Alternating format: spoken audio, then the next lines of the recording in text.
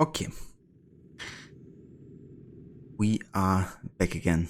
Sorry about all the restarts and disconnects here, but I figured, it's just easier to restart the stream fresh and have everything work again properly. I've also refunded your points for you, Harbinger. So you should have those 900 points back there. But yeah, we've just been starting a fort. We killed the fort captain, but I got detected afterwards, so I'm actually gonna add one detection to the counter. Charles Lee? Now you have to use sound bits again. Where is Charles Lee? With 900 points you got back. They will lead me to Lee. Where are you, Charles? Jeez, it's crazy how many guys have gotten alerted here. I just hide here real quick and see if they go back afterwards.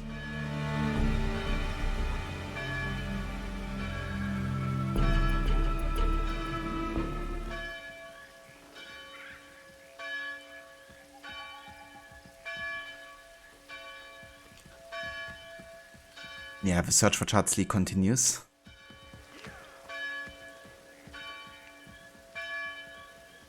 Yeah, I really didn't expect that one guy took actually 2 arrows there to die, but that's the case. Okay, I think we're good.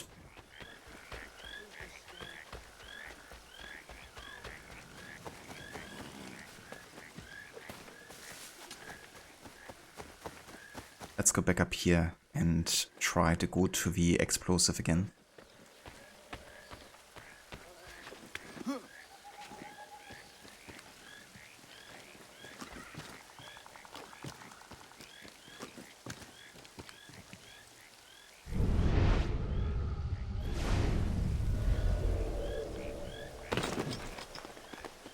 Yeah, he shouldn't be able to see us.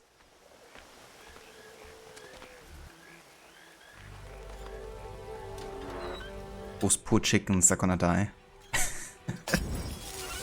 Rip.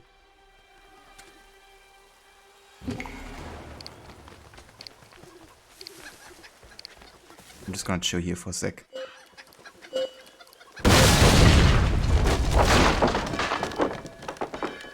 Well, some of the chickens definitely survived here.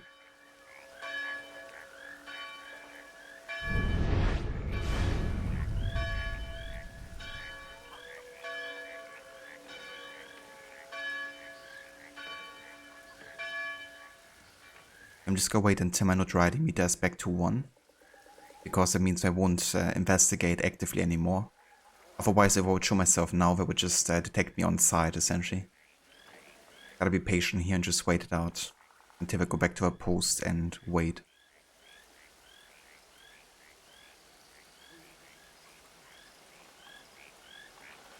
Harbinger, we started Black Flag. Can't believe it's been 9 years since the last time.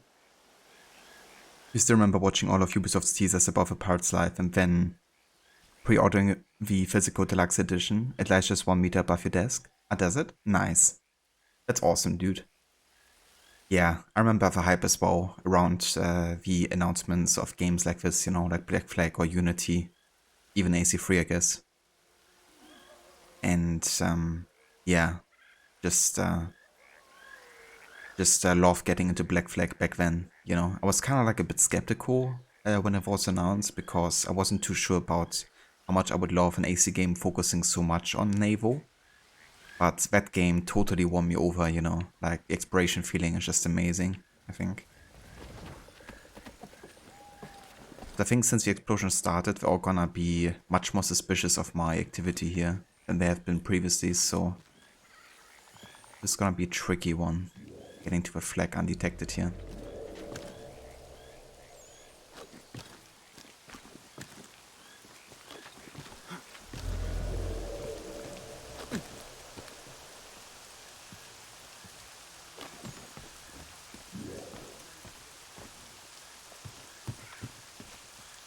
If only I had poison darts.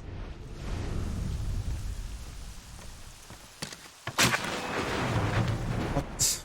No. Nobody's... How did they even see me? That's such bullshit. Is there a detection? I'm just gonna kill them all and count as a detection here, because that's ridiculous.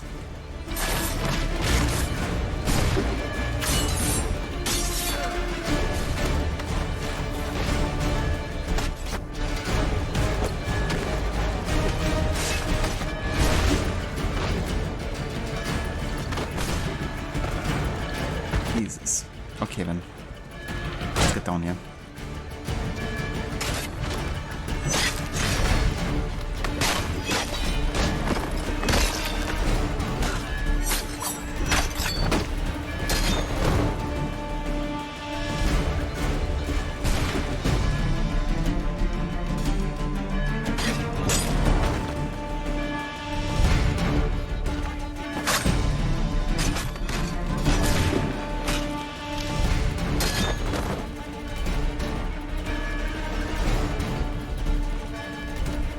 This archer here somewhere.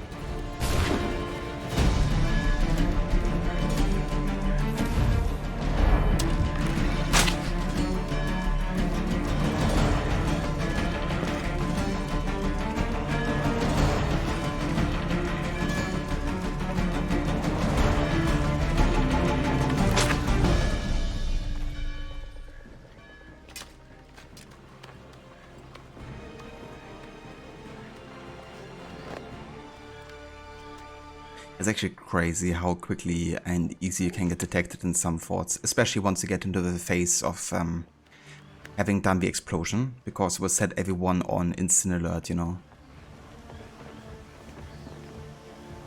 Like the fact that the archer didn't see me before I shot the guy, but then when I shot him instantly got detected is definitely ridiculous, I think. That's how stealth works in this game.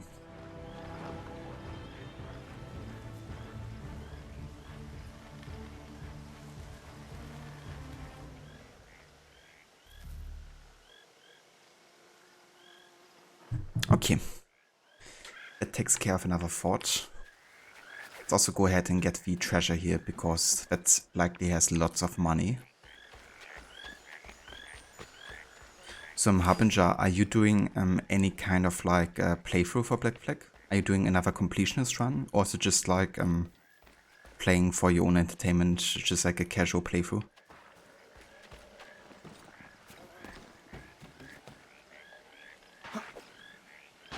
100% run as always.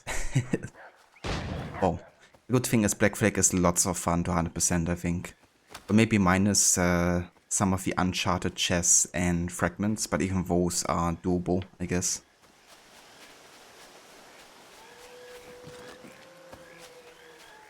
What kind of helps me is doing them like one by one, like per district, I guess, once you unlock the fort, which unlocks all of the activities in an area. That way you can spread it out a bit more across the playthrough and don't have to do everything at the same time.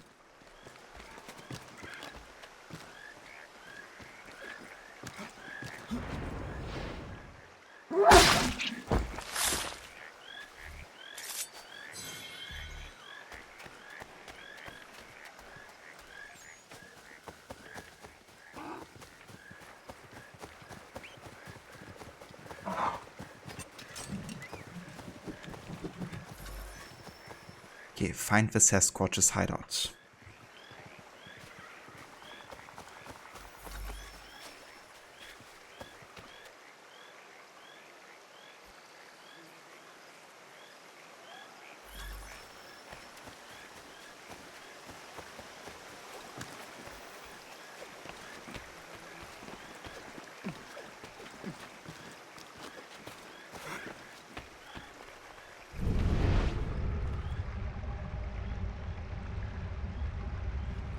I think I have to go through the waterfall, maybe not.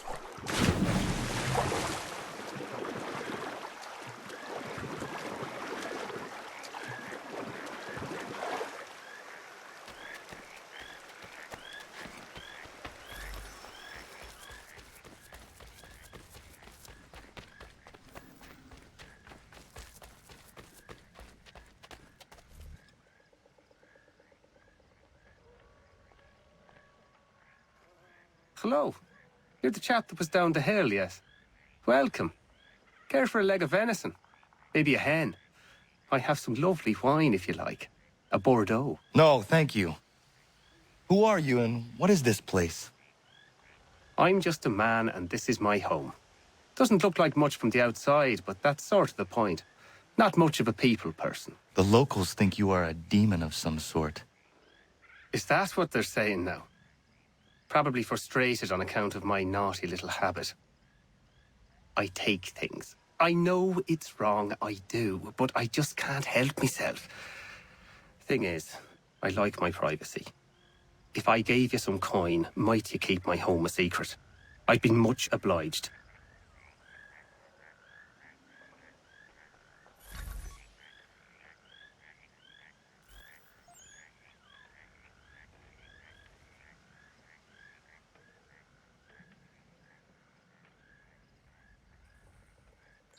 I mean, yeah, I'm not gonna read them out, I guess.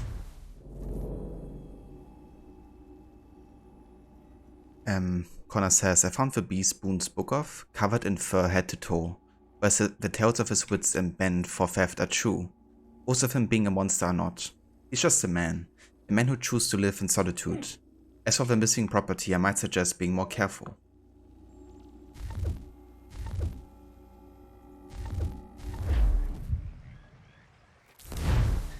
And that finishes another Frontiersmen mission. Nice. Alright, but I think this is all I'm gonna do for the Frontier for now. I know there's some Frontiersmen mission and Hunting Society missions, but we've done enough of that for now. Yeah, my dog is a bit whiny right now, because Levy is currently doing a workout and she can't be part of a workout. So she's like, I'm such a sad doggo. I can't be part of a workout. They all treat me so bad. I'm sure you heard that just now. But yeah. Is there anything we can do in Davenport? No Homestead missions, but we could do some naval stuff, I guess. But honestly, I think I want to start off with Sequence 8 and finally make my way to New York. Because that's also gonna unlock a couple of new items and side missions and all that fun stuff. It's also gonna allow us to recruit the other 3 assassins to the Brotherhood. So yeah, let's go there next, I would say. Hey, the Carbon, welcome in. And good day to you. I hope you're doing well.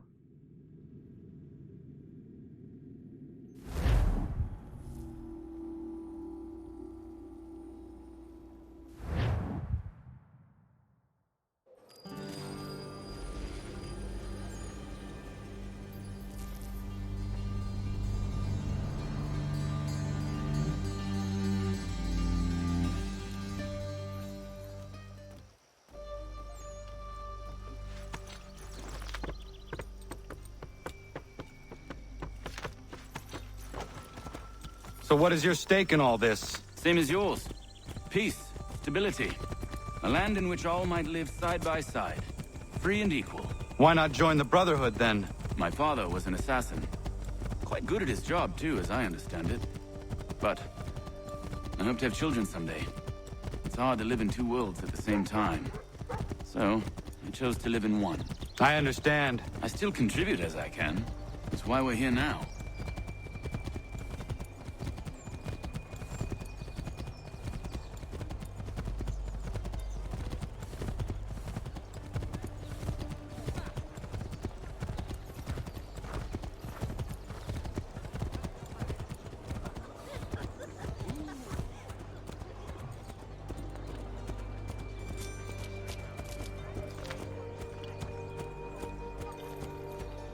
What can you tell me of Thomas Hickey? He has been running a counterfeiting ring in the city. Okay, we got an update for Thomas Hickey here. Hickey resurfaces during the rebel occupation of New York in 1776. He became a member of George Washington's personal bodyguard, commonly known among the soldiers as the Life Guard. I would imagine it took some pretty clever political maneuvering to get him there, given his record. I've seen some suggestions that he was a well-respected member of the Connecticut militia, but I can't find a service record for him there, and I have my doubts Hickey could ever have been described as well-respected. In any case, Hickey immediately betrayed his commission by planning to assassinate Washington. Maybe TH stood for that hooligan.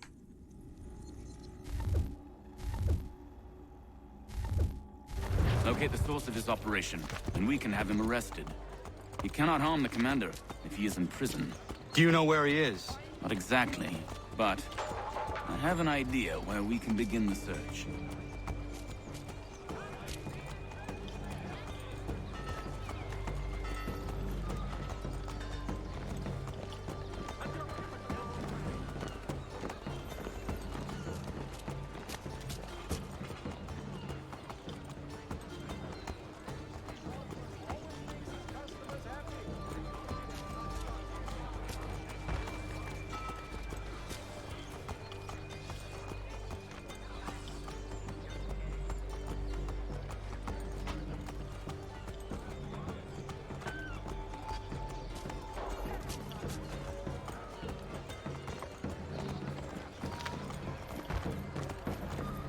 There are rumors of bad bills being circulated here. No doubt they come from Thomas.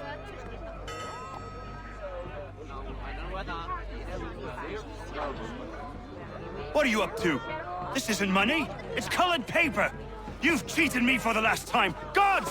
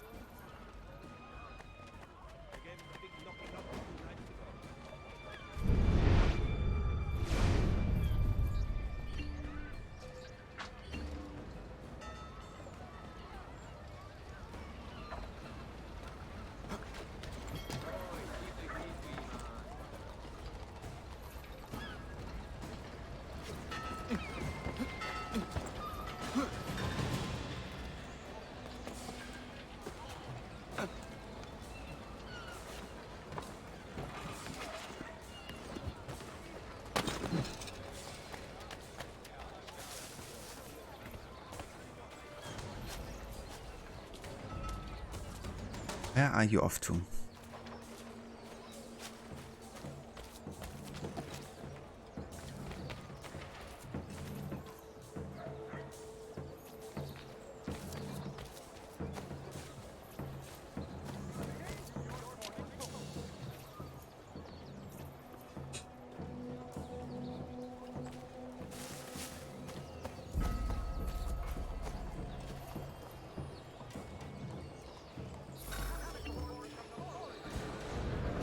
Daniel, let's put them bills away. The guard is onto us. How? What happened? Dan Shopkeep called me out. Brought the guard, but I gave him a slip. Boss is gonna be mad. Oh, fucking hell. I was just distracted because I had to take care of my doggo. So I didn't pay attention at all to the game here. But I'm gonna count it.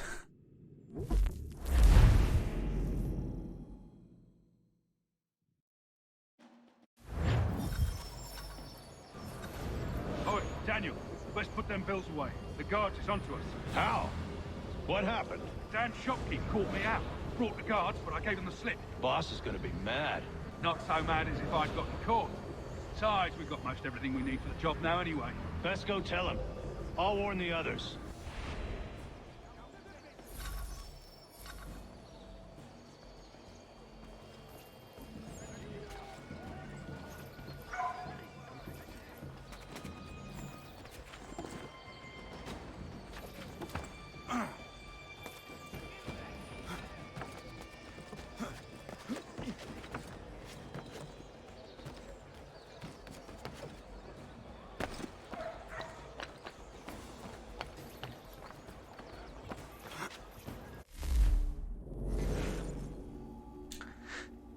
Oh, yeah, this is going well right now. So I basically try to go down there with parkour down, but that also means that sometimes Arno will jump on others. Which is basically what's happening here. Before that happens, we're just gonna reload checkpoint here. Because it was definitely not my intention whatsoever.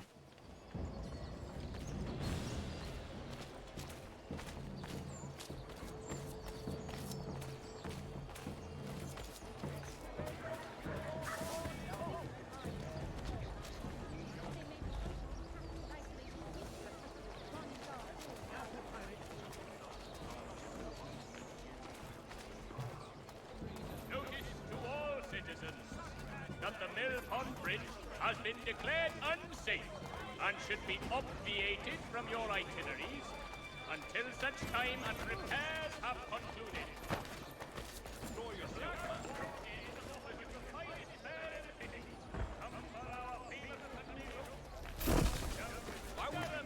And enjoy our new bowling green out the back.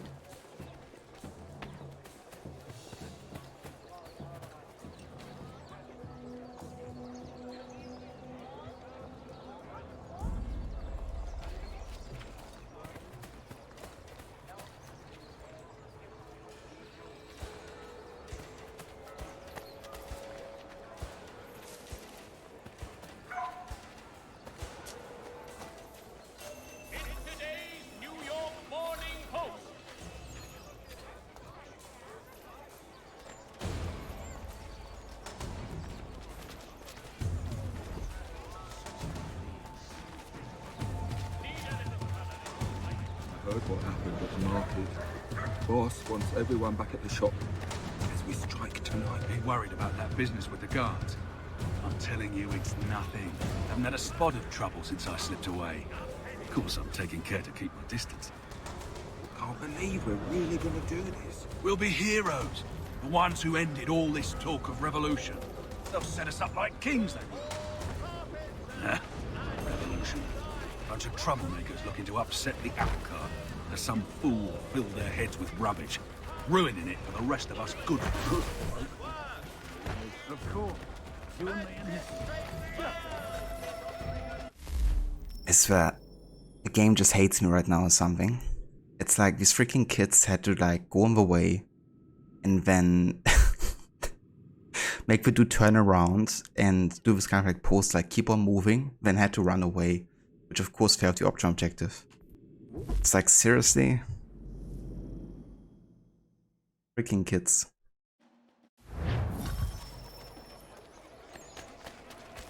Thankfully we didn't, you know, got detected, I guess, completely. So didn't have to add something to the counter there, but it's still really annoying. Heard what happened at the market. Boss wants everyone back at the shop as we strike And tonight. kind of like things happen that are completely out of your control. I'm telling you, it's nothing. Haven't had a spot of trouble since I slipped away. Of course, I'm taking care to keep my distance. Can't believe we're really gonna do this. We'll be heroes. The ones who ended all this talk of revolution. They'll set us up like kings, they will. Nah, revolution. Bunch of troublemakers looking to upset the apple cart. As some fool filled their heads with rubbish, ruining it for the rest of us good folk. Good folk? Really? Of course. You and me and Hickey. Just some hard luck lads trying to survive in this cold, cruel world.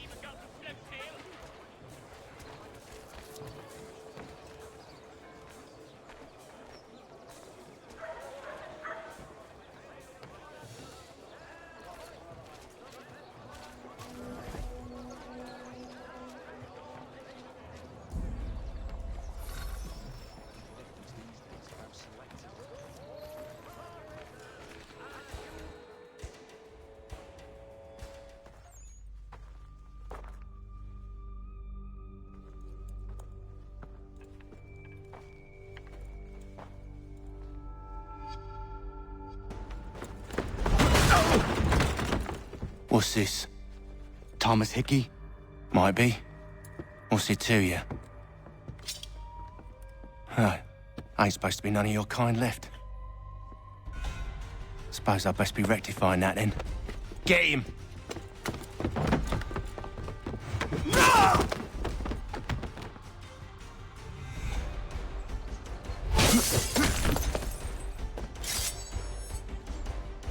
There's another one! Grab him!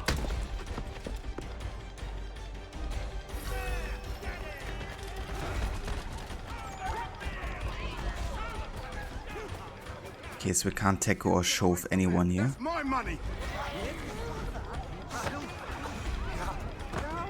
Jesus.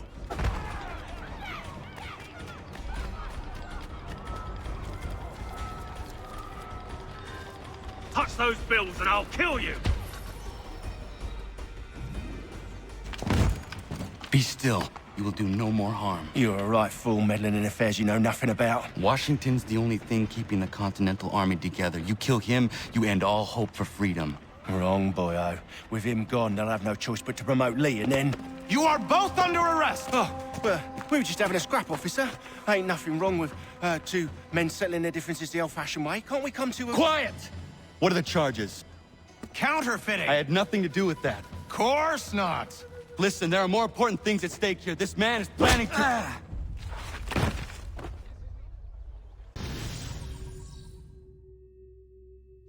That's not good. Also, sorry, Harbinger, I actually just realized I completely missed your message earlier. But yeah, I think I saw you mention that in Rod's stream. That you completely miscalculated the amount of money you had to get. You missed me, sweetheart. What? Nothing to say? If you are here, then Washington is safe. True. Thing is, I believe I've just been pardoned.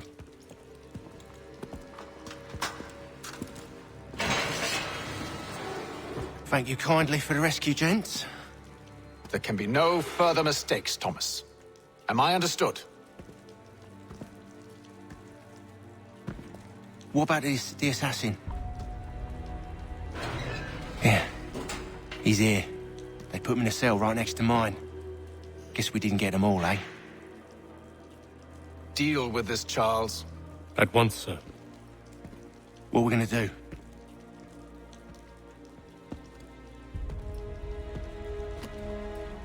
You're that boy from the Continental Congress. Adams's little lapdog. I think I have an idea. Yes. 2 birds with 1 stone. Do tell. All in good time. It's not like the assassin's going anywhere. For now, we should see about getting you better accommodations here. What you on about? I thought I was getting out. I'm afraid you won't be leaving for a while, thanks to Benjamin Talmadge. He's been running his mouth, saying all sorts of things. You're being investigated for plotting to assassinate George Washington. What a bunch of bollocks. I thought you was gonna handle that. We'll discuss this elsewhere.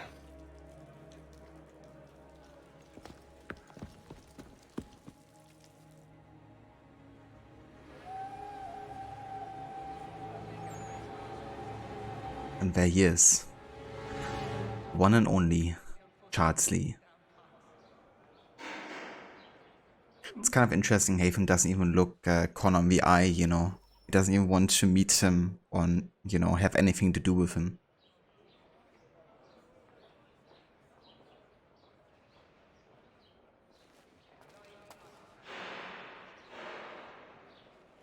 Harbinger Remaster just standing there, blending. Yeah. I was also thinking, like, what's Thomas Hickey plan there? I tried to be very careful not to shove or try to catch him immediately, because there was a good chance Connor would have shoved or catched anybody else in the crowd. But yeah, it definitely made the chase a bit easier, not having to run for like endless amount of time.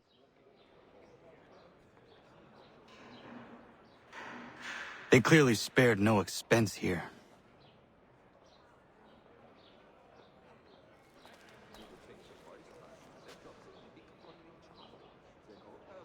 I think I would rather hold it in. Yeah, that's a lovely prison cell, isn't it? Quiet in there!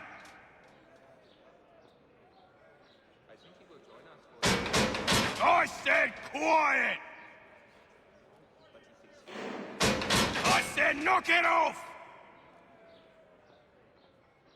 Keep that up and I'll have you tossed in the pit! I said quiet! Keep that up and I'll have you tossed in the pit! I'm telling you, he's planning to escape. We should get in on it. Yeah? And what makes you think that? Caught him carving something in the yard. Slipped it in his pocket real quick when he saw me. Looked like a key. Probably just a shiv. Nah, Mason ain't a fighter. Always talking and tricking his way out of trouble. Weasel Weems, they call him. Sticky bastard. Come on, Finch. He's not so bad. Even told me some letters once. Gonna write a note to my lady. Ha! What for? You think that whore's out there pining for you? Saving herself for when you get out? Huh? No doubt she's already moved on to the next fella, and the fella after him. You shut your mouth before I shut it for you. Easy now. Was just a joke. Yeah? Well, it wasn't very funny. Yeah, I'm sure it was just a joke.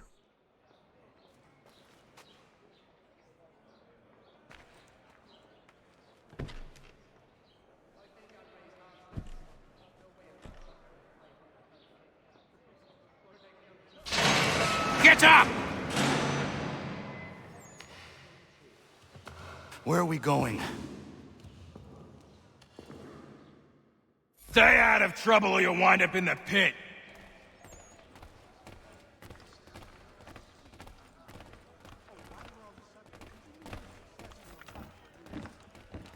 What are you looking at, half-breed? You not understand English? That it?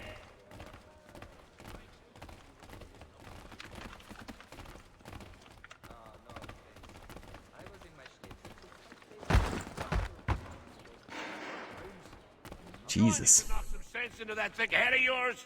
It's like, follow me, but I'm gonna push you around regardless. I should try and find this Weems fellow. If he intends to escape, perhaps he can help me.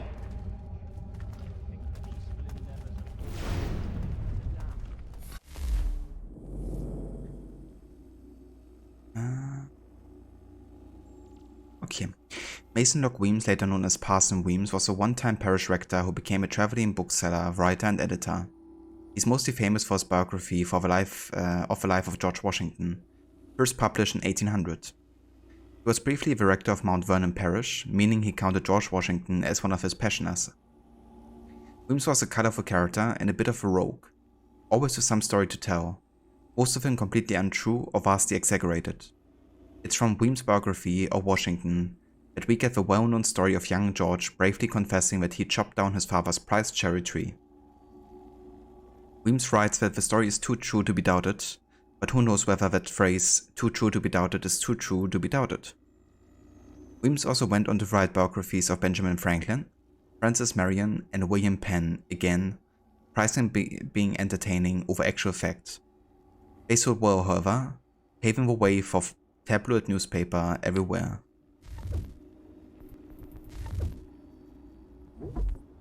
Here we also have some other database entries. Benjamin Tallmadge was the head of intelligence for the Continental Army during the Revolutionary War.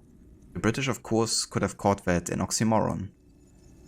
Tallmadge was originally from New York, but moved to Connecticut before the Revolution broke out. He served as lieutenant and then a major in the militia before being asked by George Washington to lead the intelligence department. Tallmadge used his contacts in New York to form the Culper Ring, a league of spies that observed and reported on the British actions in New York. It's possible his contacts also discovered Benedict Arnold's treachery, but that's disputed. After the war, Tallmadge returned to Connecticut, where he became a merchant and politician. He was elected to the House of Representatives in 1801.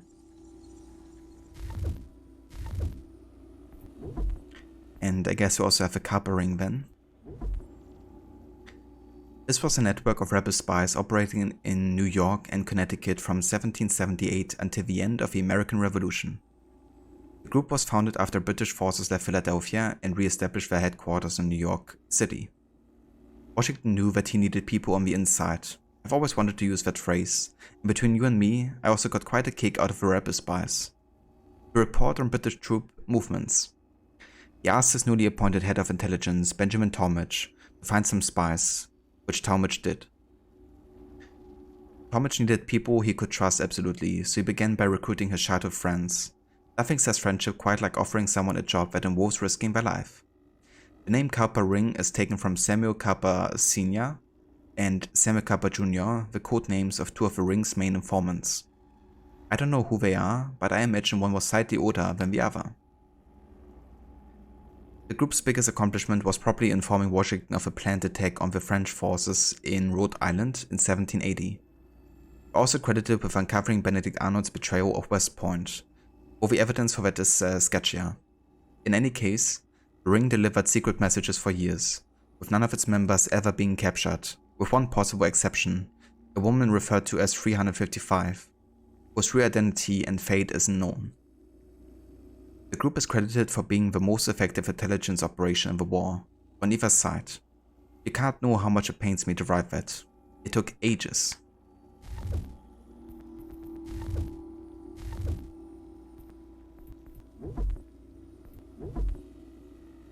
We also have the Buttonwood Agreement in New York, signed 1792. It's the precursor to the New York Stock Exchange. It was signed in 1792 under a buttonwood tree on Wall Street, hence the name. Lucky it wasn't a monkey puzzle tree, that wouldn't be a dignified name at all. The agreement itself is fairly simple. 24 local merchants agreed that they would trade only with one another, and that they would take a 0.25% commission on whatever they traded. And in case you're thinking 1792 is too early for there to be stocks to trade, it wasn't. The first war bonds were released by Alexander Hamilton in 1790, 2 years before. So you're wrong. You should probably keep your opinions to yourself.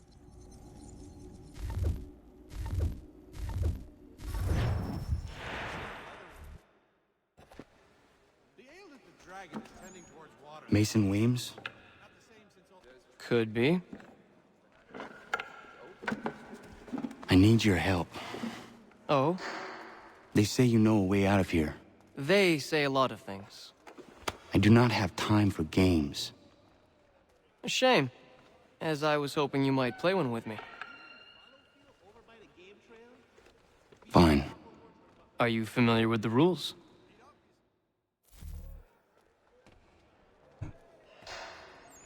Yeah, I am.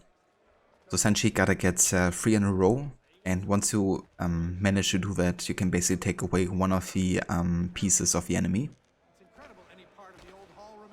Also not a bad idea, I guess, to kind of like start in the middle, because then we have the way to go this, but also this way. So I guess I'm gonna start here. Seeing as you already know mine, what's your name? Connor. Pleased to meet you, Connor. Well played. So, what brings you to Bridewell? Treachery. I have been falsely accused. Of course you have.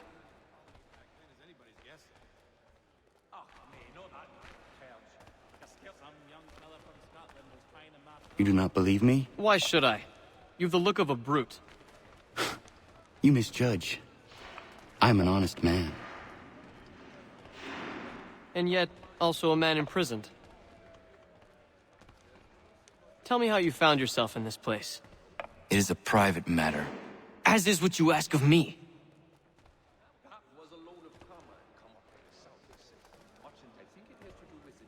I was trying to prevent a murder. Oh! Anyone I know? George Washington. The others put you up to this, didn't they? Thought it might be fun to have another laugh at Mason's expense. Fools, a lot of them. To make light of something like this. George Washington is brave beyond measure, loyal like a brother, peerless in character, and unshakable in his convictions. That man is our Jupiter Conservator, destined to lead us not just to freedom, but greatness. Anyone who says otherwise is either a simpleton or a traitor. Then you understand why I need to get out of here. If I don't help him, he is going to die.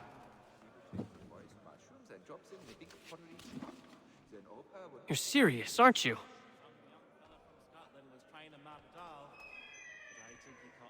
Very well. But it's going to take some doing.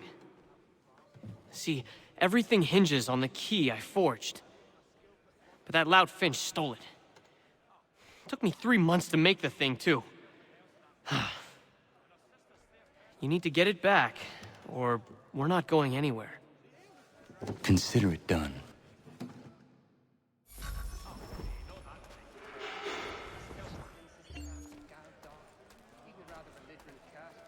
Alright, let's go to the top level here. Gotta pickpocket Finch without being detected.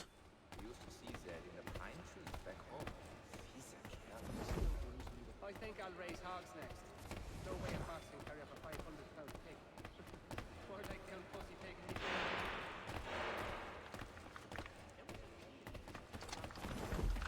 me. He's just running into this guy. I'm gonna wait for this one to turn. The issue here is that this guy might actually detect me stealing.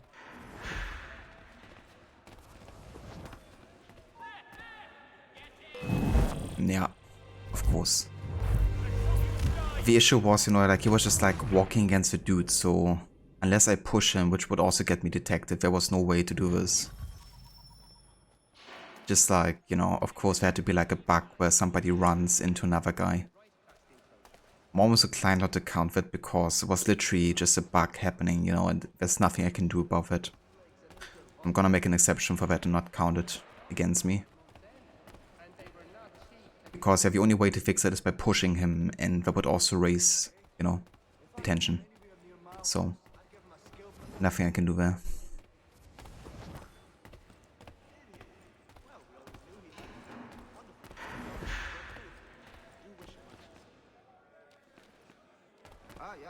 I do knew him well. He was a good man. Always thinking of the others. Very, as you say, generous. Come on. Okay, that does it.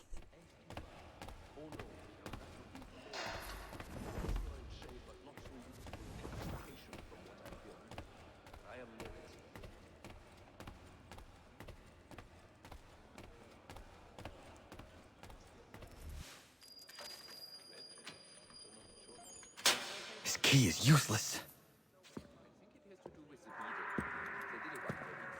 What are you looking at? You in the market for a husband?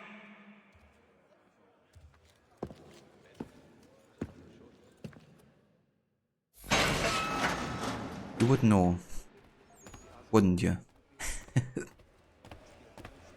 Okay, time to go back to Weems and start planning the next step here of trying to escape.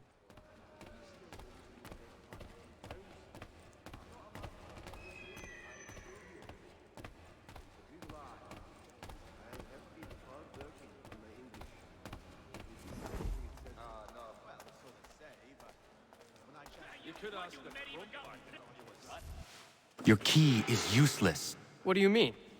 It did not fit the lock. It's not meant to.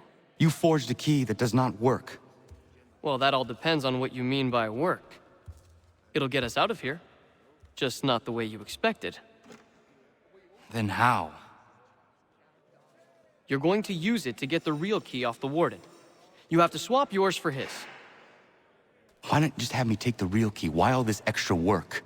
He might notice if it went missing. This way, he'll be none the wiser. And when he tries to use it? He won't. That's why we're targeting him. How do I reach the warden? Yes. This next part, you may not like. Oh, as if I've liked the others. Out with it. You need to pick a fight. What? Pick a fight, and they'll throw you in the pit. And how in the world does this help us? The warden oversees the pit. Getting sent there is the only way to reach him. I'll give you credit. You've given this plan to risk my life a great deal of thought. Take down as many as you can. 1 or 2 will only serve to entertain the guards. You need to make them angry. We all have our part to play. Try not to die.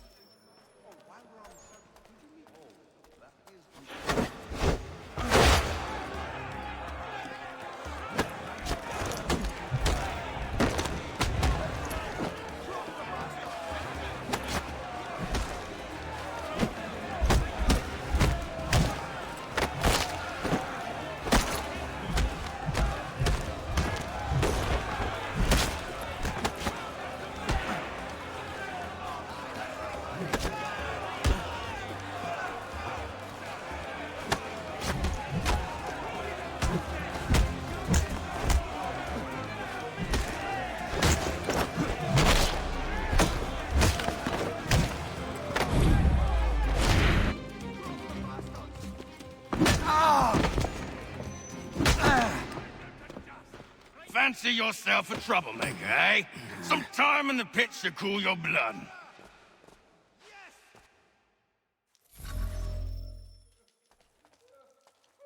Look at all of you, pathetic, dirty wretches. You're not but swine, suckling at the teats of civilization. Thieves and scoundrels all. And do you acknowledge this? Do you repent and beg forgiveness? No. You elect instead to commit new and more terrible crimes inside what should be a place of rehabilitation. You bide your time, awaiting the day of release, that you might corrupt anew. The worst part is that the good people of New York are forced, quite literally, to pay for your crimes. Where do you think the money for this prison came from? For your outfits? Our wages? Resources wasted because you refuse to contribute to society. You would rather dwell in its margins, living off the hard work of others. We'd be doing everyone a favor if we simply put you all down. Then our money might be spent on more productive things. But it seems our current leaders lack the courage to accept this truth. So you are spared, that you might leech a while longer. And if a few of you might die or go missing, who will notice? Who will care? And why should they? You are wasted on the world. Mark my words. The time fast approaches when such weakness will no longer be tolerated. And what a joyous day that will be. Look at all of you, pathetic, dirty wretches. You're not but swine, suckling at the teats of civilization. Thieves and scoundrels all. And do you acknowledge this? Okay, so that's where his dialogue, or monologue rather, repeats itself. Want to listen to all of that before we go ahead and try to escape here. You bide your time, awaiting the day of release.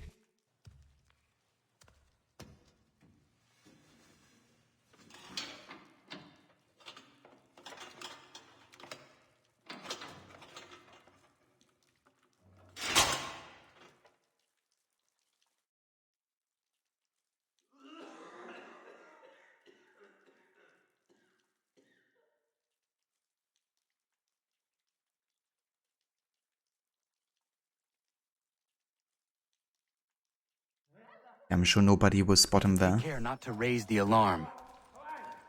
Oh boy.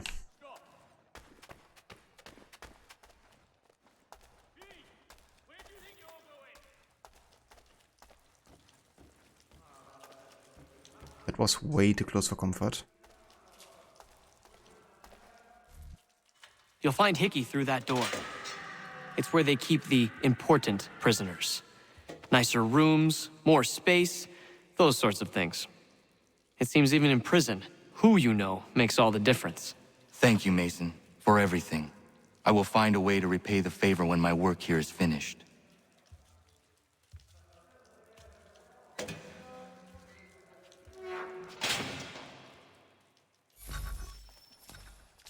Okay, we gotta reach him within 2 minutes. And I can only kill one of the guards, actually. 2 and I fail the optional objective.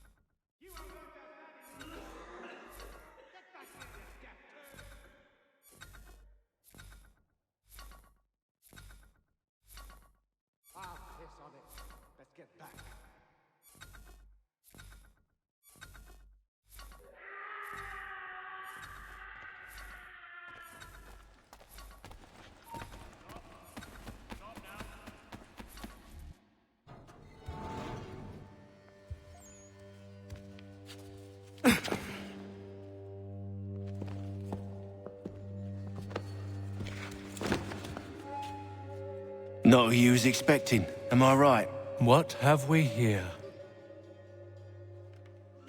I thought we'd finished off your kind. You would like that, wouldn't you? To rid the world of all who do not share your views. Guilty as charged. Your meddling in the revolution has caused us no small measure of grief. It cannot continue. Our work is too important. But what would you know beyond all the lies Achilles feeds you and the tales you tell yourself? I know that the people wish to be free, and that men like Washington fight to make it so. Please, the man is weak. He stumbles and stammers through each engagement, making it all up as he goes along. His pedigree is pathetic, his military record even more so. I could go on and on, but we'd be here for days, so manifold are his faults, so deficient are his merits. He must be dealt with. You as well. I will abide no more flies in the ointment. Here's how it's gonna work. First we bind you and bring you to your cell. Then tomorrow, you go before the court, accused of plotting to kill good old Georgie. Maybe we could pin the murder of the warden on you too. You did kill him after all. And who wouldn't take the word of Charlie over here? Once that's all squared away, well then.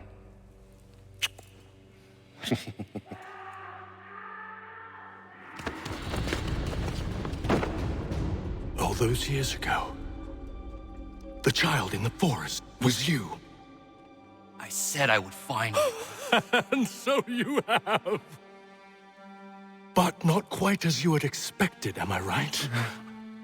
You know, all of this might have been avoided had you only done what I asked.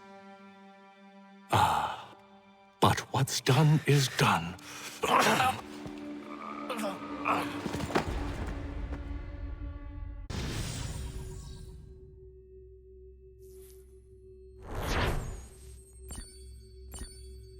don't know how he could have any sympathies for Charles, you know. But he even remembers when he assaulted a kid, you know.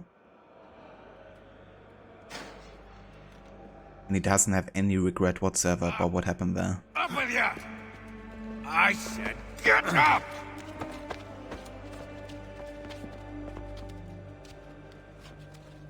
Walk!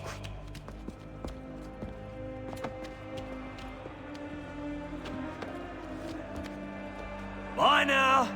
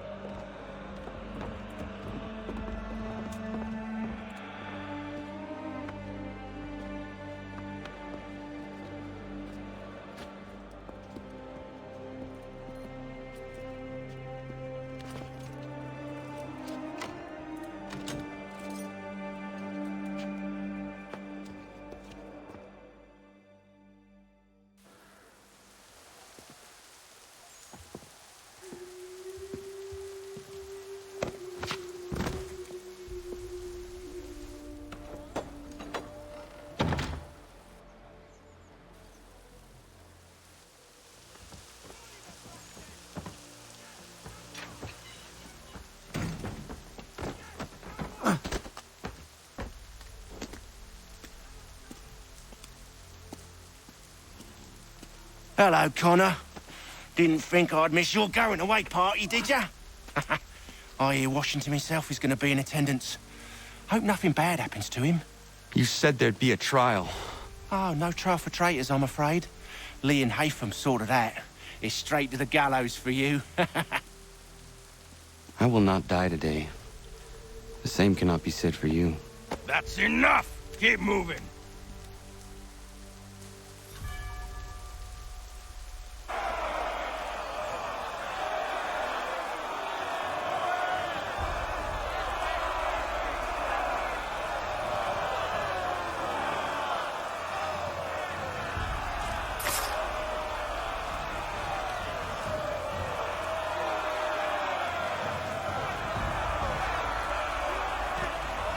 I like how I pushed her away with my hands tied.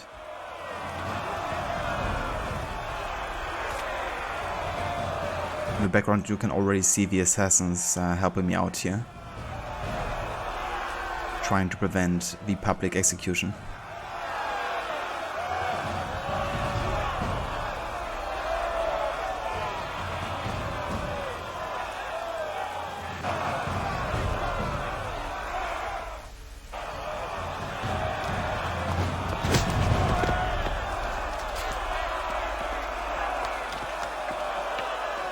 You are not alone. Only give a cry when you need us. Forget about me. You need to stop Hickey. He's... Up you go. Don't want to be late now, do we? You just had to be an hero, didn't you? You and Georgie both. Now you see what it gets you. A pine box, little else.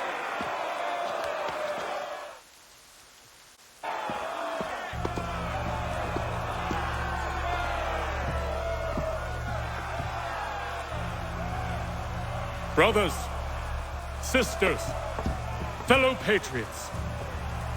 Several days ago, we learned of a scheme so vile, so dastardly, that even repeating it now disturbs my being.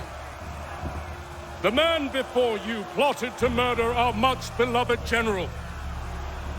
Indeed, what darkness or madness moved him, none can say, and he himself offers no defense, shows no remorse. And though we have begged and pleaded with him to share what he knows, he maintains a deadly silence.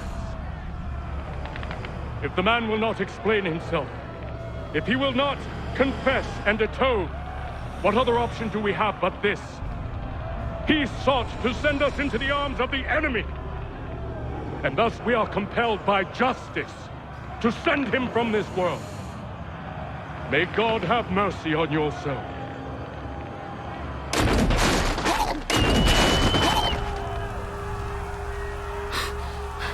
Need to stop, Hickey. Go!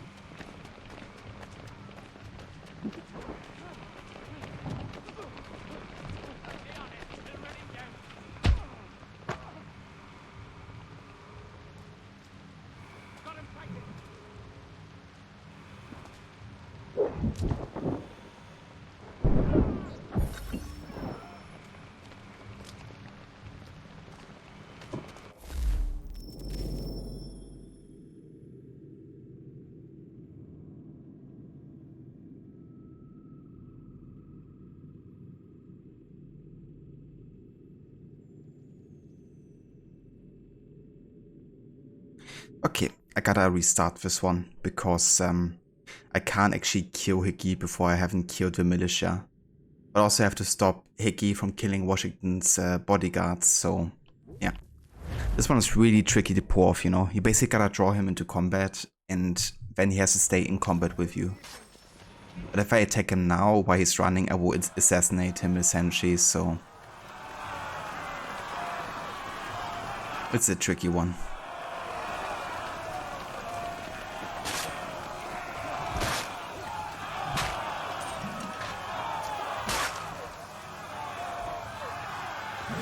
Okay, now he's in combat with us. Can't kill him yet, I gotta take care of these militia guys first. Come on.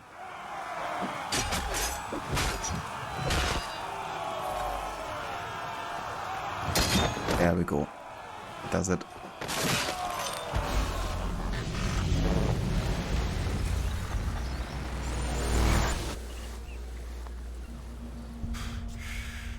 Damn it. I thought I'd at least live to see another day.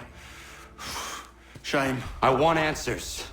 Why did Johnson try and buy my people's land? Why was Pitcairn targeting Adams and Hancock? What purpose would Washington's murder have served? Why does your order support the British? How should I know? The Templars, Lee, the big man, Haytham, they has the money. They has the power. That's the reason I threw in with them. That's the only reason. Sure, they have some sort of vision for the future too. I didn't give a damn about any of that. They can sing their songs about mankind and its troubles. They can make their plans and spring their traps. Don't bother me none. They paid me, so I said yes. Didn't bother to ask who, or how, or why. Didn't care. You chose to side with men who would rob us of our humanity simply because it was more profitable? What else is there? I'm not some blind fool who give up all I've got on principle. What is principle anyway? Can you bring it to the bank? Don't look at me like that. We're different, you and I. You're just some blind fool who's always chasing butterflies. Whereas I'm the type of guy who likes to have a beer in one hand and a tea in the other. Thing is, boy, I can have what I seek. Had it even. Your hands will always be empty.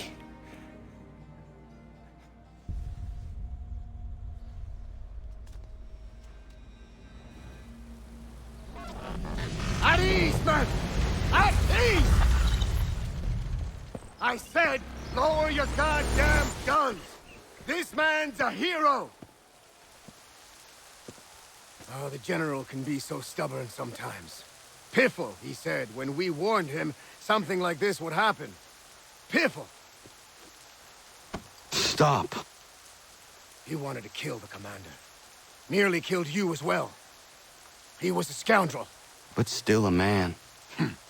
You're nothing if not consistent. Where is Washington? I need to speak with him.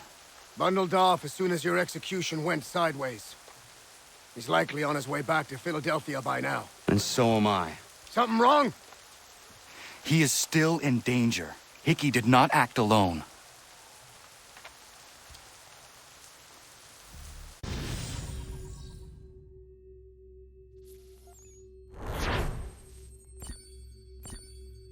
Okay, that does it. Yeah, it can be a bit weird, Harbinger. I think the game only fails the objective if you have both bodyguards die, actually. Is that a compliment? Now, don't misconstrue. I'm sure the whole endeavor will end tragically. But to have come this far, well, it's more than I ever expected. The people yearn for freedom but feared to grab hold of it. That fear is gone now. Thanks to you? No. This they did on their own. You diminish your role. But you have always been of humble heart. I do what is right. No more, no less. You cannot tell him. I have to. Otherwise, he will never be safe. He is safer not knowing. By planting the seeds of doubt, you threaten to topple his entire endeavor. If Washington is paralyzed, Charles Lee will strike. You'll cause the very thing you aim to prevent. Hunt the Templars, as is your duty. But do not drag these men into it. But yeah, the way they kind of like say it, Harbinger definitely sounds like none of the bodyguards is allowed to die, which technically should fail the objective if one dies. Makes me wonder what happens in the original if one of them can die or not. But yeah, definitely a tricky one to get right with both objectives there and getting, you know, Hickey to actually go in combat with you. In the original you have to save both? Oh really? That's interesting. Yeah, that would make it even more difficult. 100% sure. I gotcha. Yeah, that's really tricky, especially considering that if you restart the checkpoint, you can't really catch Hickey. Or oftentimes you can't catch him before he even gets to the first bodyguard. So, it'll be really tricky to get right. We must now all hang together. Yes, we must indeed all hang together. Or most assuredly, we shall all hang separately. You are once more our savior. I must speak with the commander. He's gone to try and hold New York. The British intend to take it. I fear we'll need to recall our men from Quebec as well. It's one thing to declare our independence. Now, my friend, we must make it so. Sequence 8 complete.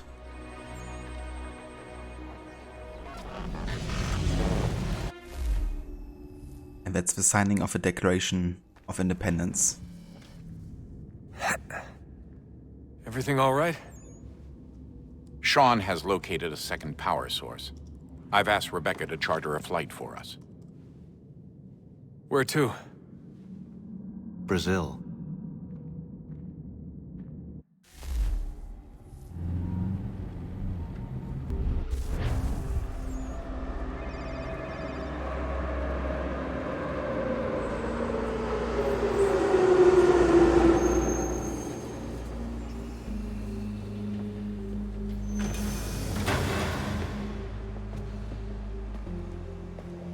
You there, Rebecca?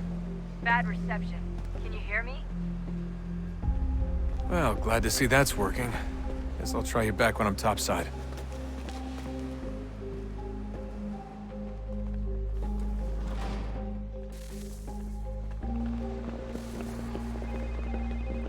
Love these modern day missions in AC3. Actually going out there, you know, on... I mean, not really assassination missions, I guess, but trying to retrieve powerful artifacts. Because all the training that Desmond went through being in the Animus, you know, led to him being able to pull these kind of missions off. Having received both the skills of Altair, Ezio, and now Connor. As you can see, we also have to stay below profile because there's wanted posters of us everywhere. Hey the Duck, welcome in. Yeah, it's going. Had a couple tricky things today happening, like detections that could have been avoided and kind of like random game events. But overall, it's definitely going alright. Just finished sequence 8, so going towards sequence 9 now. Into the latter half of the game here. How are you doing? You copy now? Loud and clear. What's the plan? According to our intel, the power source is being worn as a bracelet by some tycoon's trophy wife. We're working on pinpointing her location, but she's most likely inside a VIP booth on the stadium's upper level. I'll update you when I know more. How to find a ticket? We don't have time to play nice. Steal someone else's. Bit of a dick move, don't you think? Well, I guess you could try and sneak past security instead. I like how they all don't fit through the door there.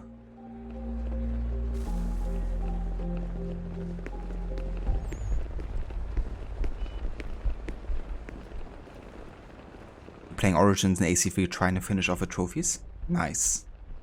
Yeah, that's two excellent games there. definitely be tricky getting some of the trophies, but I wish you all the best of luck getting those done. That doesn't look like normal security. Because it isn't. Those are Abstergo agents. Cross is probably here too. You need to be careful. But yeah, are you missing much in Origins?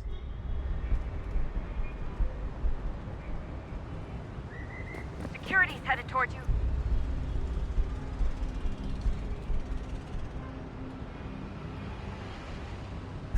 Quick, Desmond! Hide! Blend or do something!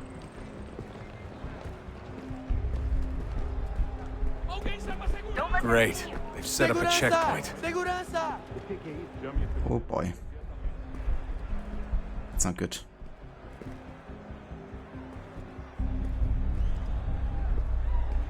Stick close to the crowd and you should be okay. Or look for a way around it.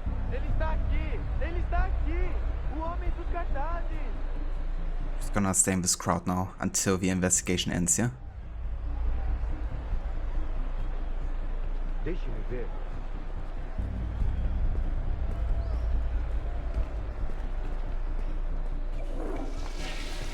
Seriously, what is the deal with stadiums and piss troughs? It's disgusting. And who thought they were a good idea? Troughs are time and cost efficient. I don't even see a stall in here. What if I have to take a dump?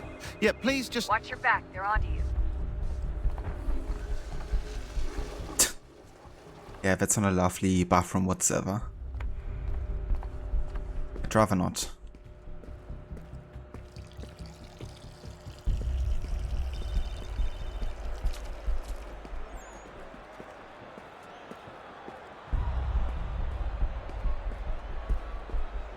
Looks like I'm close. Shit!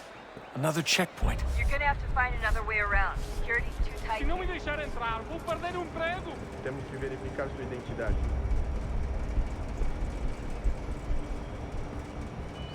Como assim? Trabalho aqui há 15 anos e nunca vi nada como isso. Quem vocês pensam que são? Sugiro abaixar o tom de voz. Yeah, the Templar guards. Ah, está bem. Faça a porcaria da verificação. Of course, they know that the power source is here. Passam 20 minutos simulando sexo anal e fatura milhões. Eu quebro as costas trabalhando 80 horas por semana para tirar 100 pratas e olha lá. Agora tenho que ficar aqui para ser insultado por brutamonte de terno. Yeah, I definitely feel his frustration. Só alguns centavos. Olha, aconteceu, só isso. A gente não queria que acontecesse. Só aconteceu. Sinto muito. Sente muito? Ela é minha irmã, cara! A porra da minha irmãzinha! Jesus.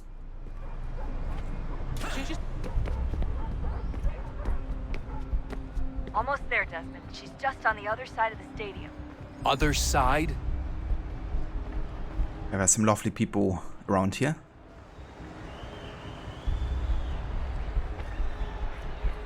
Okay, we gotta use the crowds here again to blend.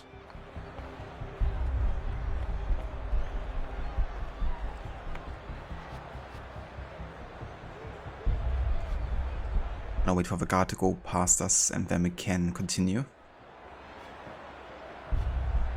I kinda like how there's like a modern day stealth mission though. Wish we had more of this.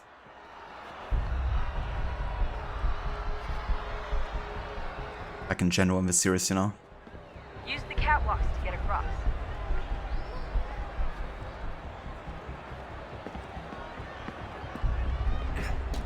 Kinda cool they even woke up like an entire MMA fight here down there. You're really close now. The power source should be in one of the rooms up here.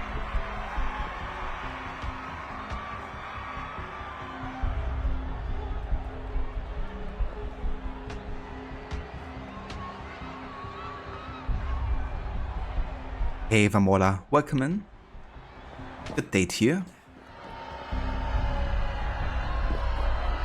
I hope you're having a good morning so far.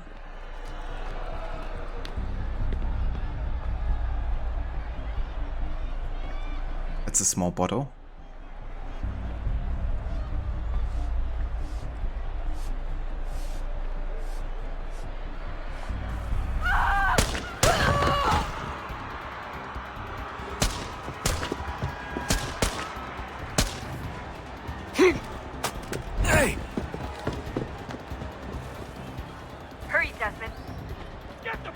my way.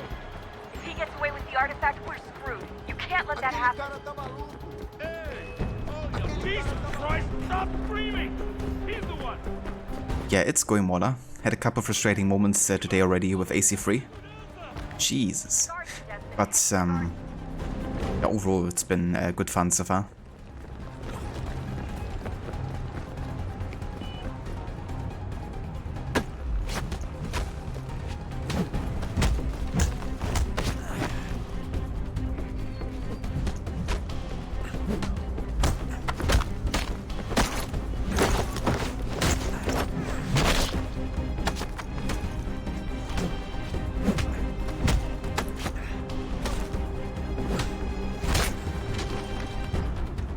So I do actually wonder.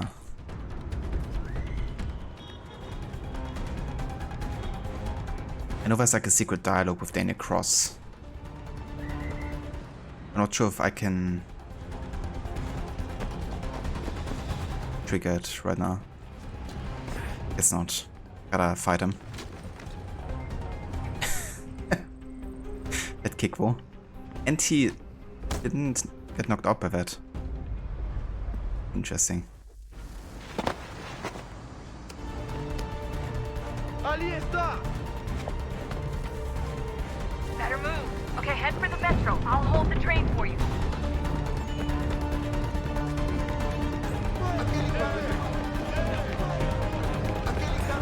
Oh. Desmond.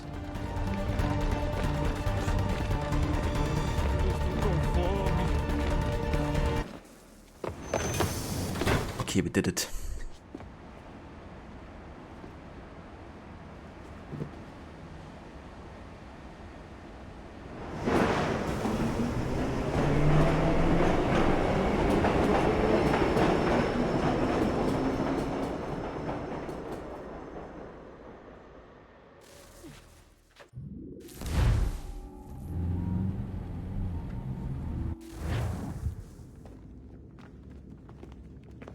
We can get back to Connor whenever you're ready, Desmond.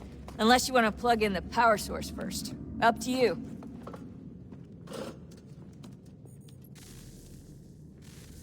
Yeah, I'm gonna go ahead and plug in the power source first and talk to everybody and check out the emails. But first I gotta go and check on something real quick, so I'll be back in like a minute or so.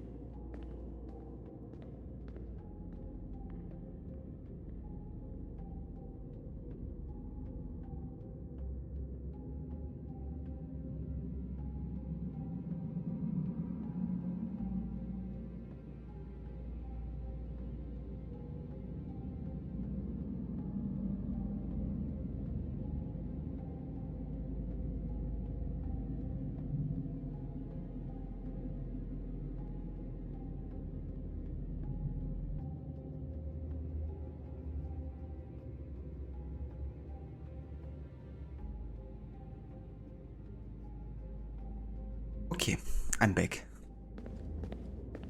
So let's have a look where we actually have to go to insert the next power source here.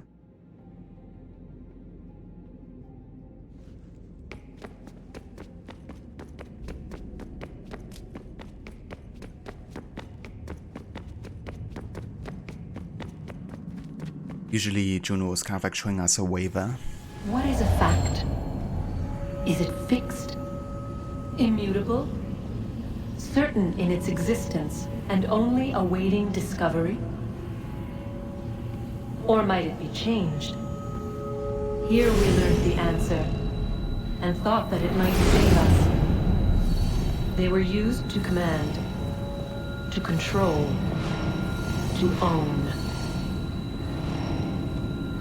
But we soon discovered another use. When enough sat in thrall and were told to believe, their thoughts took on form. What was imagined became real. If 100 minds could wish away a wall or create a tree, what might 1,000 do? 10,000? More? Might we change the consensus and will the threat away? We resolved to send one into the sky where it might illuminate us all. Once placed, a sentence would be uttered. Make us safe. In this way, we would change the consensus. We would save the world. But it never came to be. We sent a dozen of them skyward, but there was no way to maintain control, to direct the beam, to enthrall the world, to speak the words. Though this was strange and dangerous, what we tried next was worse.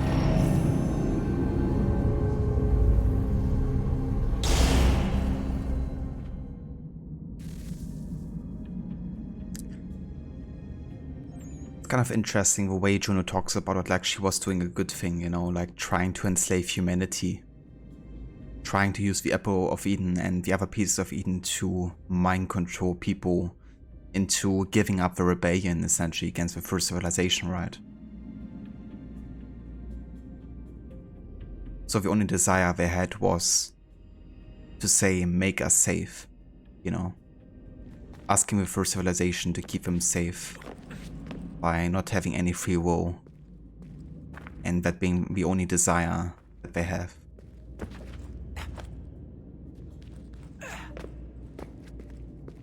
But yeah, Desmond will eventually see through Juno and her kind of like threats against humanity.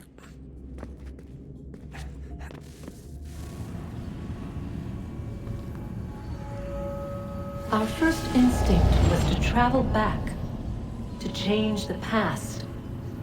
But we could not find a way. But forward, we could look forward. And so here we sought to see beyond ourselves and know what was to come. First, we watched to learn if our work would succeed. But the answer was always the same. So we moved on to other things. But she remained.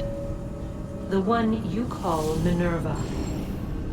In time, she too stopped looking, and instead began to speak. She called out across time, in the hopes that you might be saved. She hid messages where none might find them, save for you and those within this place. Fascinating. I'm tired of it. The cryptic warnings, the threats. Just tell us what you want! But they are. We saw the Nephilim there. We seemed like grasshoppers in our own eyes, and we looked the same to them. Imagine trying to explain all this to a 2-year-old, to a grasshopper. When they said the will of the gods was unknowable, they meant it. Literally. I killed her, you know. I killed Lucy. It was the apple, son. It was Juno. I saw what she was. What would happen if I let her live? I could have stopped myself. I mean, there was a force there. But I didn't have to. I chose to. Desmond. Lucy was going to betray us and take the apple back to Abstergo. I saw the satellite launched. I saw them turn it on, and then it failed. Whatever's on the other side of that door, it benefits Juno. We need to be careful. Aim at the truth. But I do like how Desmond is really calling out Juno here, you know. Like, yeah, the will of the gods is unknowable, as William says, but Desmond is still right in assuming that Juno wants just to use Desmond to benefit herself, essentially.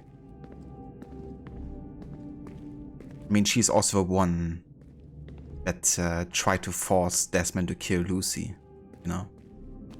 And while that probably was the right move, you know, to at least expose Lucy of her plans to betray the assassins, would have been, of course, way better to just show Desmond and then let him make the decision all by himself, you know, of the assassins, I guess. But no, she actively tried to push him because she realized that if Desmond didn't have the apple, then Desmond wouldn't get here to be able to open up the vault and prevent the 21st of December apocalypse scenario and set her free, you know. Like, yeah, she pretends that she's just interested in saving the world, and she is in a way because she wants to get back into the world. And for that to happen, you know, people have to be alive. But it's just like a selfish agenda on her part. Doesn't care one bit about humanity or Desmond or anybody else.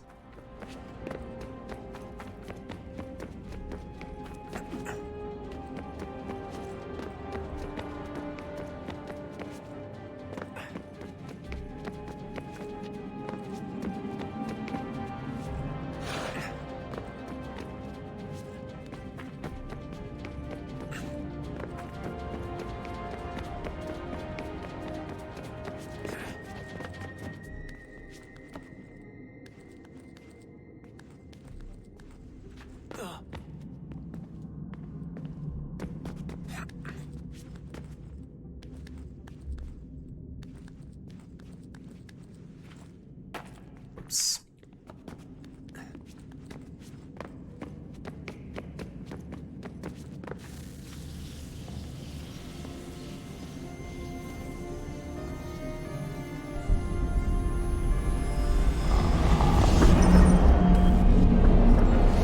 Wonder what stories the temple will tell me today.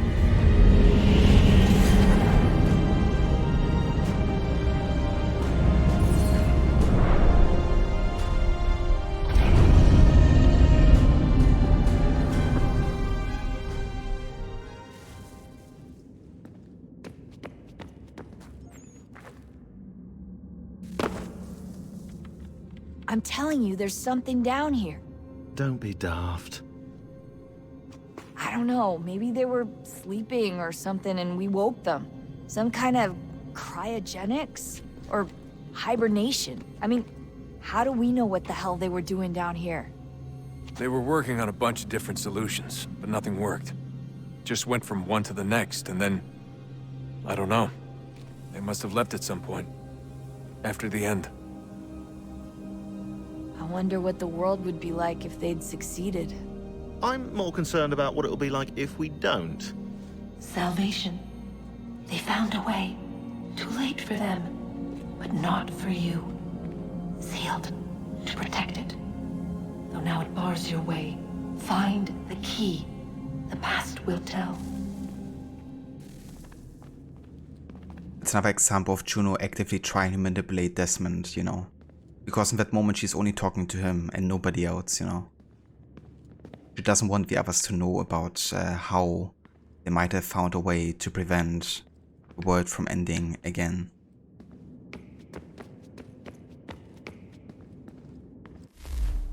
Okay, let's have a look into the emails because I reckon there's a couple new ones.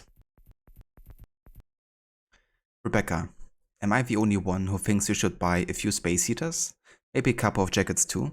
It's cold down here. I sort of figured that as we power the place up, it would like to turn on its climate control systems or something. Guess not. Maybe the first civvies like it that way. All I know is I don't. So I'd really like us to pick up some sort of heating solution the next time we head out. Please.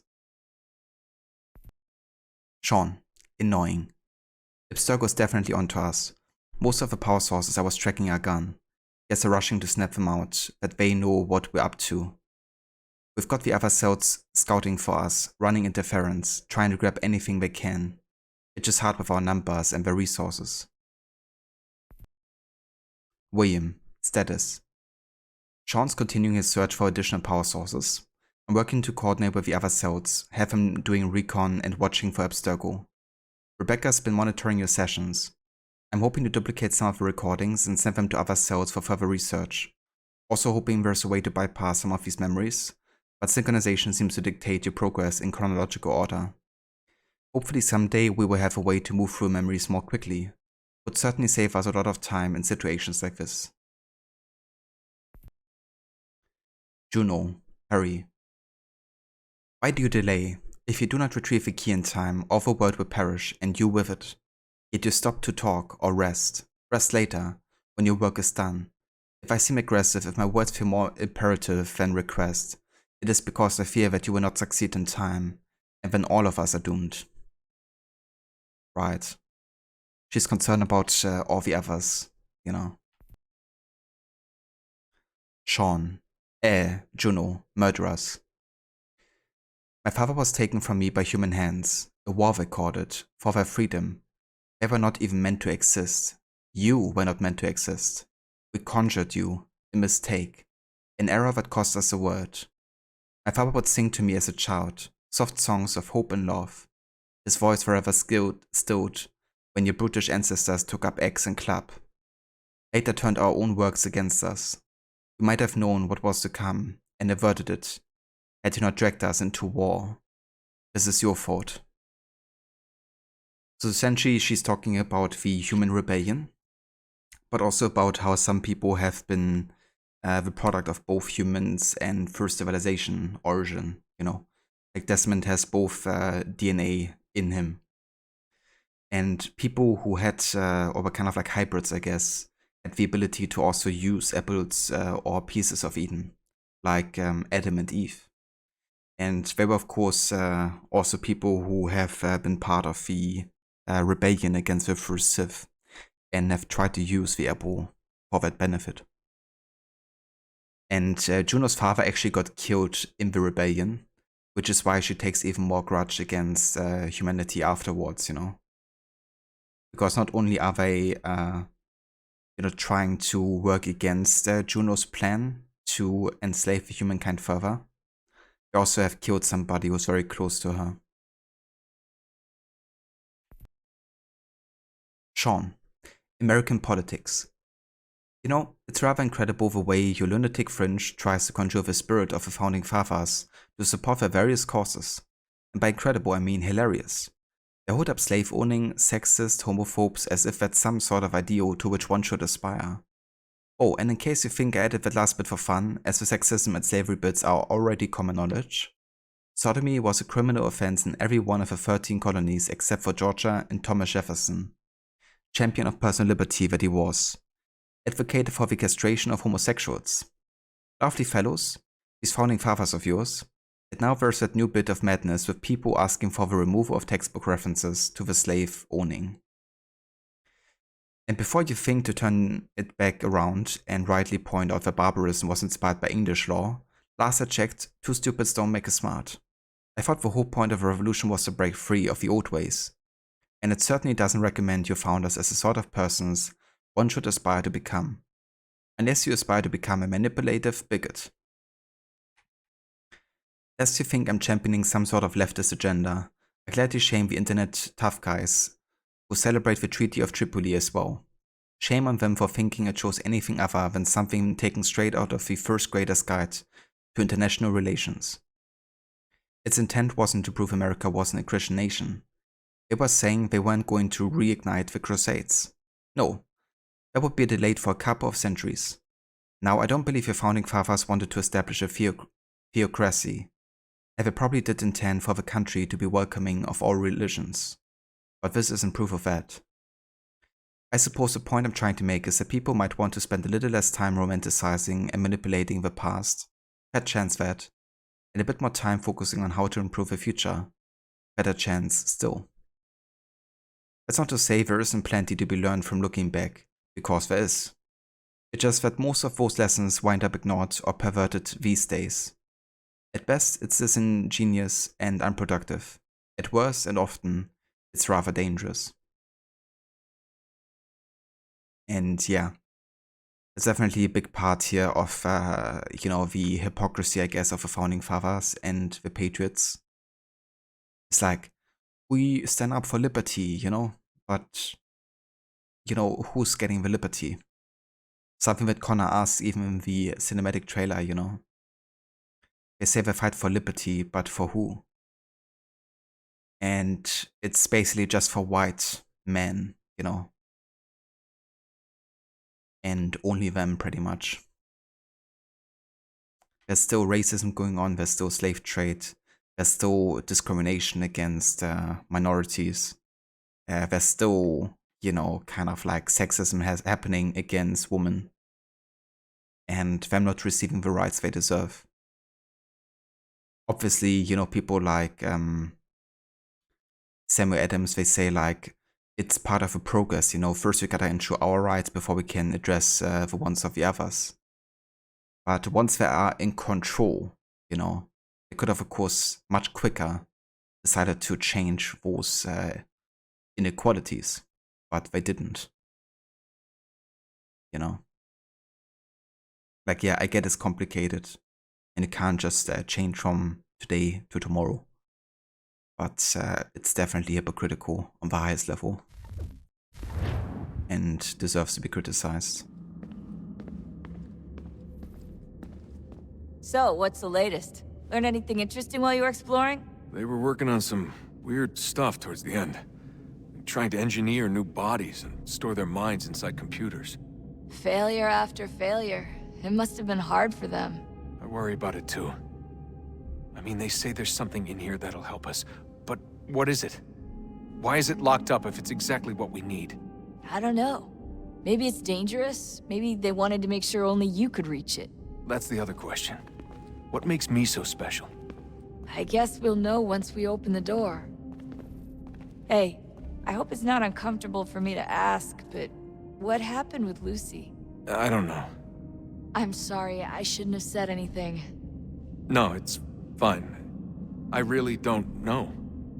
I was talking to my dad about it. It's hard to say. I mean, Juno definitely took control, but I think I agreed to it on some level. I think I let her in. No. That's not right. It wasn't her. Not exactly. It was more like a program. Does that sound weird? It showed me things. What'd you see?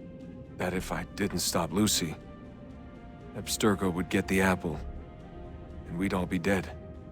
I still don't understand why she turned on us. I'm sure she thought she was doing the right thing. I gotta get back to work. You might want to do the same. Sorry, Desmond. A little busy right now.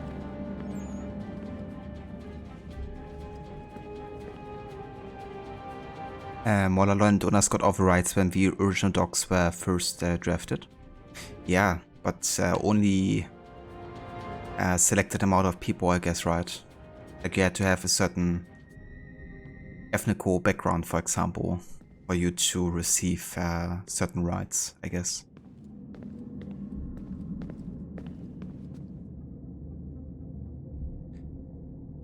No worries, Carbon. Welcome back.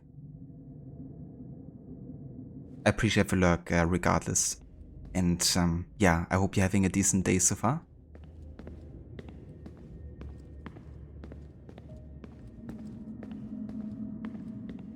Okay, let's go ahead and also talk to William and Sean here.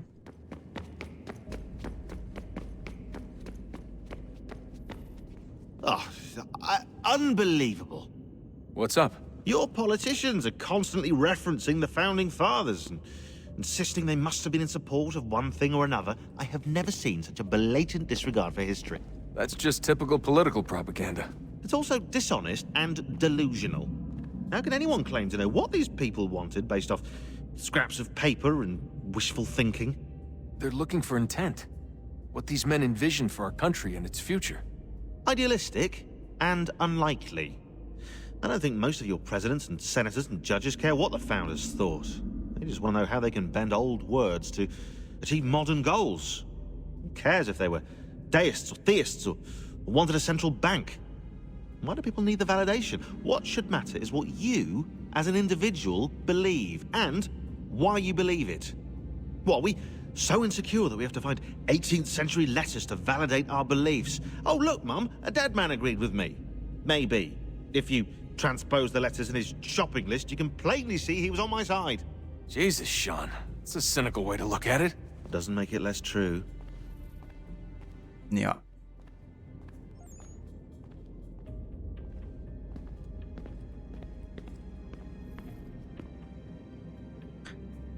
Carbon having a decent day, thanks for asking. What about you? It's nice to hear, Carbon. And yeah, it's definitely going alright. Had a couple of frustrating moments in some of the missions where I got detected, even though I shouldn't have been, I guess. But that's just AC3 being AC3, I guess, sometimes. But yeah, overall it's definitely going well. Making some good progress, already gotten to sequence 9 here. All I will learn from you, English Sean, don't be so high and mighty. Yeah, I do like, I guess, how he addresses that as well. Like basically what we just read in the email, that he's basically talking exactly about that, right? That the Patriots kind of like got it from the English in a way. But I mean, the whole reason the Patriots call out the English is because they want to kind of like part with the old ways, right? But then they essentially don't go far enough, I guess. But yeah, I do definitely think that both sides deserve a lot of criticism, you know? It's not like either side is completely in the right or something. But yeah, it is a bit ironic though, I guess, that on one side they're standing up for liberty and independence, but then they're only granted to very select few people, I guess. And also the whole thing about like, we don't agree with the taxes imposed by the British. But then very few years later, they do the exact same thing in the colonies, you know. So, I don't know. It's definitely complicated. I keep trying to understand how men like Washington and Jefferson could dedicate their lives to the pursuit of liberty and equality, yet have no problem owning slaves. It's hypocritical in the extreme, and your history books make only passing mention of the subject, as if it were of little consequence. They had a war to win. Country's future to secure. How could they deal with all these issues at the same time? Spoken like a true apologist. We hear it today, too, that matters of civil rights and equality must wait. There are conflicts to settle, economies to salvage. What do any of these things matter if the people are not free and equal? All of them.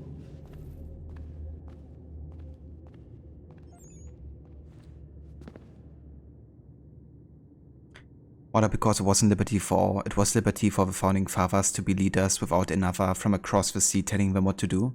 It was all selfish like most humans. Yeah, exactly.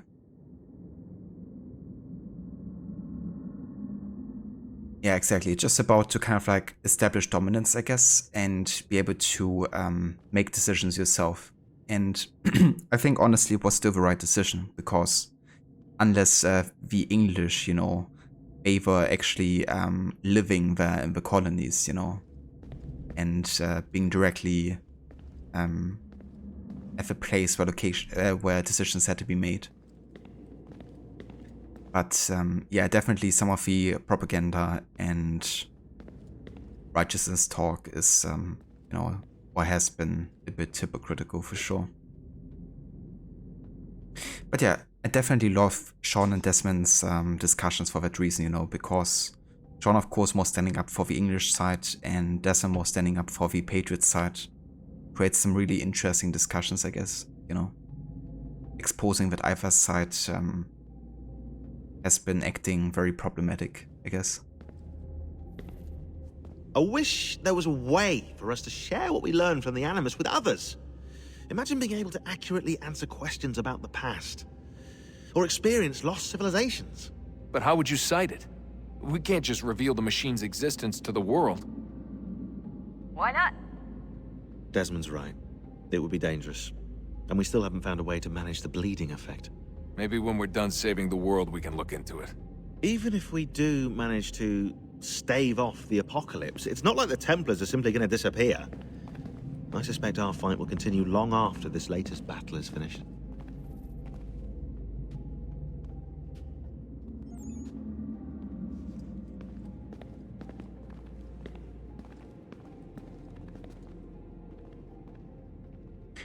Yeah, Mola.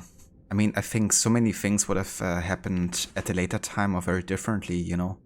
Also looking, for example, the influence that it had on Europe as a whole, you know, like, for example, with the French Revolution. There's a good chance the French Revolution wouldn't have happened as severe, as quickly as it did if it wasn't for the American Revolution inspiring, you know, some of the people to also stand up for their rights, I guess. And if that wouldn't have happened, you know, then we probably wouldn't have had Napoleon, you know, taking over and having such a big influence on how European politics also further advance, you know. And yeah, it's just like a chain of events, you know, that influence each other, I guess. Where today would have been very different if it wasn't for other events previously happening, I guess. It would have been interesting, I guess, what would have actually happened if it didn't come to that, you know. And she wouldn't have eaten cake. That's true as well. Let them eat cake. We have no bread, but cake will do. Oh, look at the time. Oh, doesn't time fly? Look, I think it's best we get you back in the Animus, hmm? Come on, chop chop. We need to find that key, Desmond. It's not going to happen with you out here, is it?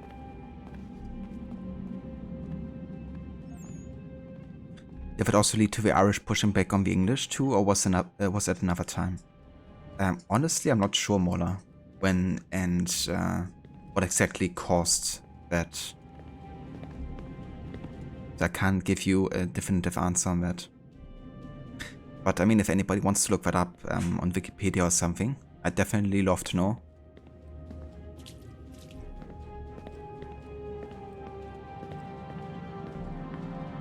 Okay, that's all the dialogues with Sean. Let's also see what William has to say.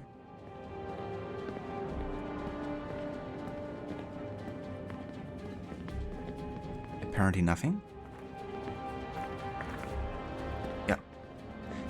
There's nothing to say. 1916. Yeah. I kinda knew, I guess, that there was like early 20th century like uprising, I guess. Wasn't too sure if it was something that led to those events happening earlier already.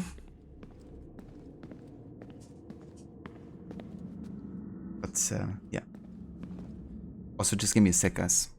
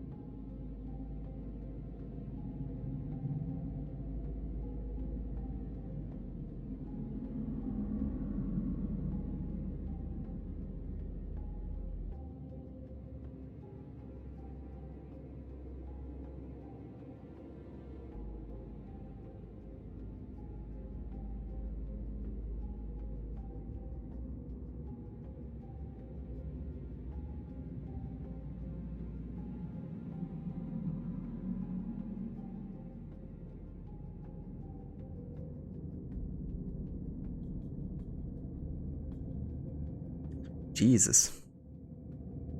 Only going away for a second and already we have like 4 bots. Okay, let me just go ahead and take care of these real quick.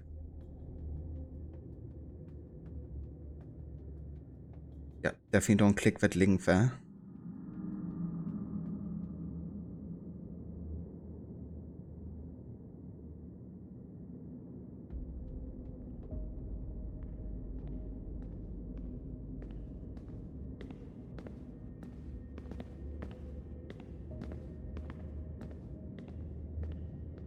Pirates, hang them. Yeah. Onto the gallows with them. We don't need them here. Okay. But yeah, that is all of a modern day we can do so far. So before we actually go ahead and start sequence 9, I'm gonna go and take a break. Yeah, then afterwards we're gonna like fully dive into sequence 9 and also into the exploration of New York. Because now with sequence 8 finished, it's the first time we can actually really focus on, you know, getting to explore the city, doing the viewpoints, liberation missions.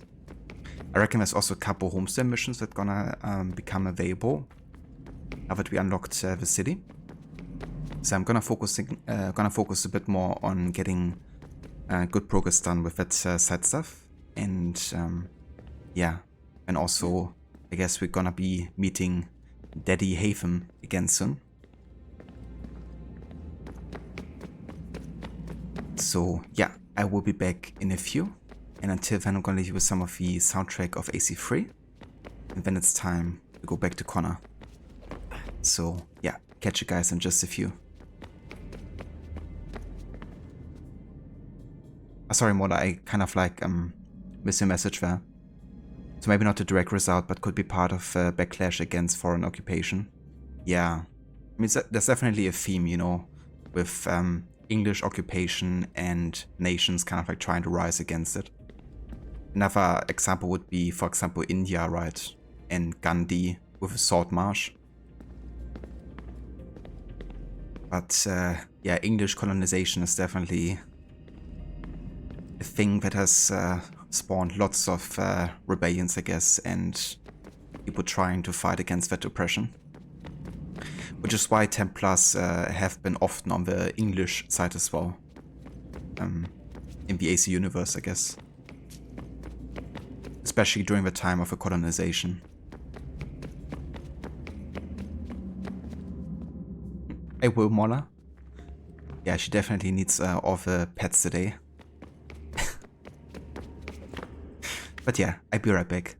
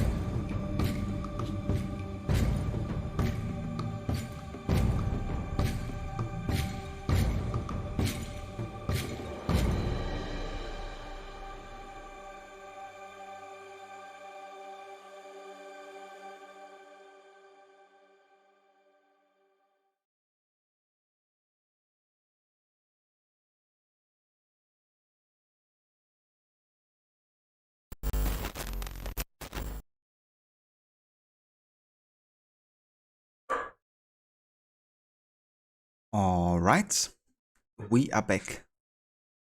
Thank you all for staying tuned for more of AC3 with our full sync in all missions and stealth challenge playthrough. I'll just go ahead and take care of this real quick here.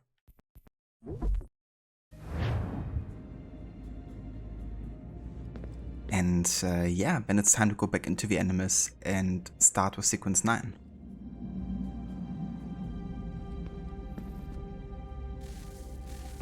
Oh, look at that.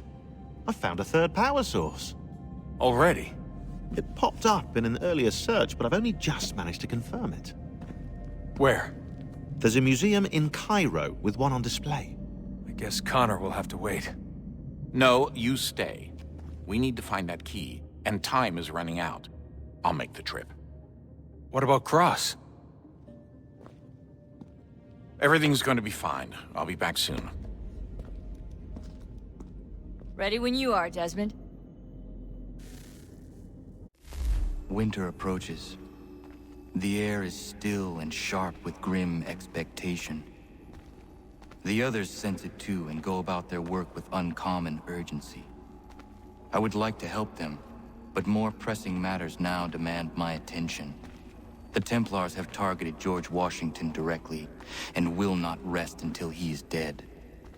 I had hoped to shield him from this knowledge, but Thomas Hickey ended any hope I had of staying silent. And so I have resolved to share everything I know, of the Templars and their plots, of who I really am. Achilles finds fault in this, and we argue every day, but there is simply too much now at stake to maintain restraint. Don't do this, Connor! Then what would you propose we do? Sit and watch while the Templars take control? We are sworn to stop them, or have you forgotten? Assassins are meant to be quiet, precise. We do not go announcing conspiracies from the rooftops to all who pass by. Who are you to lecture anyone? You locked yourself away in this crumbling heap and gave up on the Brotherhood entirely. Since the day I arrived, you've done nothing but discourage me. And on the rare occasions you've chosen to help, you've done so little, you may as well have done nothing at all. How dare you! Then tell me, on whose watch did the Brotherhood falter? Whose inaction allowed the Templar Order to grow so large that it now controls an entire nation? If I sought to dissuade you, it was because you knew nothing. If I was reluctant to contribute, it was because you were naive. 1,000 times you would have died and taken God knows how many with you. Let me tell you something, Connor. Life is not a fairy tale, and there are no happy endings. No. Not when men like you are left in charge.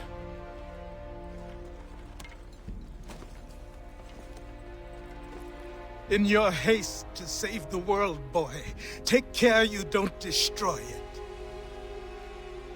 Ha!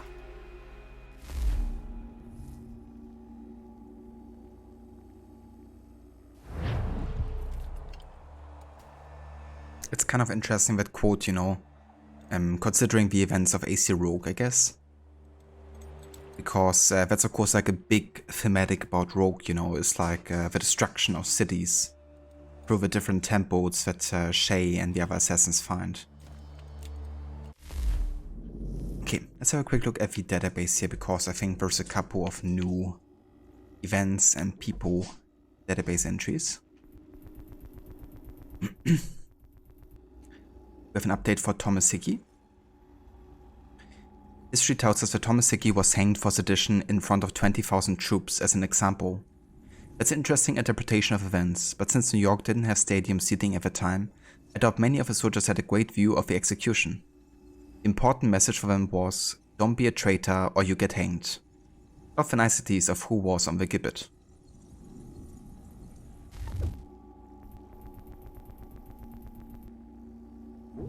We have Thomas Paine. Paine was a political pamphleteer, originally from England. His book Common Sense was an argument for American independence and became one of the most popular books in American history. Mainly because Americans thought it was a book about common sense, and on some level knew they needed it. At the time, most of the literature about independence was written by lawyers and politicians, in the kind of self-important florid language that can only be understood by college graduates, or written by me. However, common sense lived up to its title. It was written in straightforward language, so basically anyone could understand its arguments, even people who couldn't read. The book was so popular there were numerous public readings of the text, making it an early audiobook in many ways. While the book wasn't what convinced Congress of the value of independence, they already knew, it did cause a groundswell of popular support. And that was important because Congress needed the public on their side, and they needed to convince soldiers to fight for them. Common sense did both. I don't have any record of Connor actually meeting Payne, but I thought you'd like to know about him as his works plays such a crucial role in the revolution. Yes, I put this at the end so you would read the whole thing before finding that out. I can be a bastard that way. Yes, you can, Sean. Alexander Hamilton was one of George Washington's trusted advisors during the American Revolution and the first Secretary of the Treasury of the United States. Hamilton was born in 1757 in the West Indies and was orphaned at the age of 11. However, his cleverness showed early and his employers pooled their money to send him to university. Either that or they just wanted him out of the building. Hamilton moved to New York in 1773 and began attending King's College, later Columbia University. By 74, he was writing pro-rebel articles, not really in the spirit of attending somewhere named after the king, and by 75 he had joined the volunteer militia. Again, probably not exactly what his sponsors had in mind when they sent him there. Hamilton fought during the occupation of New York in 76. He was a natural leader, and George Washington appointed him an aide-de-camp, a job he held for 5 years. However, Hamilton was eager to get back into battle, and in 81 he commanded troops during the decisive victory at Yorktown. Hamilton became a member of Congress for New York in 88. He developed a particular fixation on the funding of the federal government, which at the time was, well, broke, as it wasn't allowed to demand any taxes from the member states. While that may sound wonderful when you're looking at your federal tax bill, it meant the government couldn't do things like pay the army. Soldiers are getting paid. In 87, Hamilton was named the first Secretary of the Treasury, where he fought for a strong federal government, in heated opposition with Thomas Jefferson, who promoted states' rights. Hamilton was responsible for creating much of the foundation of the US fiscal policy, the details of which are probably important, but so indescribably boring I can barely be bothered even to finish the sentence. But I did, because I care. And hey Verrot, welcome in. How's it going, Senny? Thank you so much for the raid, dude. And yeah, welcome in everyone. Lucinda, Lighthouse, Seraph, welcome in. And thank you for joining. I hope everyone is doing well today. And yeah, how was the rest of Resident Evil 4 Remake? I hope you had a good time. Where is Charles Lee? Oh yeah, we have seen Charles Lee a couple times today already. He's even been mentioned in one of the assassin missions. Believe it or not. Where are you, Charles? We've also confronted him in the prison of New York. Citizen! Citizen. Ava Aura, welcome in.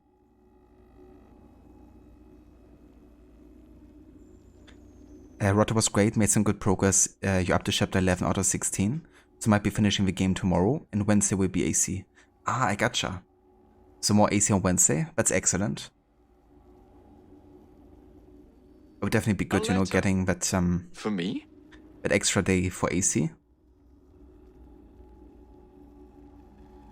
Hey Velizzy, welcome in. No worries whatsoever. Thank you for dropping by with a raid there. I hope you have a good day.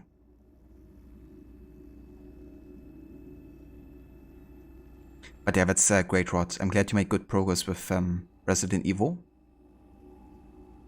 And yeah, I mean, 5 more chapters. I guess there's definitely a good chance, depending how difficult those chapters are. I know that you mentioned that on normal difficulty it's quite easy to die. Like it's hard difficulty almost. But hopefully it's not gonna be too unbearable.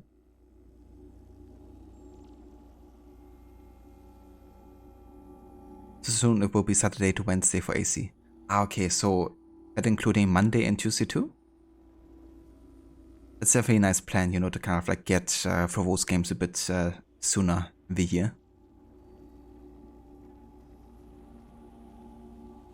Yeah, it's gonna be great, you know, getting those extra days and getting the series done a bit earlier. Especially since you also will be playing Odyssey, right?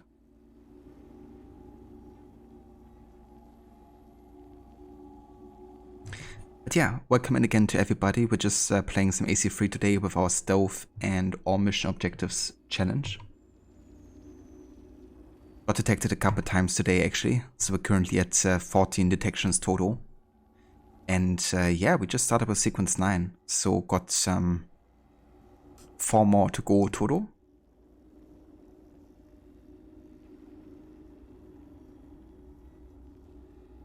But this is true, and yeah, can be very unforgiving even on normal. Some enemies have an extra attack they can do, cause the parasite inside them bursts from their head. Looking forward to doing 5 days a week of AC. You'll be doing Odyssey with a Sparta Kick challenge. A Sparta Kick challenge? That sounds fun. So does that mean you can only kill people with a Sparta Kick?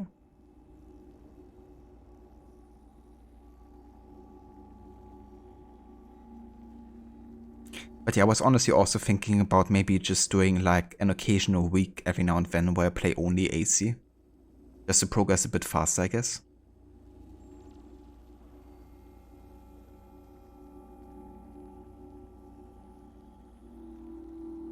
But yeah, that sounds fun though. And yeah, actually what you just mentioned with a parasite, I actually remember my friend back when Resident Evil 4 came out, when he played it.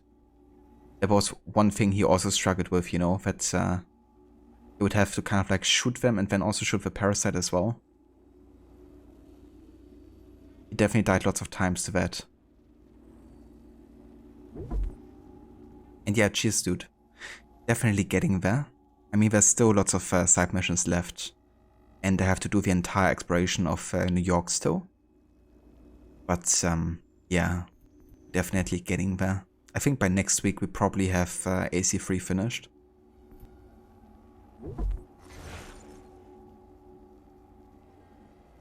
have to kill enemies with a kick, and enemies that can't get killed in one hit or can't be knocked off high points, you have to finish them off with it.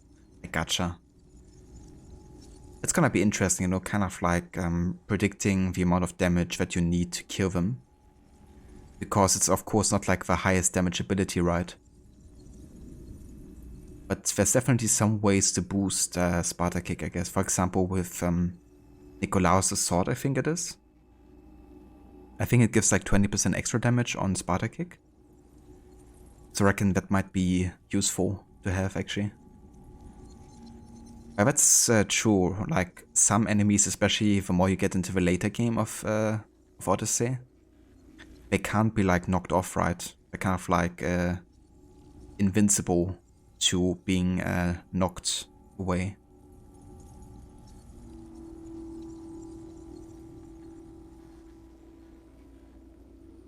You think the Spartan armor also has a kick bonus? Maybe not though. I don't remember, to be honest. I thought the Spartan warrior armor had like a warrior damage bonus, like 50% or something. But I have no idea. Can't say for sure either.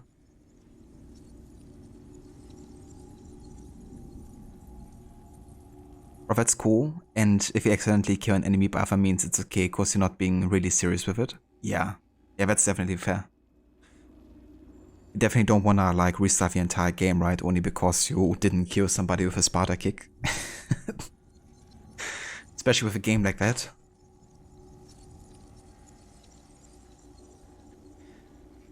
Declaration of Independence, passed 4th of July 1776. You may or may not have heard of this one.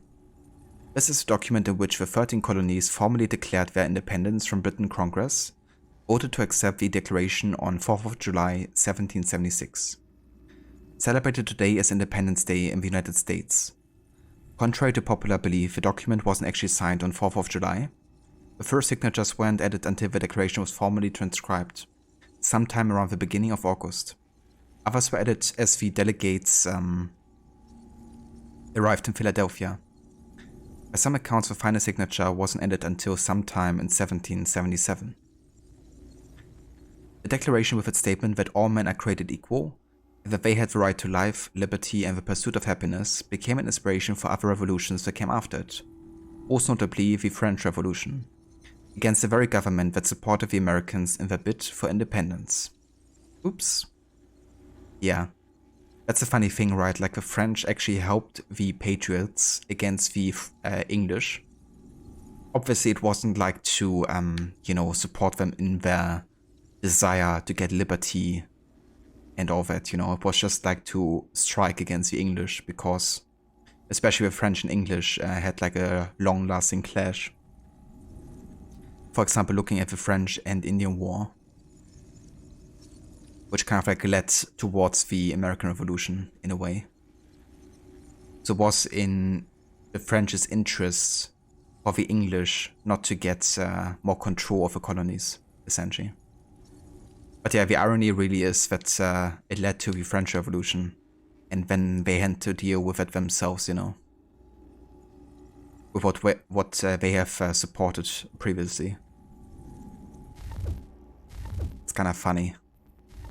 The irony of history sometimes.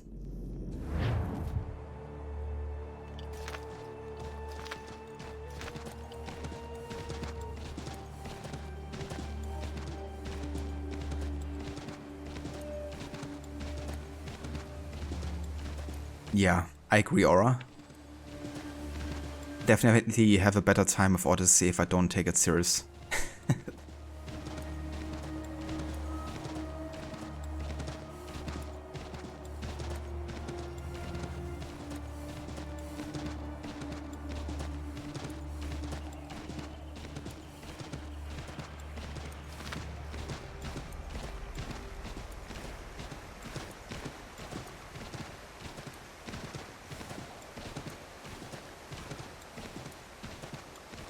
So, I believe we can also send our assassins on some missions here. Now Quebec and New Hampshire has been already taken over, but we're still working on Rhode Island and also South Carolina. We have not much to fight about. The people of Rhode Island are unified in their desire to separate from the mother country, ride to Newport and try and discern what makes it work there. Tight, yeah! Good day, Crookie. Just thought I'd drop the sub before going back to work. Hope AC3 is going well. Hey there, Maxi, welcome in. Thank you so much, dude, for the 27 months of resubbing. I hope work is treating you well today so far. And cheers, dude. Yeah, it's definitely going well. Just started off with Sequence 9, so getting into the last stages here of the main story. How are you doing today? I hope you had a good weekend.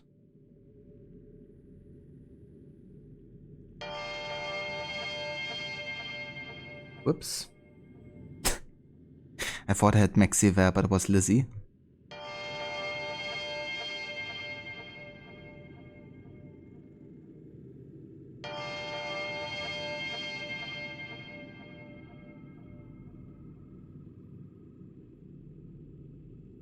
I don't think Lizzie is actually streaming, so ignore that.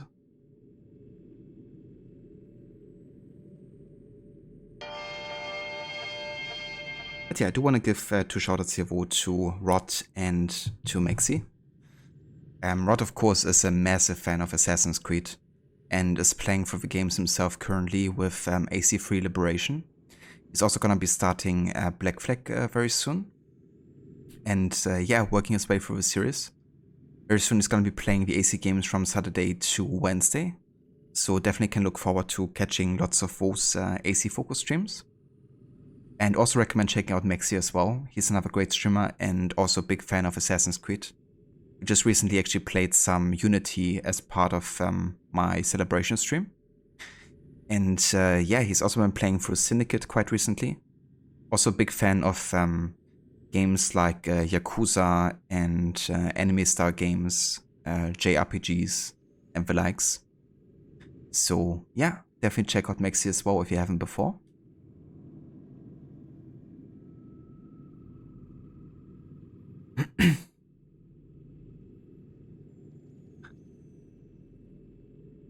And that's the verse, Maxi.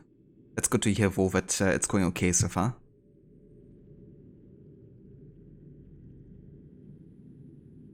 Also, thanks again for that gift sub the other day to Catch Up. I think I got one of the gift subs during his celebration stream as well. Very Rod, always happy to give you a shout out too, dude. Hashtag blame Maxi, always.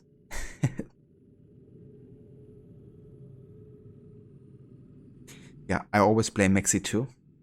I don't know what for, but I just know I have to blame him.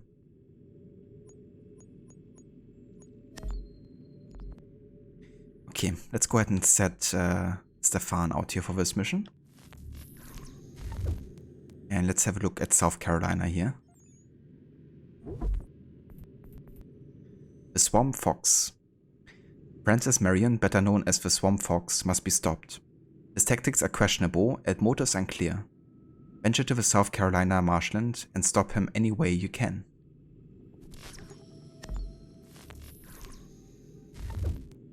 And we have Georgia. Augusta.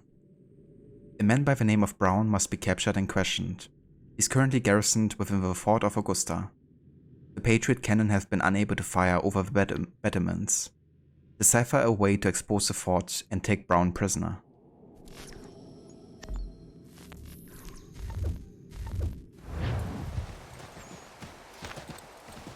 That will do it. Stefan, my man. Yeah, he's been actually surprisingly successful with his missions so far. Definitely didn't disappoint in this playthrough.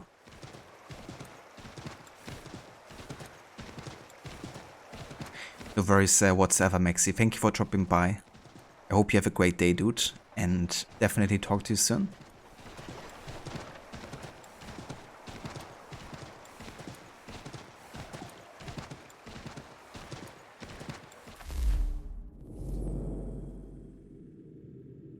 Okay, so we could head over here to the next main mission. There's actually some optional conversations here in Connor's village. So I want to go and head over there. I think what I'm going to be doing is I'm going to collect this peg-leg trinket and check out the Frontiersmen mission and then head to the village.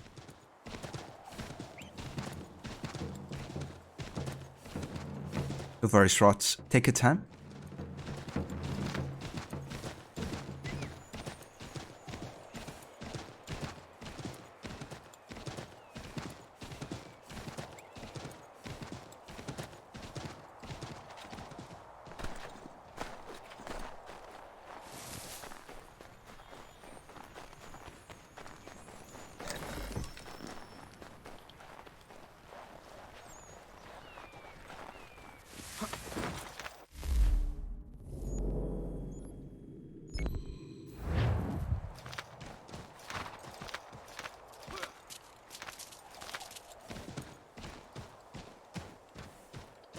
Alright, you finally did the new quest in Witcher 3, the one we added to the Devil's Pit.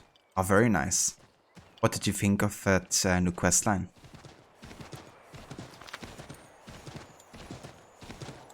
It was cool, kinda creepy and interesting, but it also felt kinda convenient.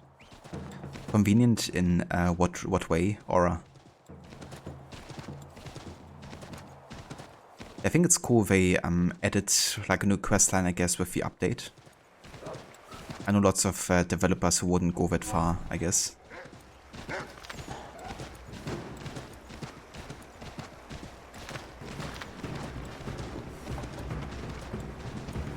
Ah, hold on. I actually want to talk to this merchant here because I think I gotta refill some ammunition.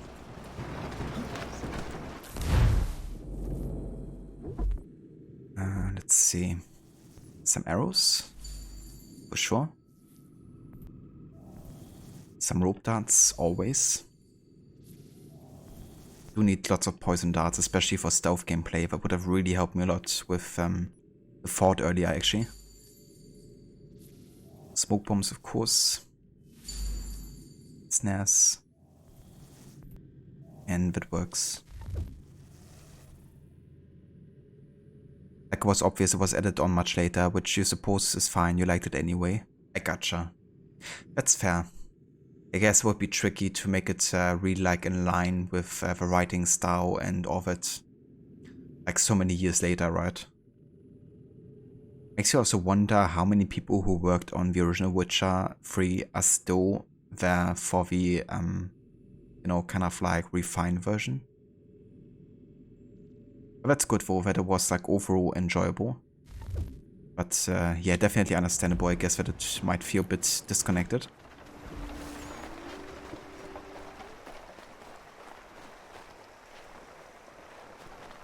Ossi, come over here.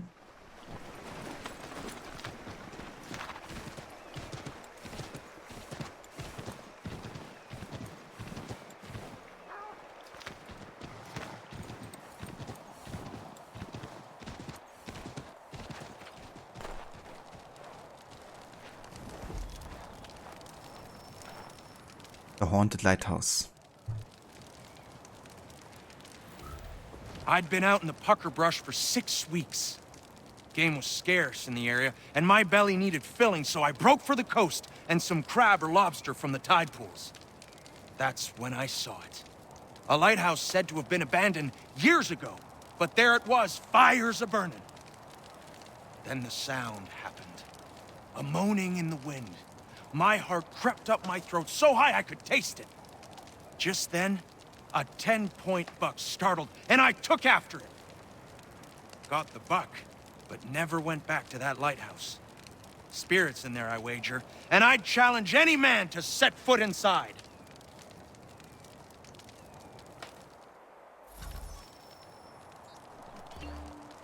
A haunted lighthouse. Okay, let's have a look where it is. It's down here, actually. Okay, I think I'm gonna follow up on this mission. Just where the dialogue and result happen a bit more like back to back, I guess.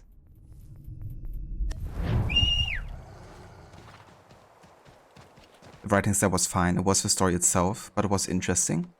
The biggest complaint so far is that you have yet to hear Pan Param. I mean, that's the best song in the Witcher universe, isn't it? Much better than anything Dandelion has written, at least.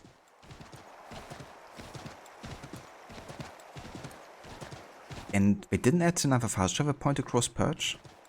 Because I think I remember reading about that they added one closer to the top point of Cross Perch.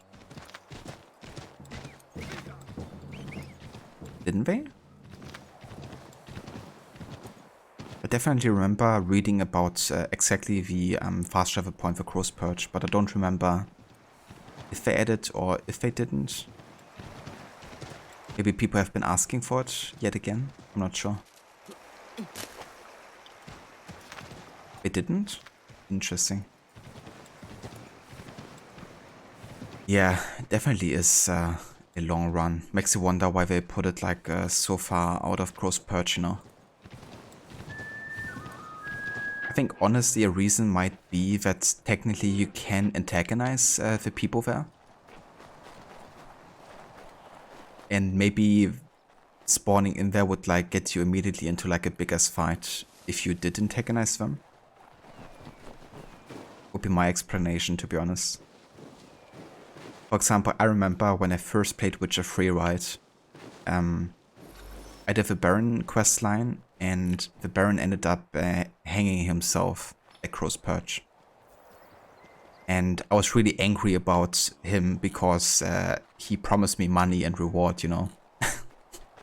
So I actually did end up like trying to punch him, which antagonized all of the guards inside Cross Perch.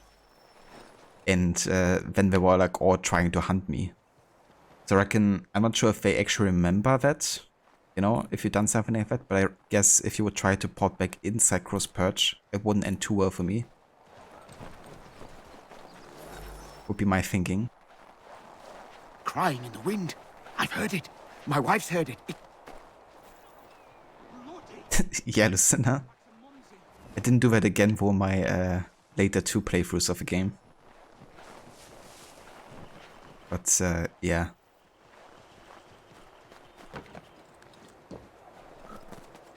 That might be why they didn't put a fast travel point inside Gross Purge, I reckon.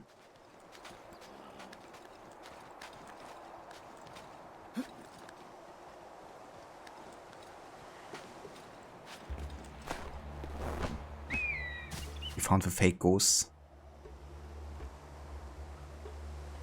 So scary.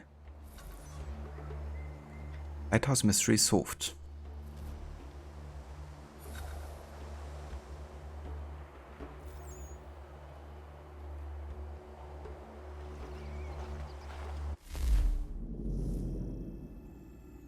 Connor says, I went to the lighthouse and was abandoned. Among the debris left by its previous occupants, I found nothing more than a scarecrow. There are no spirits up there, none that must be feared at any rate.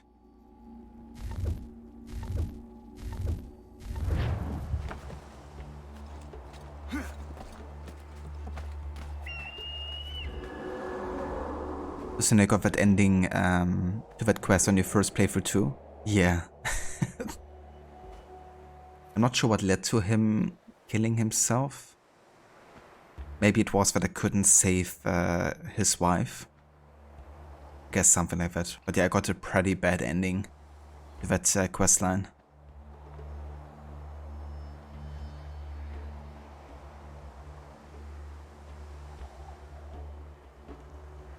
Or you don't play daily so you keep forgetting the controls and the other day you started the game and immediately killed a dog on accident.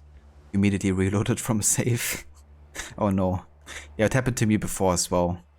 For instance, when I was playing Ghost of Tsushima for the first time and I played AC on the side, I was used to having right trigger be or was it Ghost of Tsushima? Was kind of like that button I was used to kind of like mount the horse. I think I was used to having Y to mount the horse from like AC Origins and the likes. And then when I went to Ghost of Tsushima and tried to mount my horse, I would like do an attack on it instead. And then I would like try to run away. Understandably so, I guess.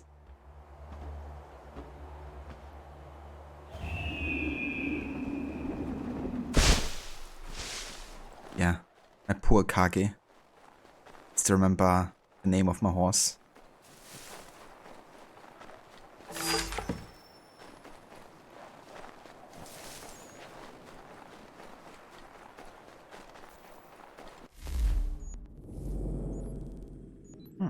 That's another Frontiersmen mission. But for now I want to go back to the village here and talk to my folks. If you let the Whispering Hillock Tree Demon loose and fail to save Anna, he will end his life. I gotcha. I think that might be it, I guess. I think I did let it loose, and I definitely didn't save Anna either.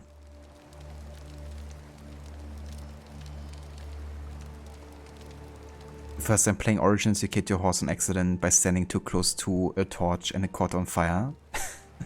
Jesus. That's the other thing, right, with games like Origins. It's so easy to catch fire, or for others to catch fire as well. That you just gotta touch it for like 1 millisecond and that's enough.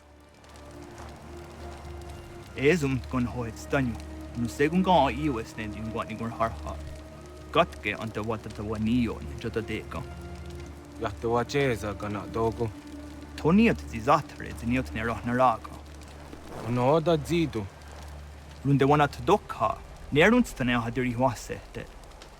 Yata o tena de guri waset danis. Duga ya, sego ankulayandane. Duga gwegu tona yaguayere. Yata tode un guari hoda. Easy zaderios, o New Jersey ya ii. Ii gaderios, nayawa nene dosa agora da ya godonhuzose. Nekti wakderuni di deodonhuzom. Yeah.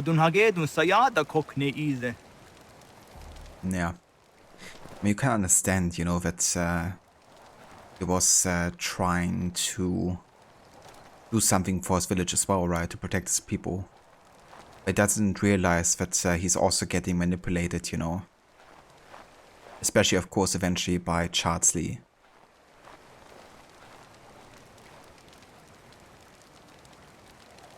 The Fire in Origins is really aggro. Yeah, and I remember the first time I played Origins, there were like so many times where I just died to fire and I couldn't do anything against it because back then, like when the game launched, it wasn't common knowledge yet that you could use dodge repeatedly to get rid of a fire. Right, like in Origins you have to dodge 3 times, I think, to get rid of fire.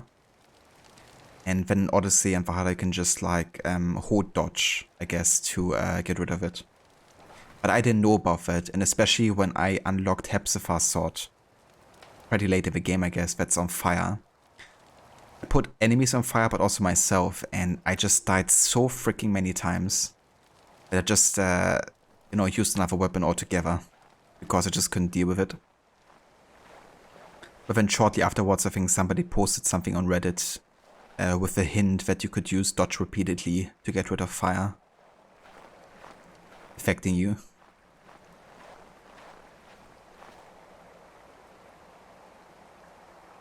Canon Dokon, yeah. Really tragic, that whole storyline here, especially starting in this sequence. Yeah, Lucinda. It's definitely crazy. That's something you can look forward to, I guess, fire damage in the RPG AC games, if you ever play them. Definitely spreads quite quickly. 90% of your Origins playthroughs is spamming the dodge and dying anyway because it's still on fire. And the best thing is if you're on fire and you try to dodge to get rid of it, but then you dodge accidentally into another body of fire or something, and then you are caught with fire yet again. That's a classic. The Krori diok na hoda. Kigo oya ganya ka haga tuna daro hune jor hot saga. Danu dini joganenu ya unka deje tiswa ne das. Oknize deseswa ne das ne batrio. Wahnek ni gaskanik sa ido wada de wanio ne. The dirty on there de dira no ha ga tune nu ne tika one gwater na jata widum. O honorumne den runderios un kiri wa her hase a hadinuna zijwana stadum. Doga ayakia ja dar hase zirona derio. Ya tota is a wire ne ayatia ja dar hase. There's a don zoni ga digaya kia ja dar hase ne or wirona jata widum. Gaskanix ne dosa ganega is a waya daraje ziwaderio. The Skanix ne ya otena taegwaire. Nixi wakteruni zia kariwes tota yo tumhage. Wakteruni zinengwaya dawanserum jada deko. A gwegundant gonu tanyungo zin hot dansu was si runyu. The wagatni gwar harhads in a hoda zadum. On zujot the oneds in a hod and wagadari hunde. That's all the dialogue we have with Canon Dokon here. Exactly, Aura. Yeah, that's another thing that can also happen super easily, you know, that the fire spreads so far, it also affects oil jars, and then you just create like a bigger body of fire.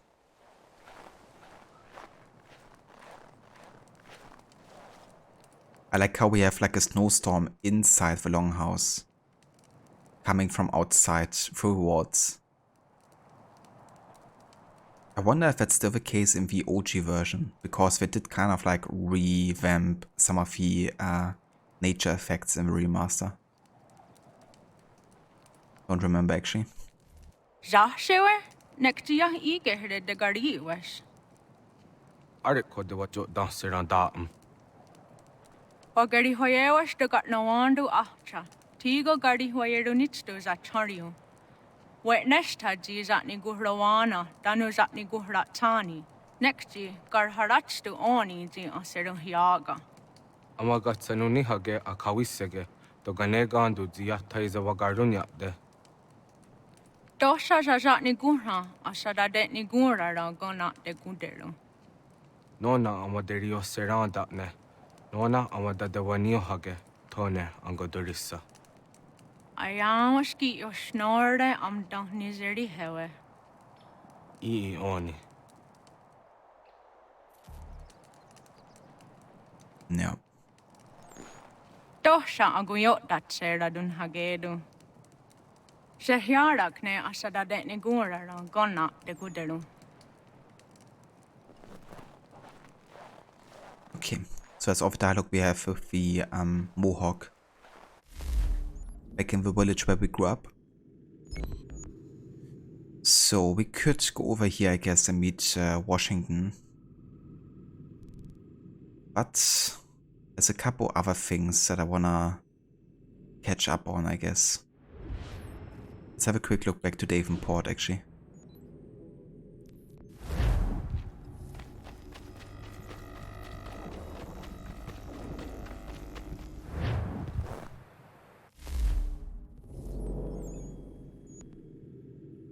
Yeah, we got a mission over here.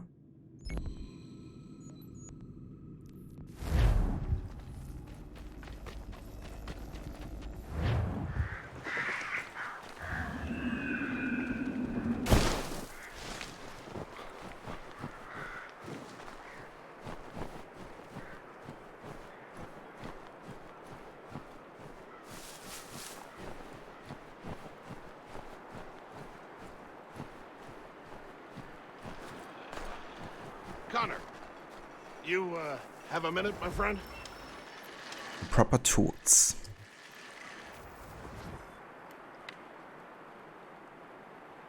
Is it coming, Big Dave?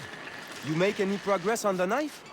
I would like to give it to Miriam soon. The steel Norris smelted is something else. I've rarely seen such fine metal. The trouble is my old tools aren't hard enough to work at. The ones I need aren't hard to find. A shop or two in New York sell them at a good price. I'd do it myself, but with the regulars after my head, I'll stay here safe and sound if I can. I have matters to attend to in New York. I will see to it the next time I journey there. Sounds good. Nice, that gives us another reason to go to New York, actually.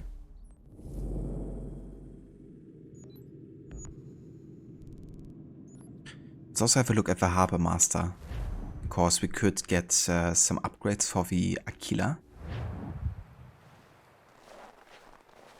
And we can also deliver another Pegleg trinket here to unlock another letter of William Kidd, which will unlock the special kind of like tomb-like missions.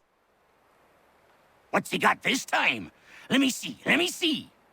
A veritable bounty! Shiver me timbers! That'll earn you one of these trips to be sure. I will be back for the rest. I need 6 more. Unlock another letter.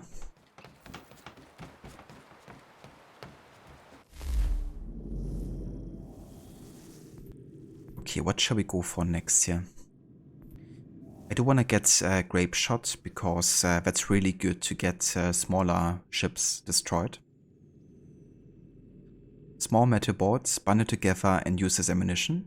When fired, they create a deadly cloud that tears everything to pieces. Mast, sails, and even the crew. They're most effective against smaller ships.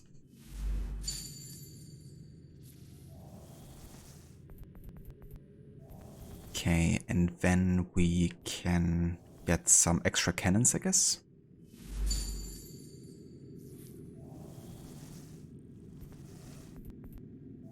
And that's all I'm gonna get, because I still wanna do some economy as well.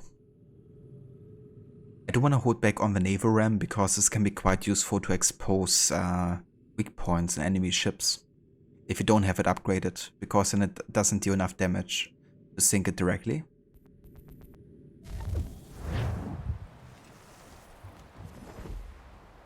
Yeah, speaking of which, I think before I actually head out for a naval mission, I do want to take care to send out some convoys. I haven't done economy in a long time, actually.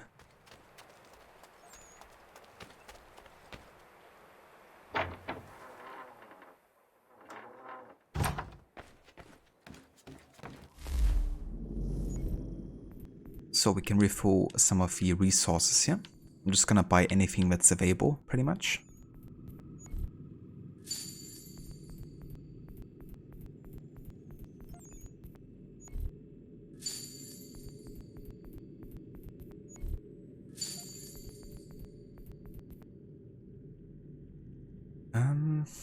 Yeah, let's go ahead and buy some beaver pelts, actually.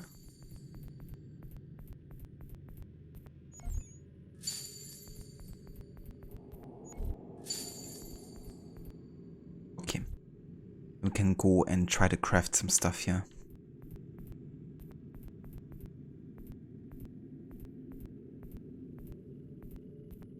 We can make some barrels. Some glass bottles. And we could craft ale or spirits.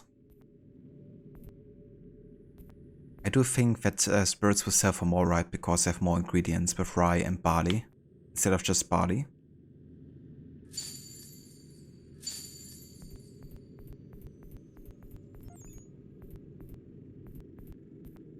Let's make some smoked elk meat. And venison heart. Also some jacket hair.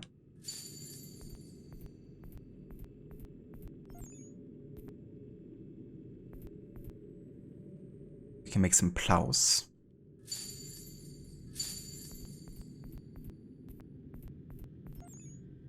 And ship mass. And that's basically it. Okay, let's definitely go ahead and sell some beaver pelts because they give us the best money reward here. Where is Charles Lee? Welcome back, Rod. Can you craft a map that leads to Charles Lee? I wish. Would be funny if you could. They will lead me to Lee. So when Connor would say, they will lead me to Lee.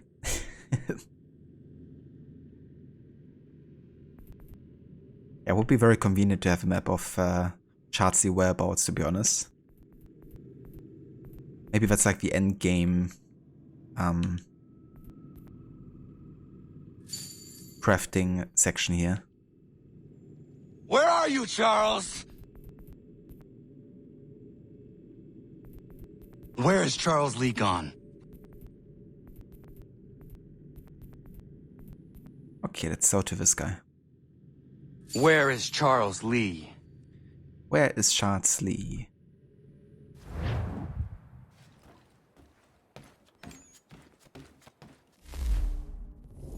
He's everywhere, nowhere at the same time.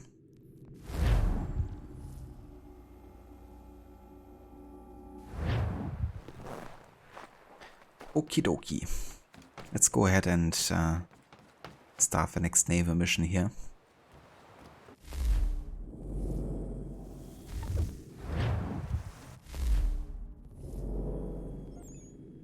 Okay, I think I want to go ahead and secure another trade route here. Isn't that like the mission that's super annoying to deal with? The giant in the storm?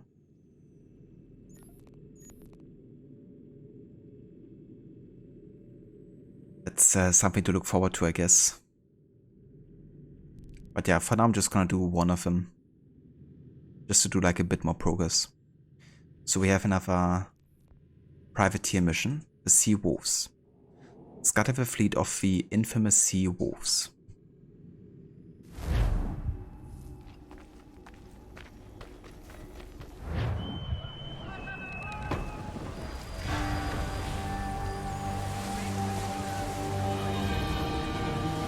Giant in the Storm is one with the 3 ships you need to destroy by the powder store. Yeah.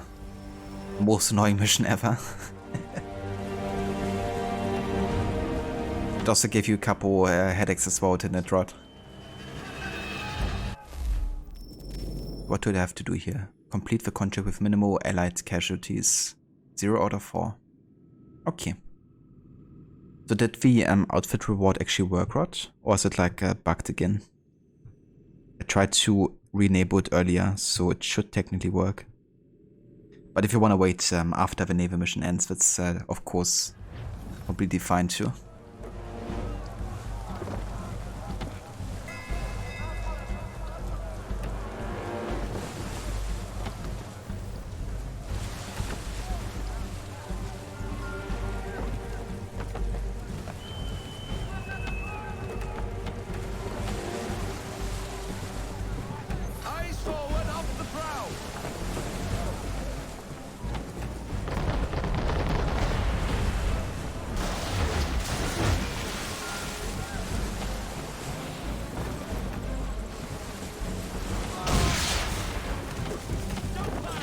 Right, I wanted to shoot my allies, of course.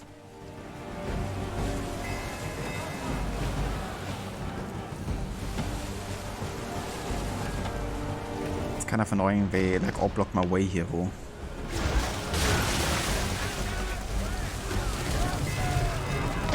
Can these allies go out of my way, please?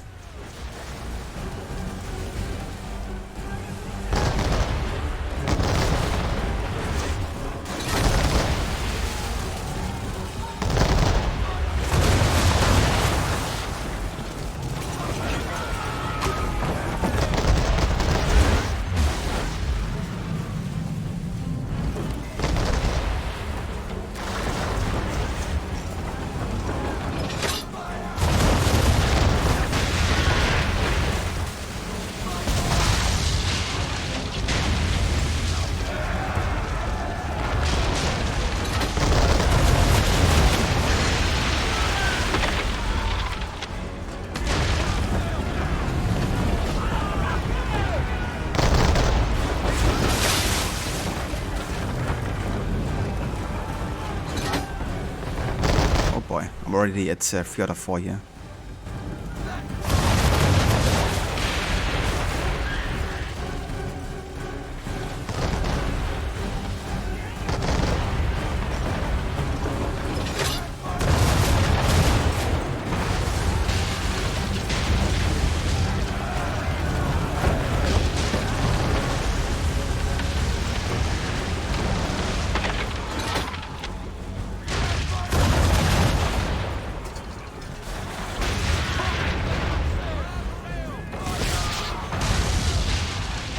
What?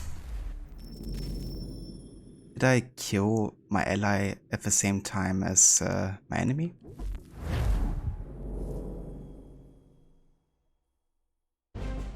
I got shot. Yeah, that's fair. Definitely had to wait there, since I can't change my outfits for this mission either way. Yeah, it can be a bit tricky, Harbinger, because there's also like so many ships in your way, right? I'm just gonna try to get on the side here immediately.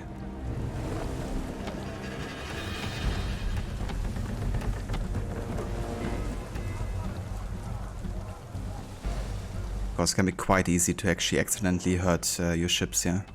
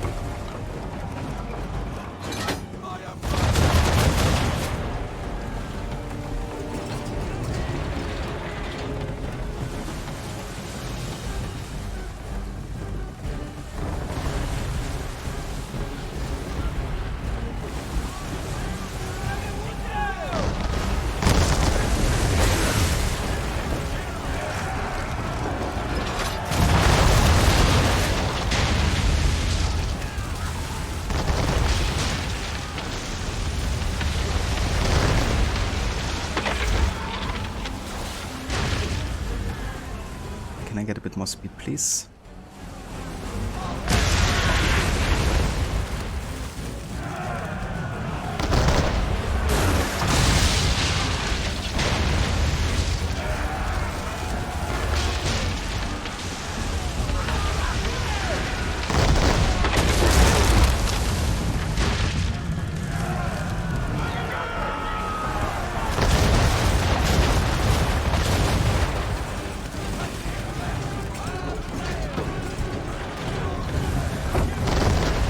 Get out of my way, ally.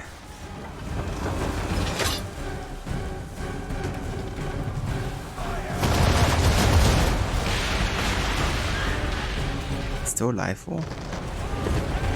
Come on now.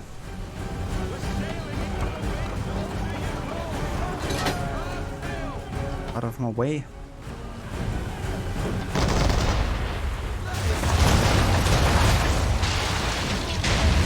One more.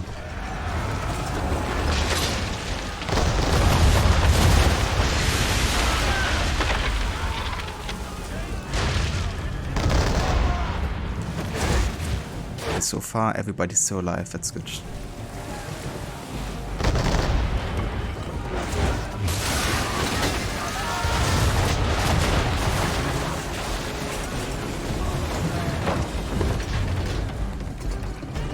Just give me just 1 sec.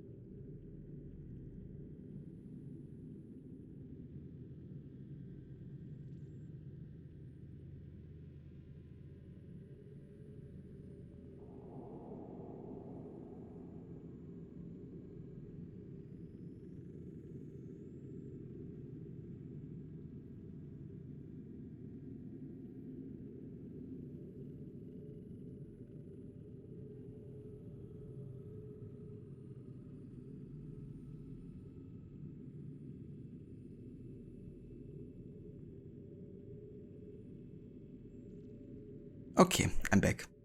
Just had to go to the door real quick because the neighbor was picking up a package.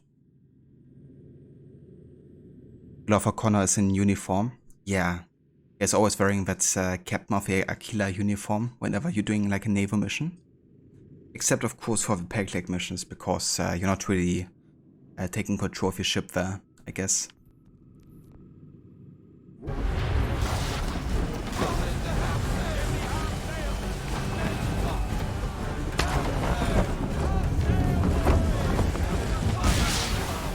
Can these ships get on my way, please? Could just stay away, you know. Keep safe.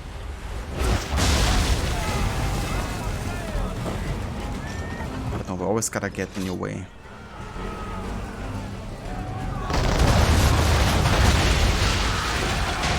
I don't care if I killed my ally there, but had to be done. I like how I still only have 1 out of 4 casualties, though. Because technically I killed the enemy before I killed my ally. I take it, I guess.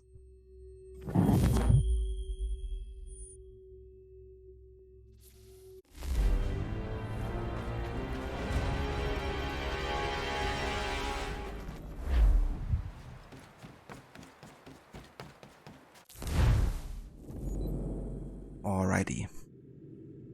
So, I guess we're going to New York.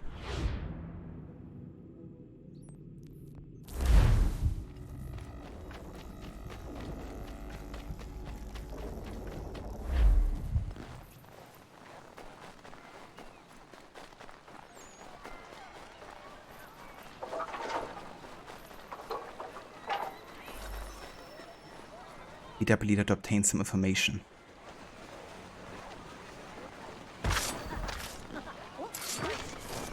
Freaking kids everywhere.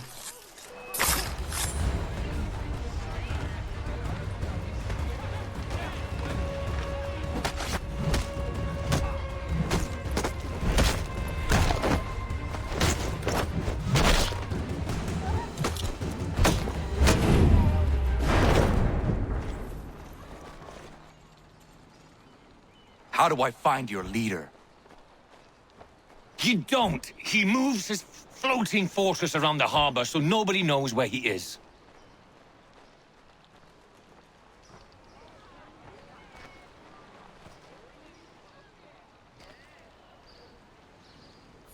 It was a bit awkward. The way Connor got so close to him. No worries, short. We can definitely have a look at that outfit. Thank you for redeeming the New York one. Let me see if I can find... Oh, holy shit, look at the amount of Homestead missions here. That's a few. But yeah, let's see if we can find a shop.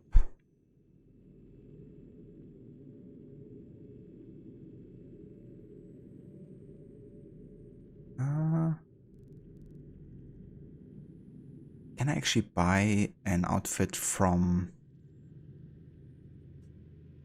my home base? Never mind, let's just get a viewpoint, I guess, and that should reveal a shopkeeper, I'm quite sure.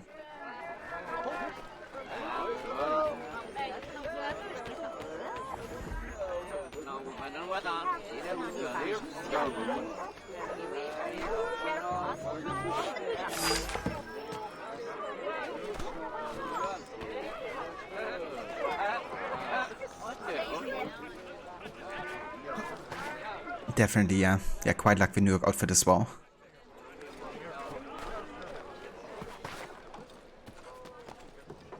It also just became available pretty much since we gotten to start sequence 9 here.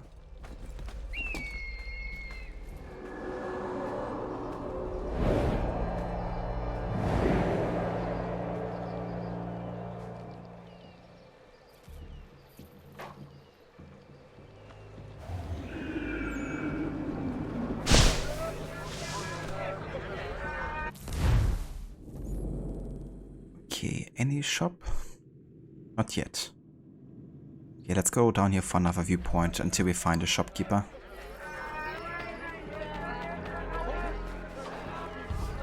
I've also gotta defend my convoy. Oh boy. Well, in that case...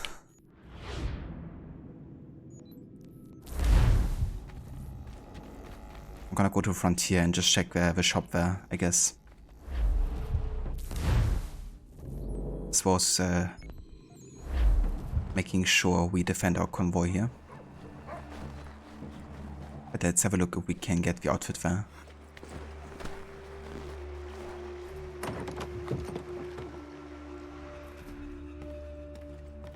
What's your pleasure today?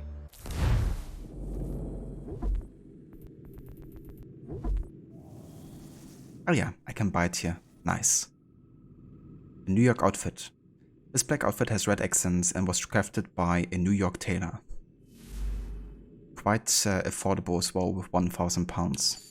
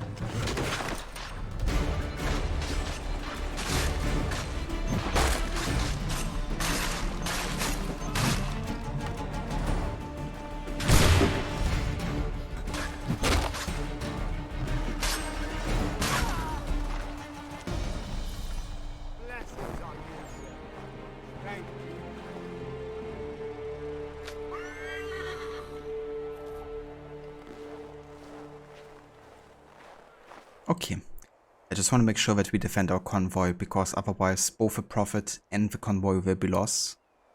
And I have to like craft a completely new one again to replace it.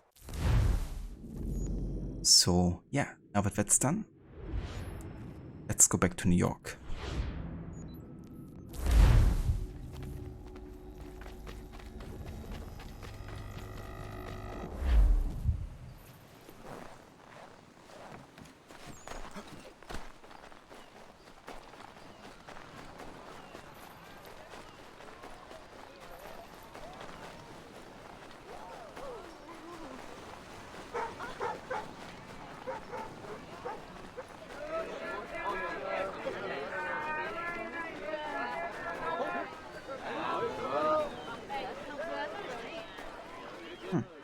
It's actually a trinket here. Don't mind if I do.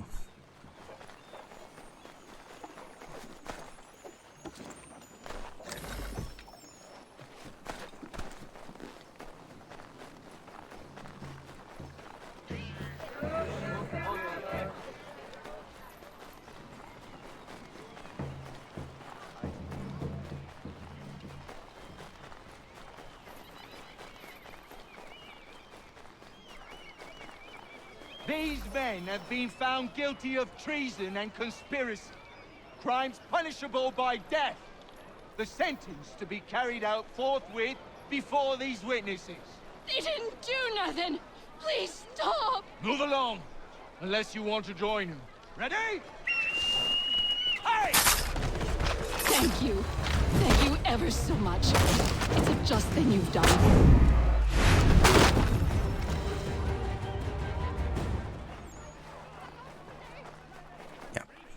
Not gonna happen today.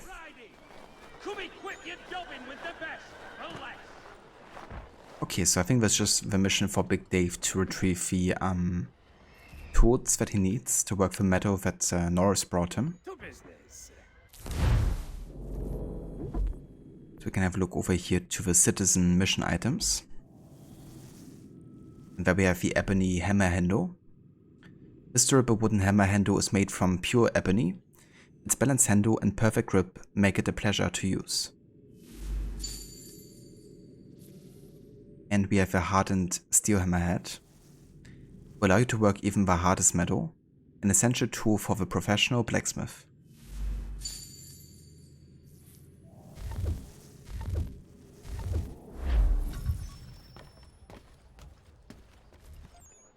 Captain's on a warpath for that deserter. What's his name? Big Man or some such thing? Big Dave.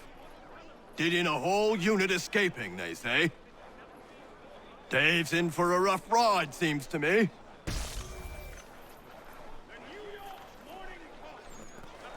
I think you guys are.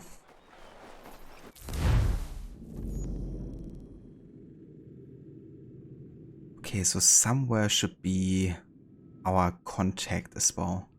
Over here.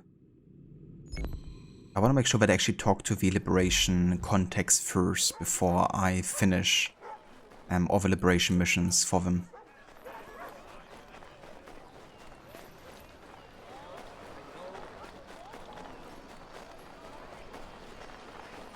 Because it's gonna be some extra dialogue if you talk to them beforehand.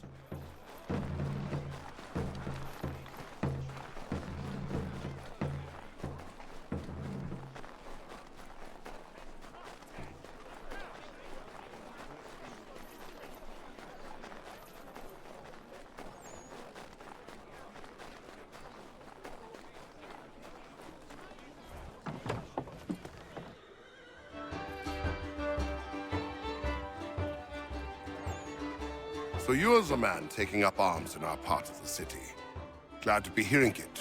The military seems to be controlling this area. Yeah, martial law has been declared. For what purposes, I do not know, but there's not a need. I do what I can, but it is hard. I may be able to help. Very well. I need information on the man responsible for this. He has men all over the place. Corrupt redcoats. Maybe you can get them to talk.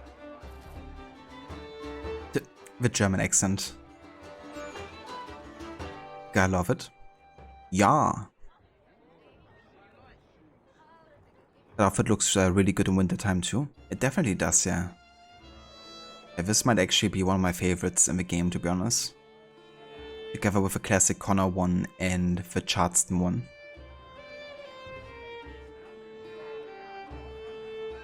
I also quite like the Philadelphia one, I think. How it combines like black, white and grey. Hello, friend. The martial law is quite the same. You are needing to start making an impact. Yeah, we will. Don't you worry.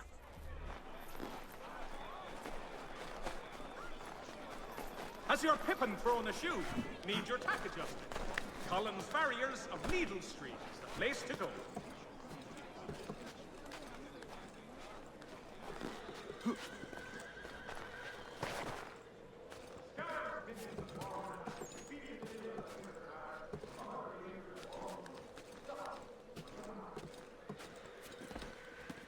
Has the Pippin thrown a shoe? Important questions. Reminds me of the Da Vinci Disappearance DLC for Brotherhood. Is she gonna shine her own shoes then?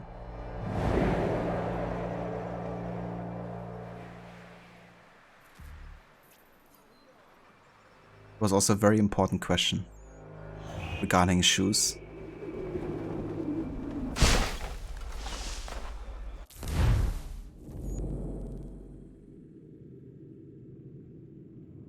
Okay, I do want to make sure to also find the other liberation contacts here.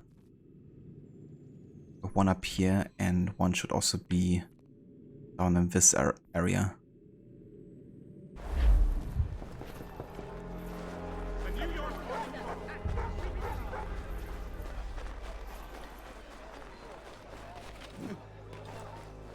That exchange is hilarious, and the voice actor for Lance is the shoe shiner too.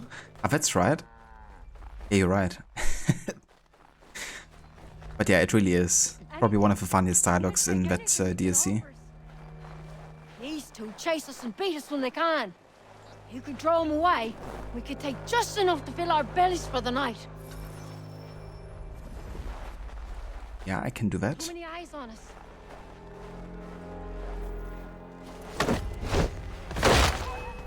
You're asking for it! Thanks, mister. You're welcome.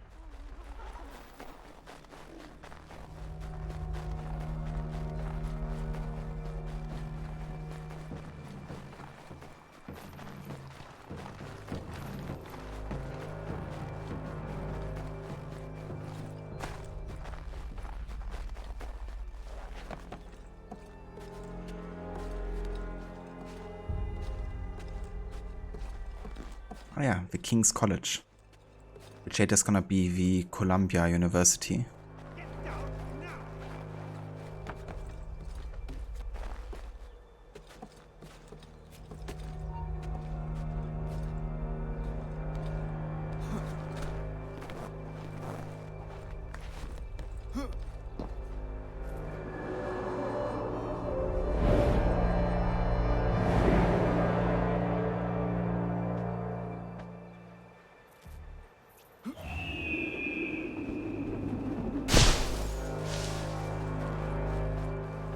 Mister, please, can you help me?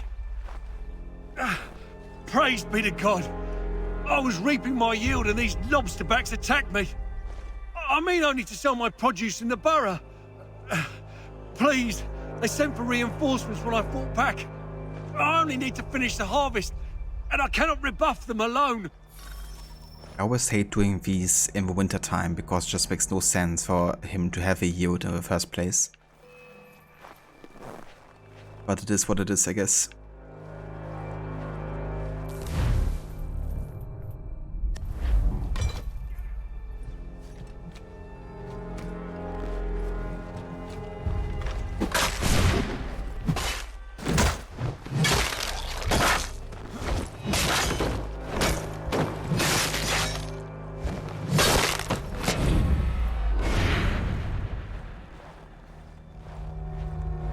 God has made him hallucinate.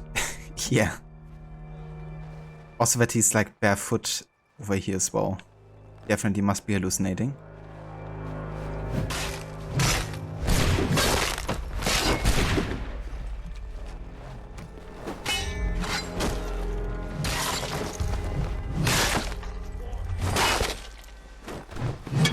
Thank you, stranger. This food will sell fast at a regular price. Those men have been seizing everything and driving up the cost. It's not right. It's not right.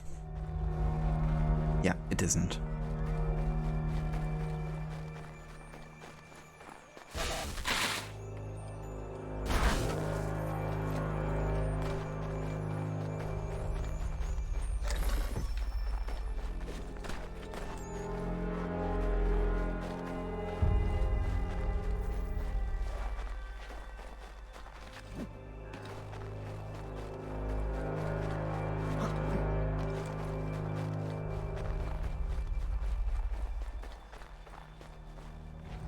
Might I have a word? Name's Dobby Carter. Couldn't help but notice you're getting involved in the goings-on in our borough. Thought we might be of service to each other. What is happening here? Ever since the war kicked off, merchants have been demanding high prices for the good of the cause. Profiteering is what that is.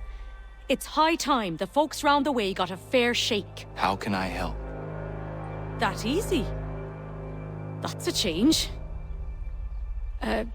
Set these up nearby when you get a chance. It's part of a bigger plan I got. Come see me when you're done. Merchants are still gouging people round here. We'll talk again soon. Sounds good. If you could spare a bite for us, we'd be in your debt, sir. These two chase us and beat us when they can. You could throw them away. We could take just enough to fill our bellies for the night. You're not...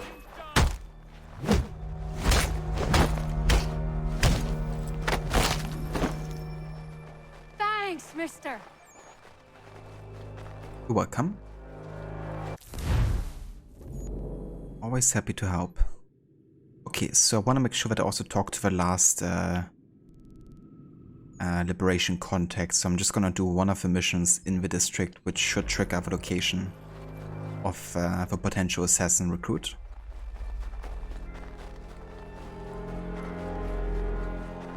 I don't much care where you find it. Just get me the money, or you'll suffer the consequences and be removed from your home.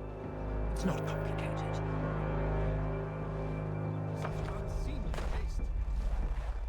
Oh, good day, sir. Have you come to pay this gentleman's debts? How nice of you. No, I've come to kick your ass. Darling, take the children and stay out of sight.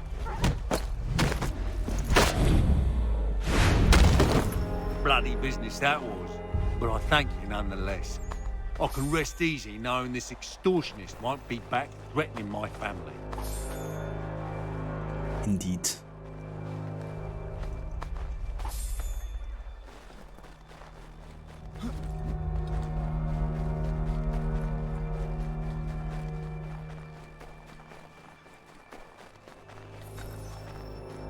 Back off. These are my blankets. Yeah, but they're infected, and you're just gonna be sick, so how about I do this for you?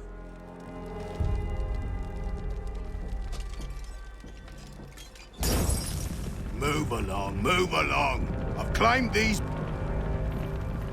What you doing, burning my blanket? Your blankets are infected with smallpox. You should get to the doctor right away. Oh, that's just great. Amazing. I've all on my ass because I couldn't move away. Okay, I guess we're doing this. Come over here, guys.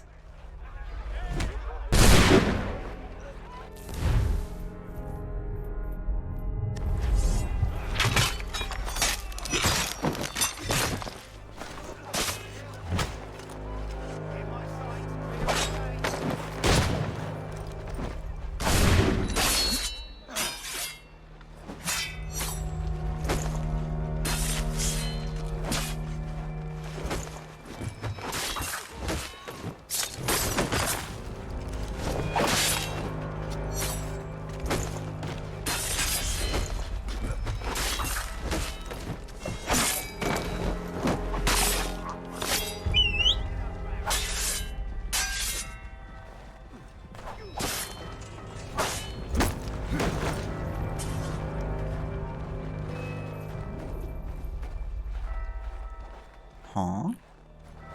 There was a guard that just disappeared all of a sudden.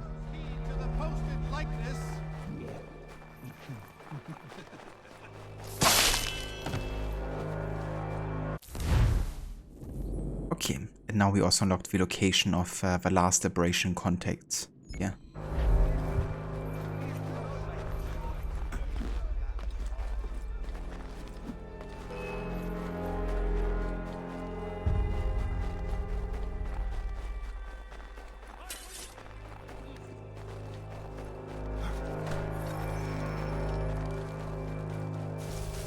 Oh no. It's a rabid dog. Unfortunately, you gotta kill them in this game to advance this kind of like liberation contract here.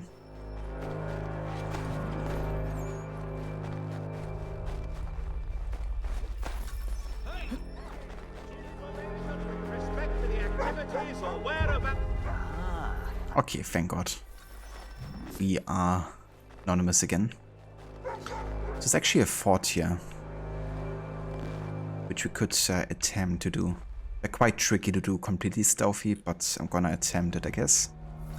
Good thing is I have my assassins to help me out now, so that would definitely be helpful.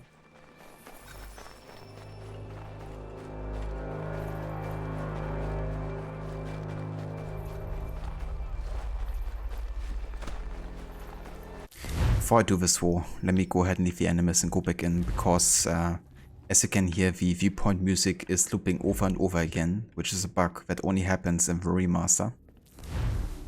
And unless you fast travel or kind of like reset the simulation, it will keep on looping and replacing all the music in the game essentially, which is super annoying.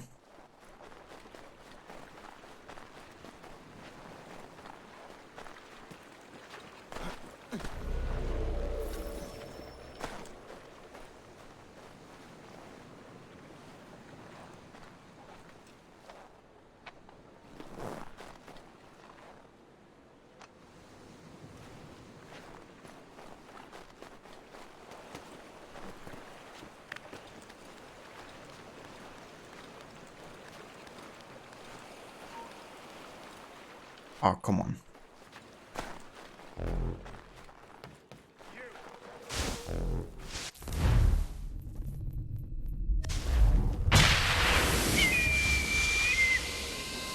Of course, there had to be like guards on the freaking other side that just ended up like spotting me.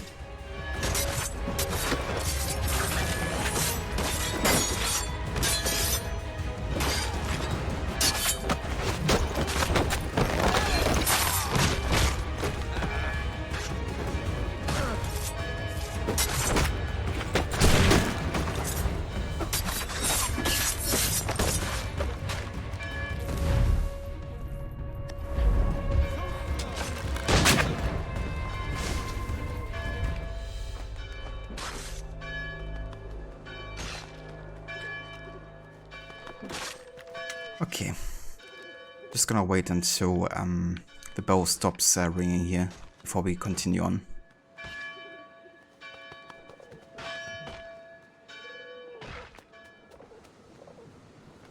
Such a dramatic music choice for synchronization. It definitely is, yeah. Very dramatic.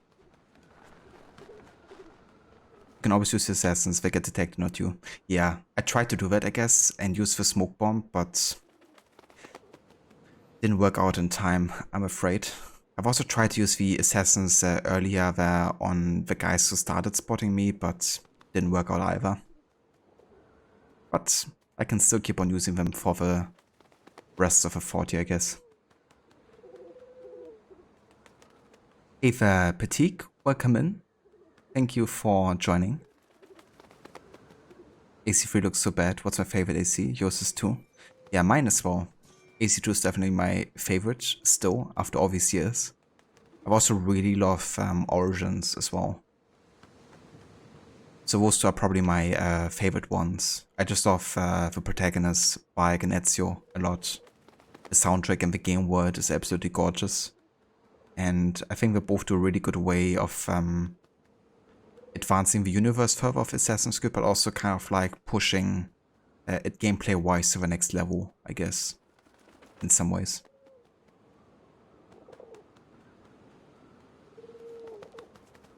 And no, AC3 is actually about Connor. He's a half native, half English character.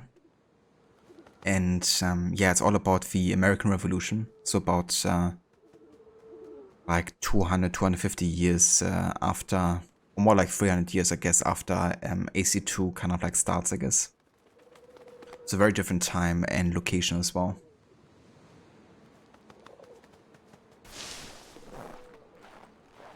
Okay. So before I actually go ahead and do this explosion here, I want to take care of the captain first.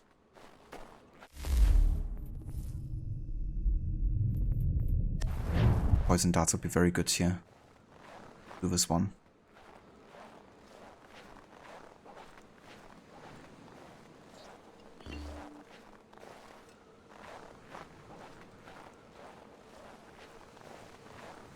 Hopefully these guys don't see me down there.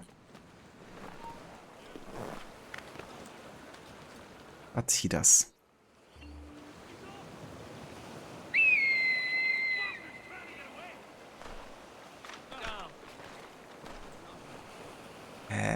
What are you doing? It was super helpful.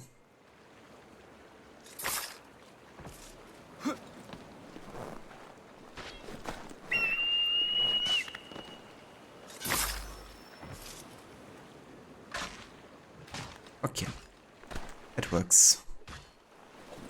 Let's go ahead and take care of the explosives here.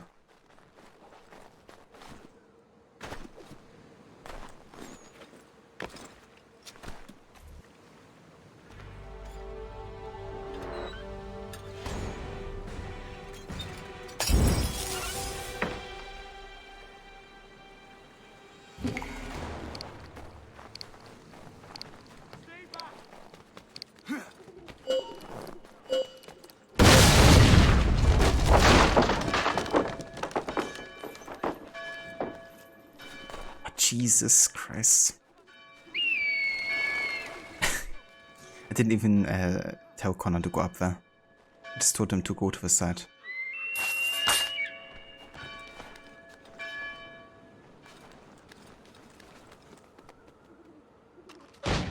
Okay.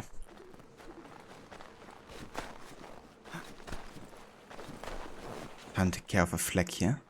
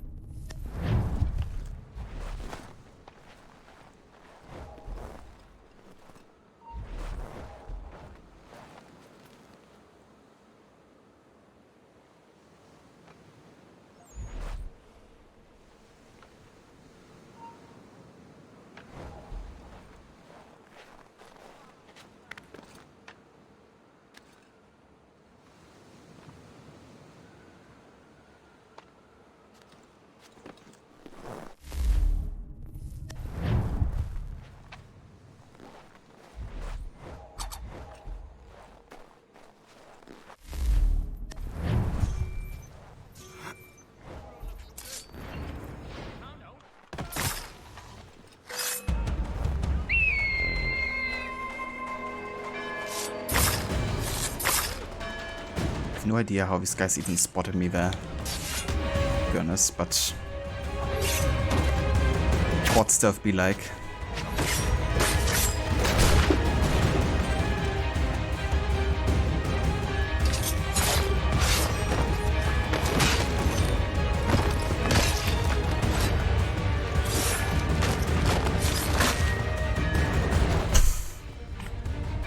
Jesus. This is just going perfect.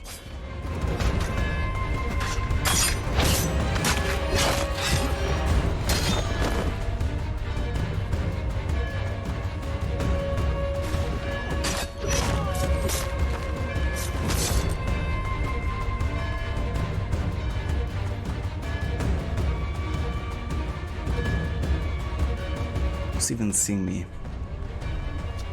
This guy on the outside of a fort, apparently.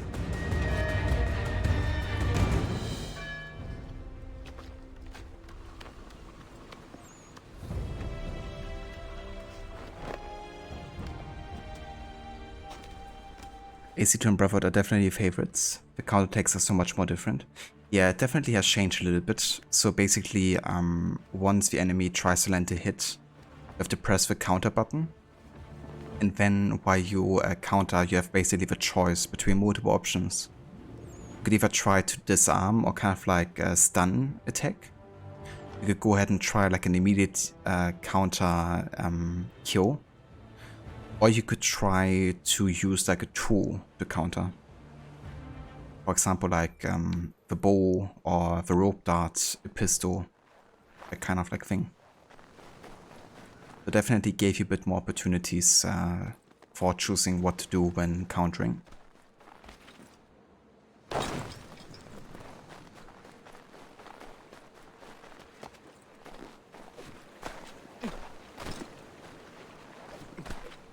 Okay. That takes care of another fort. Wasn't really stealthy at all, but that's how it is sometimes with the forts. Let's head over here to the other Homestead mission.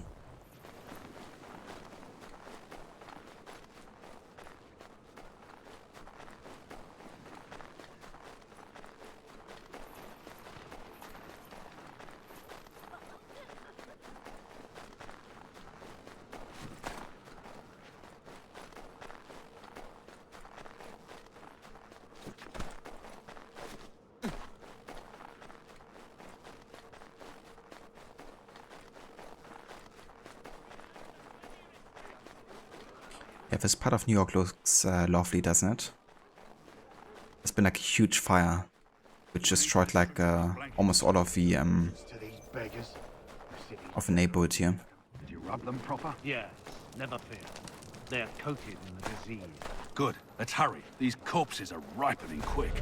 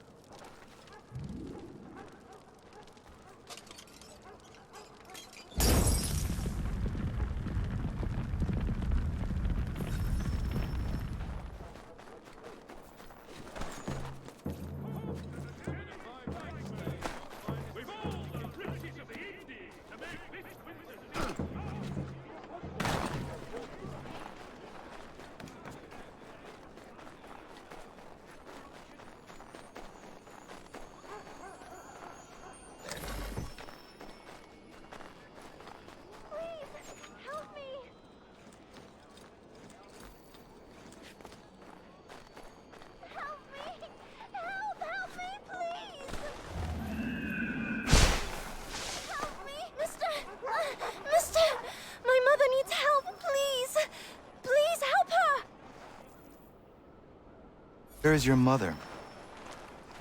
Follow me. Good for nothing, wench! Let me go. Bugger off! Please. I help guess me. you want a beating! I'm begging you to help me. Why won't you listen?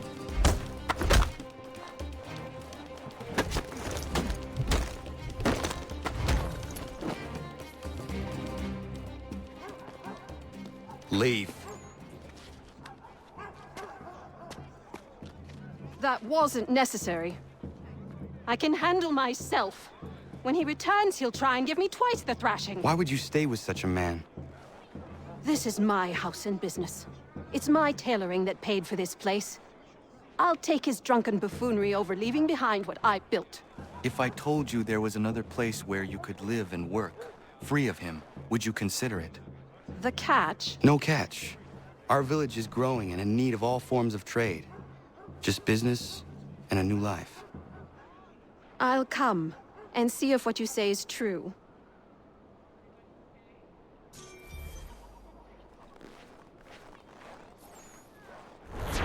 Nice. Now we have unlocked the tailor. She's gonna come very handy also for the trading and economy system. Because that will allow us to get things like bigger smoke bomb pouches, for example. Which of course is hugely beneficial for any kind of like stealth gameplay. Yeah, they completely revamped the movement system from the ground up. And they also ended up using that same system, of course, for Black Flag and AC Rogue as well later. But yeah, like the amount of mocap they've done for this game is actually insane. Like there's so many different animations that they added from like scratch, essentially.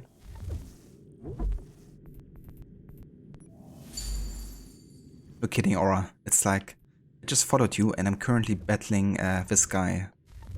How much more help do you need?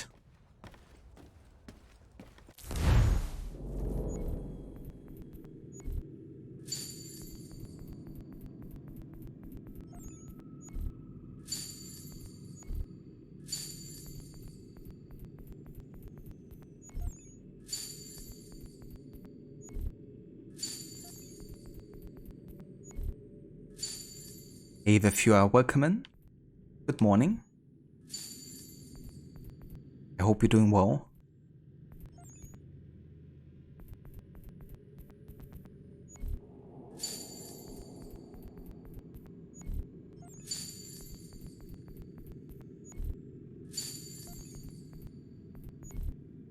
Okay, what can we craft?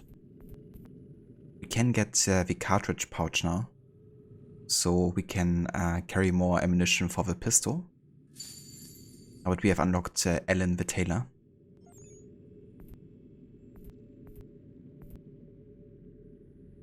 Yeah, for the quiver we need to get Lance to level 2 here. We need sewing threads for the snare pouch. For our twin holsters we need to get Ellen to level 2 here. Let's see if I can craft some sewing threads, I guess. Yeah, I can. So we can go ahead and make the snare pouch. Nice. Yeah, let's go ahead and make some barrels. We can make candles as well. We can make Lindsay Woosey.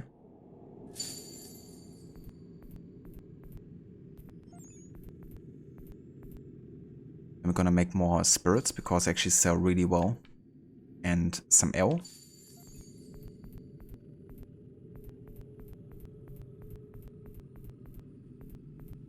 We can make bandages, apparently.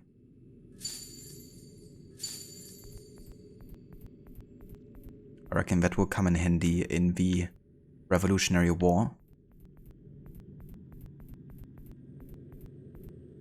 We can also craft some crates.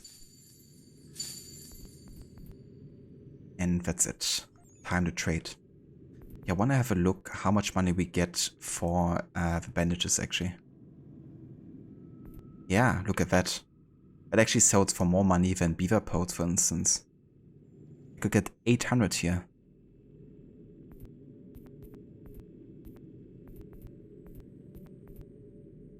Also, I have to wait 22 minutes and has a risk of 35%. But that's worth it.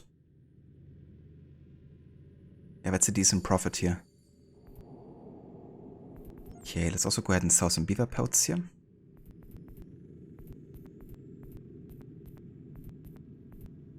To this guy, I guess. And let's go ahead and sell some spirits.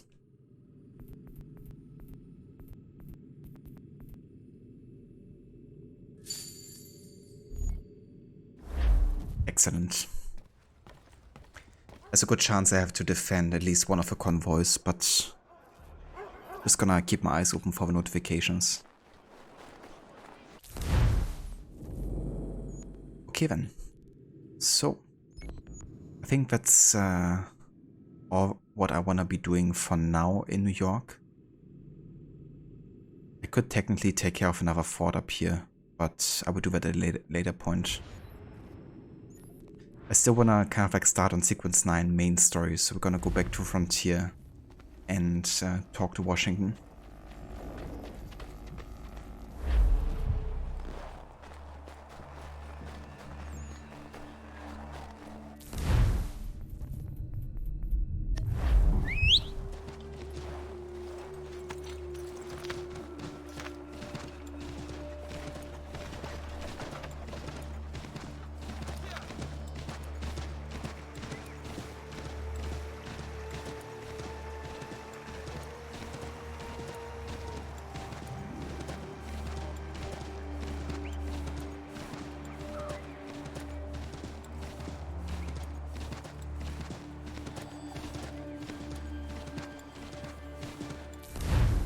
Let's also go ahead and check on the Brotherhood here, because we can take care of a couple more colonies here. We have a last mission for Rhode Island. Templar Hideout.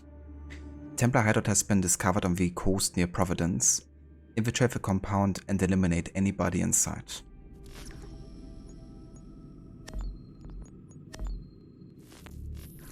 I'm gonna use Stefan here because it's a 100% chance on a 15-minute mission here. Then we have South Carolina. Viper in Camden. Another Templar threat has emerged in the Patriot Army. Joanne DeCarp is posturing himself for promotions into high-ranking positions. His column approaches battle in Camden. Find him once the fighting starts and silence him. And we have Georgia. Evacuation of Savannah. The British still control Savannah. Sail for the city and convince Sir Guy Carleton to evacuate the troops and any dissenters. Carleton must not die.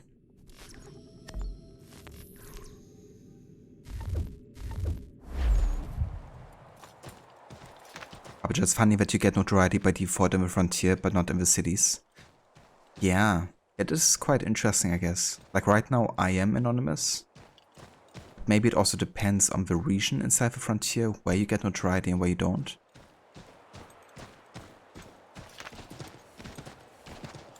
I did also notice that depending on your actions in the frontier, it can also raise your notoriety sometimes. But yeah, right now it seems that we are anonymous.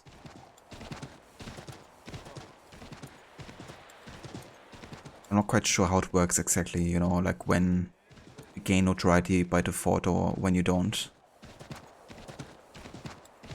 But it might have to do with where you are. For example, right now we are inside the home base, I guess, of the Patriots. And we are an ally to them, so I guess it would make sense not to have any notoriety here.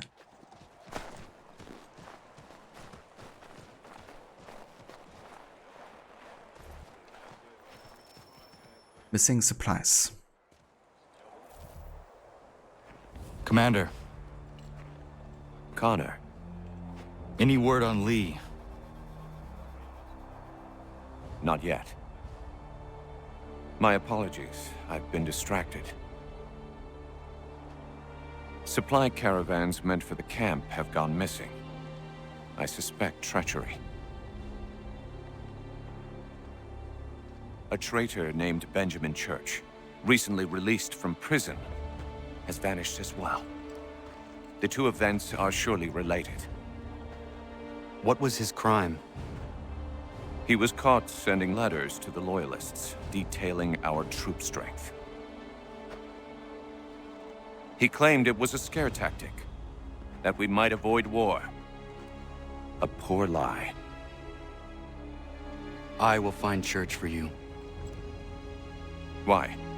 What reason have you to help? Does it matter? As you wish. We've received reports of trouble along the southern road. Might be he's responsible. I suggest you begin your search there.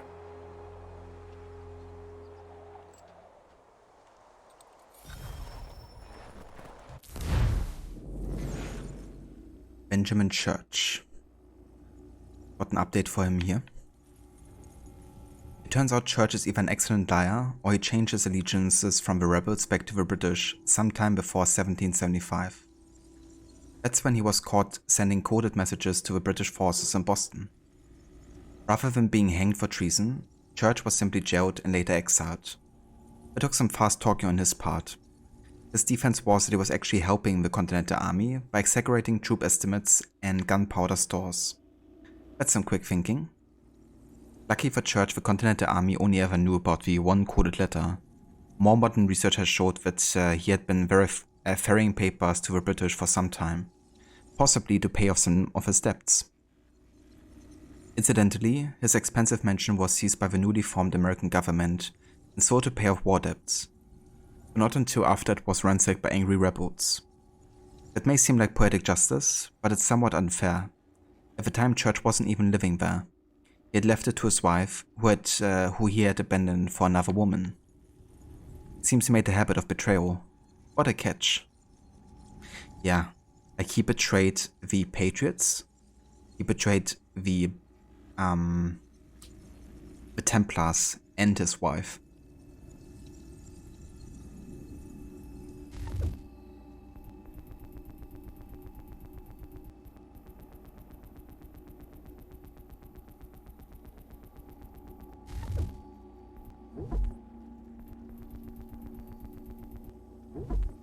The Continental Army.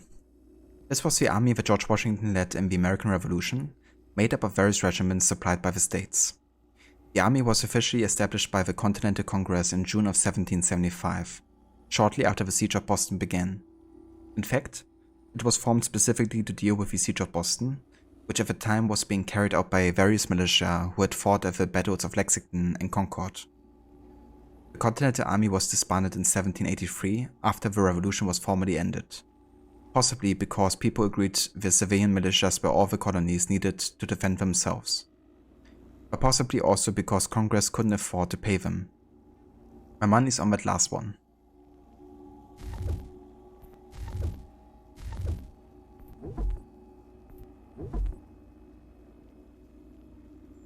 The Great Fire of New York. The Great Fire destroyed as much as a quarter of the buildings in New York and caused a housing crisis that lasted as long as the British occupation of the city. New York at the time was largely deserted. First, loyalists had moved out of the Continental Army moved in, and then the Continental Army left and many of the Patriots went with it. Many buildings were empty and the conditions were dry, so when the flames started they spread quickly, ripping through the poorer sections of the city and seeming to spread to several places at once. This is probably part of what caused rumors that the Continental Army was responsible. Such a big fire couldn't have been an accident. Except it seems it was.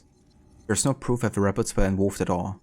Washington had considered setting fire to the city as he retreated, but Congress had voted against it. Washington was fairly clear in his writings about the event. Providence, or some good honest fellow, has done more for us than we were disposed to do for ourselves. That is, wasn't us. But I'm not sorry it happened. Yeah, Washington loved burning down things, it seems. Like native villages.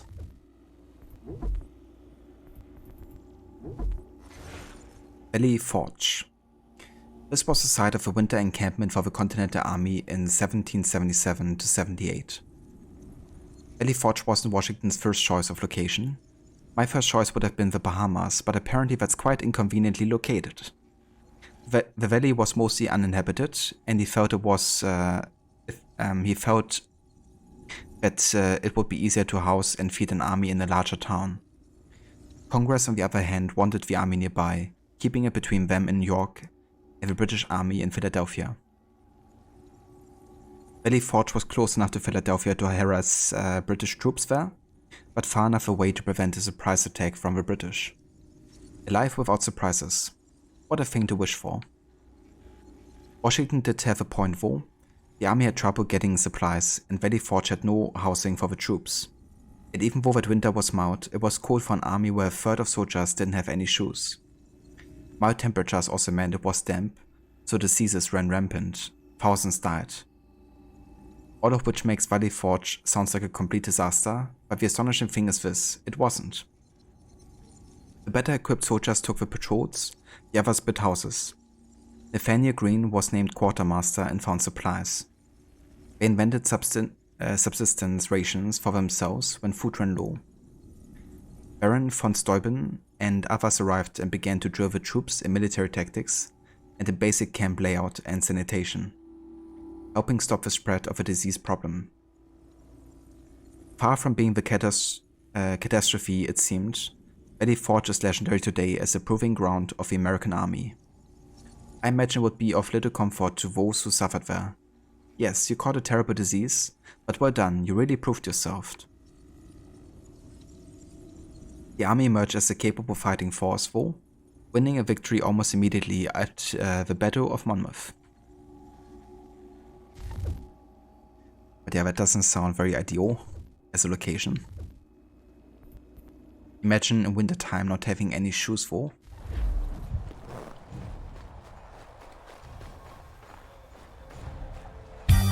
Ah, Connor. What do you think of my work thus far? The men are bolstered, focused. It is good you have come. You are too kind. Lord knows my journey was far from certain. The trials we suffered getting here were strange and many. I dressed as a woman, Connor, to evade British spies. Did you know that? I did not. As a woman, you say? It is the truth. King George had already stopped our crossing once in Bordeaux, threatening to seize my newly purchased ship, La Victoire, and arrest me. But I was born stubborn, and such a warning could not dissuade me. So we rode for Spain and bought passage aboard the ship there. George's spies had followed us every step of the way. Disguise was the only remaining option, mon Dieu. No man can doubt your commitment, and you are invaluable to the cause. You did what you needed to do. I am certain I would have done the same. But of course you would. I expect nothing less.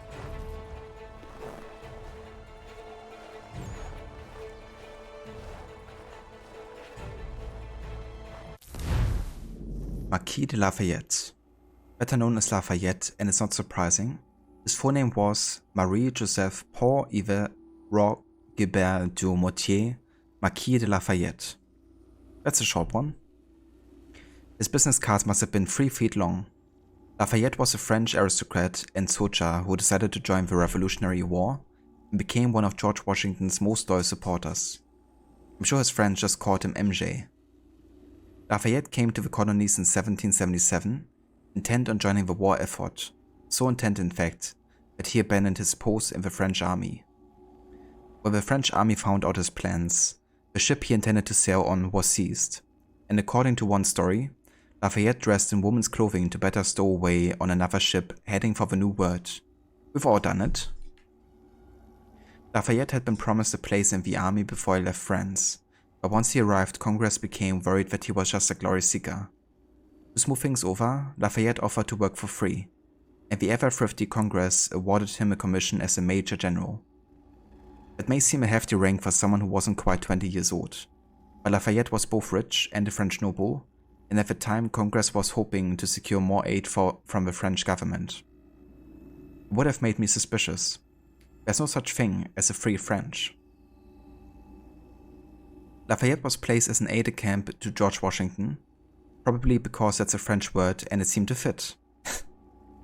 And the two became good friends. Political connections aside, he was an excellent addition to the army. Lafayette was a natural leader. His first real fight was at the Battle of Brandywine, where he was wounded.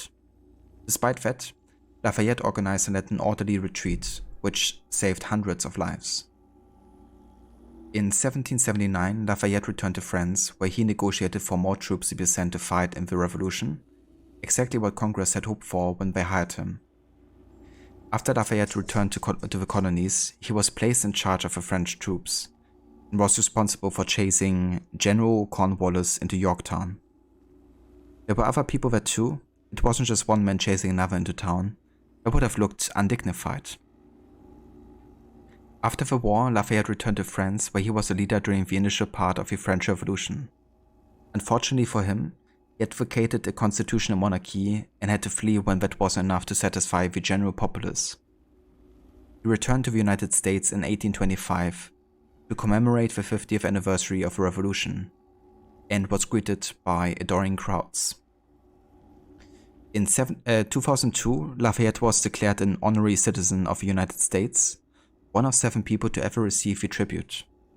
Arrogantly, Lafayette didn't even bother turning up to the ceremony. That's the French for you. Yeah, how could he? Like 150 years after he died, probably. To not go to that ceremony. It's just not right.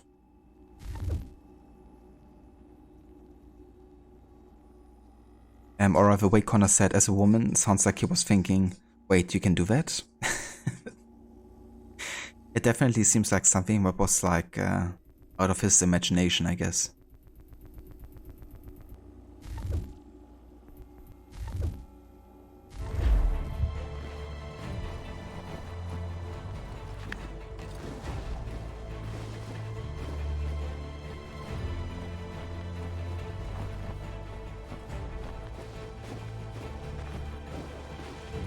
that one could do that. Maybe that's something that Connor should embrace, you know, kind of like as a disguise social stealth tactic.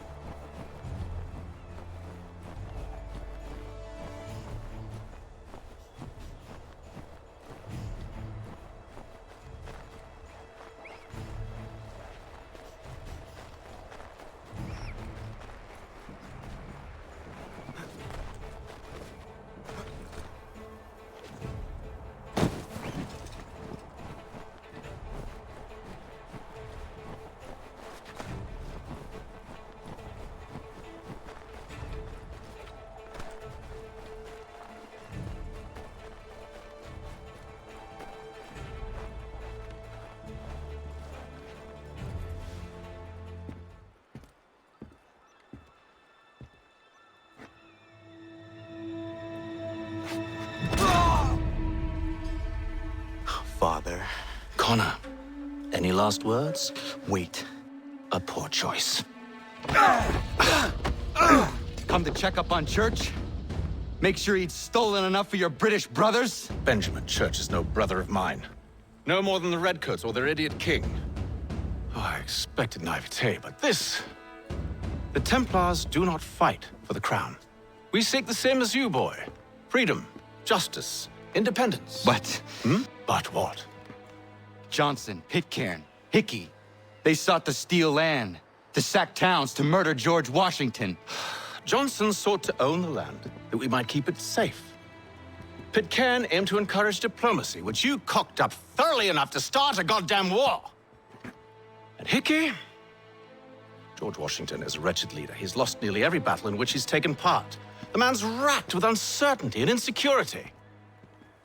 Only look at Valley Forge to know my words are true. We're all better off without him. Look, much as I'd love to spar with you, Benjamin Church's mouth is as big as his ego. You clearly want the supplies he's stolen. I want him punished. Our interests are aligned. What do you propose? A truce. Perhaps some time together might do us good. You are my son, after all, and might still be saved from your ignorance. I can kill you now, if you prefer.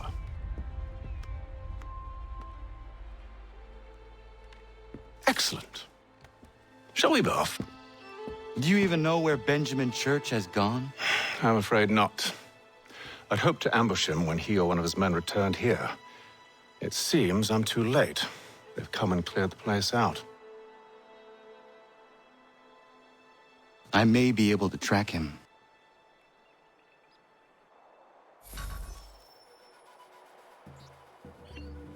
Ah, yeah. Haven and Connor finally meeting and being able to talk to each other, father and son. It's quite interesting when Haven says, I expected like Connor to be naive, you know, but that Connor has to expect that Benjamin Church is no brother of his anymore. I mean, he was. You know, we've seen it in the intro, how Haven rescued Benjamin Church and made him become a brother. And already that early in the game, you know, we saw like warning behavior, I guess, you know, where Benjamin Church was basically saying, I would do anything for money, you know. I would, you know, like, let the innocent die if it means more getting more money, essentially, you know. Him being a doctor, he would only treat patients who can afford his high cost, you know, as well. And that's why he ultimately betrayed the Templars, because he's not there for the Templars, he's there for the money. That's all he cares about, you know. And Haven could have seen it as early as this, but he didn't. But now we're supposed to help him, you know, for a mistake that's like his for allowing him into the Templar Order. So that doesn't really hold much water.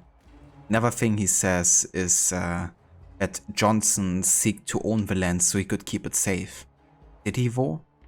I mean, we saw the hostile negotiations, right? Like, he basically killed the Iroquois people because they wouldn't sell the land to him. Is that keeping it safe? No, it's not. It belongs to somebody else who wasn't willing to sell, and he decided to kill them. You know, Hickey trying to assassinate George Washington, and Van Haven is saying, how about we take care of Benjamin Church so you can get the supplies to Washington? Doesn't make any sense either. Because Haven doesn't want to benefit Washington or Valley Forge. It's not in his interest to get the supplies to him. He's just trying to use Connor to get to Church. So everything that Haven says here is just complete bullshit and nothing more. And he's already trying actively to manipulate Connor into helping him. So.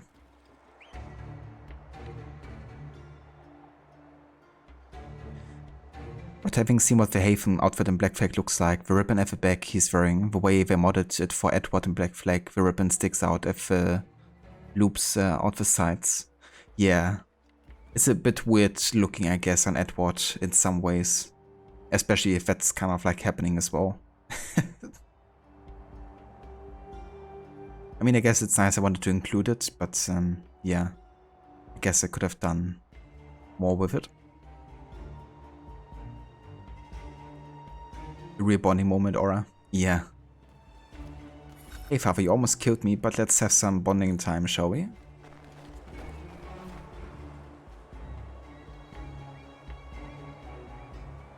There were rations inside the crates.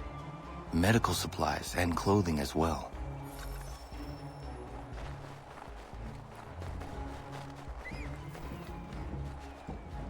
Here we have a couple Brits here. I'm gonna try to avoid them as best as possible. Let's just go around this way.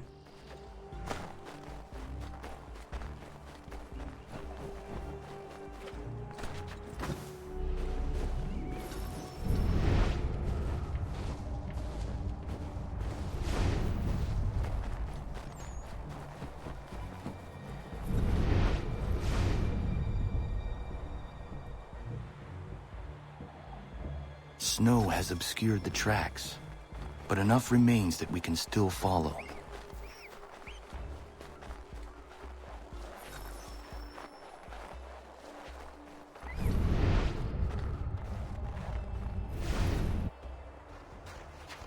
Just my luck. Going to freeze to death if I don't get this fixed. Are you Ben Church's man? Well played.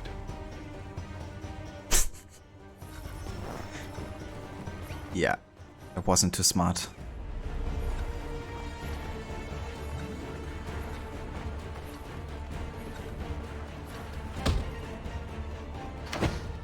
It was not wise to run. What do you want? Where is Benjamin Church? I don't know. We was riding for a camp just north of here. Is where we normally unload the cargo. Maybe you'll find him there. Enough of that. You did not have to kill him. Let's not waste time with all this pointless banter. Go catch up with the rest of Church's men. Infiltrate that camp of theirs and see what you can discover. And what about you? Never you mind. Just do as I ask.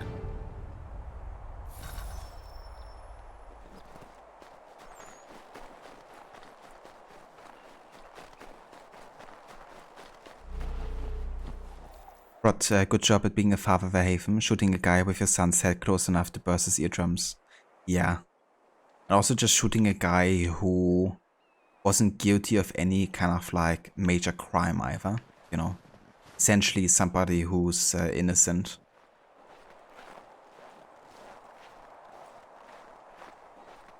It's really funny because in the early stages when you get to know the other Templars, Haven is still, like to him it's very important still that people who are innocent don't get hurt.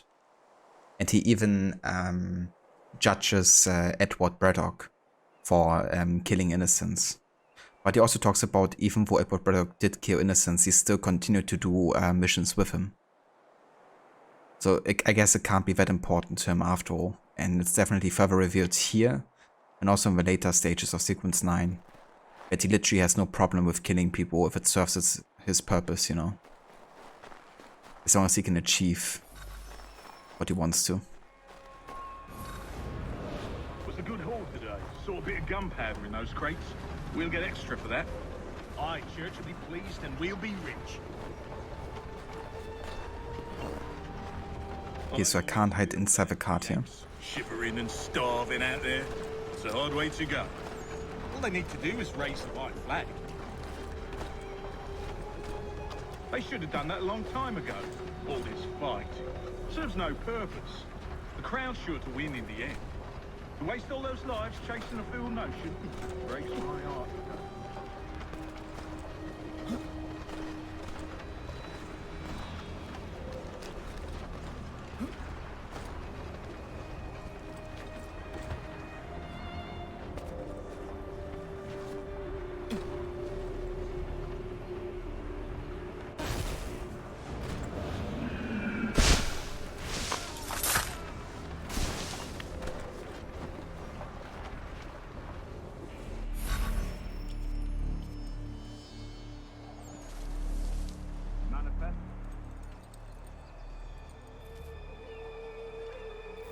Looks to be in order. Go and see the foreman. There's another run planned for tonight. I'll go bring the wagon and meet up with you later.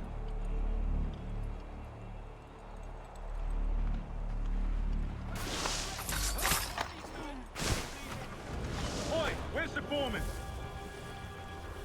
Center camp, near the tree. Can't miss him. Thank you kindly. You won't be thanking me when you hear what he's got planned.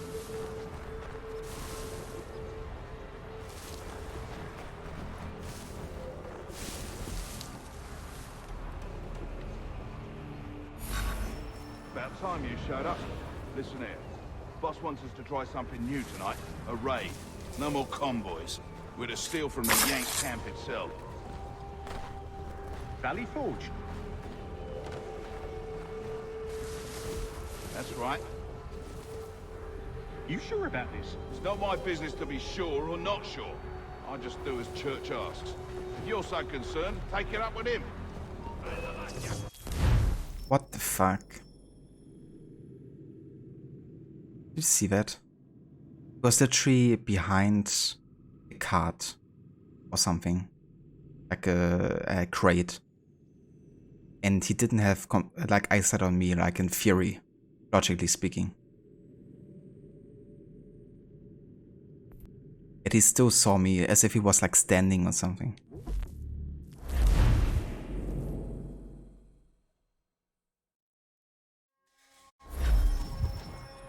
Locating carbon. Really was like surprise, motherfucker. Like the heck? Alright, looks to be in order. Go and see the foreman. There's another run planned for tonight. I'll go bring the wagon and meet up with you later. Just a classic AC3 moment there. Oi, where's the foreman? Center camp, near the tree. Can't miss him. Thank you kindly. You won't be thanking me when you hear what he's got planned.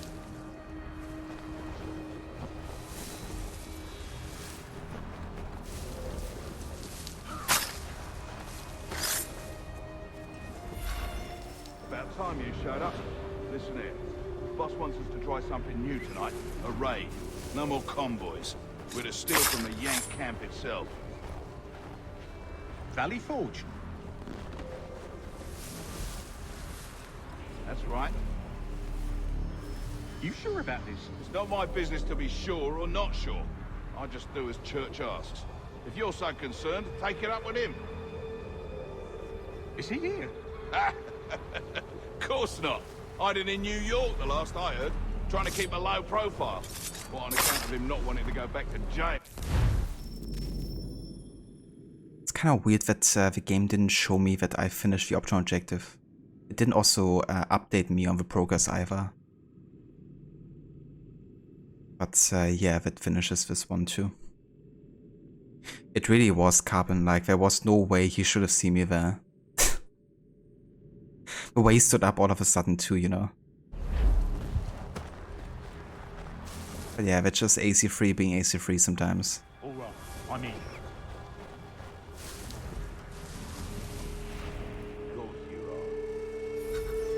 Look what we found.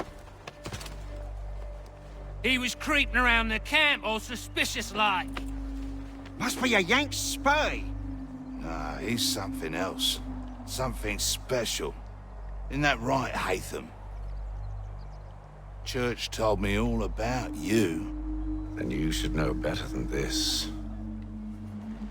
You're not really in a position to be making threats, are ya?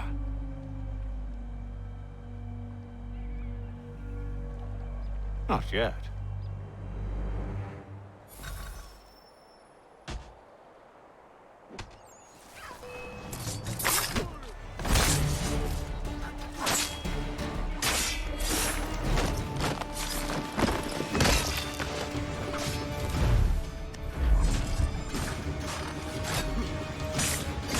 Once you've dealt with these louts, meet me in New York. What? You mean to just leave? Now? If you can't handle a couple of mercenaries, then we've really no business working together. Unbelievable.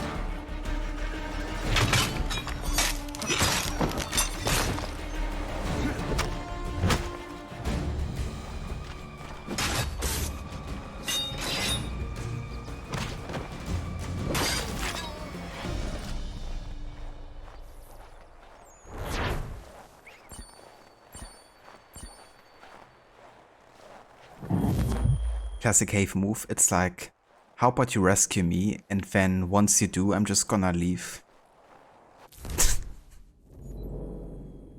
Oh boy. Haven.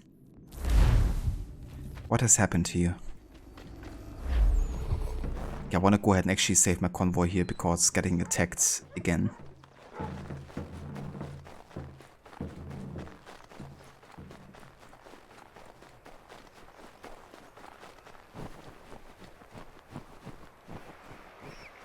But yeah, Haven is a lovely fella, isn't he?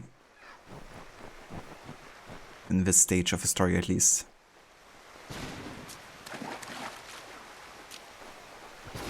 It really was Carbon.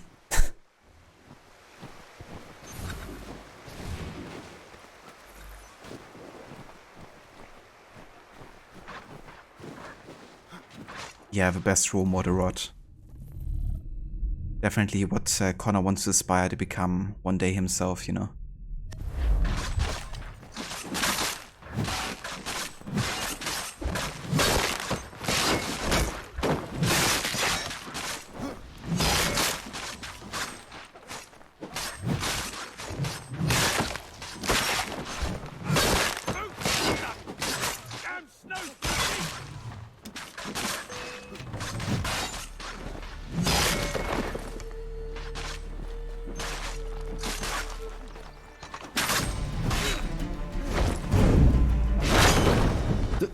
Camera.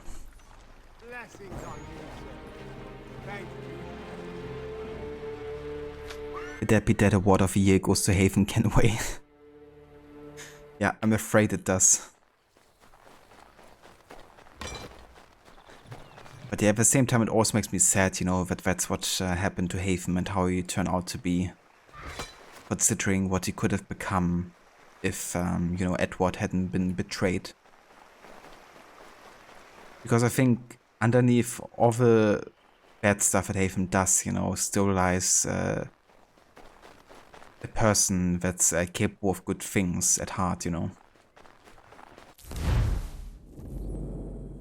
But, yeah. Unfortunately, it's too late for him at this point. Like, even when he learns about that, you know, his father has been betrayed and he has been falsely made to believe about the reason for his father's death and the capture of his sister.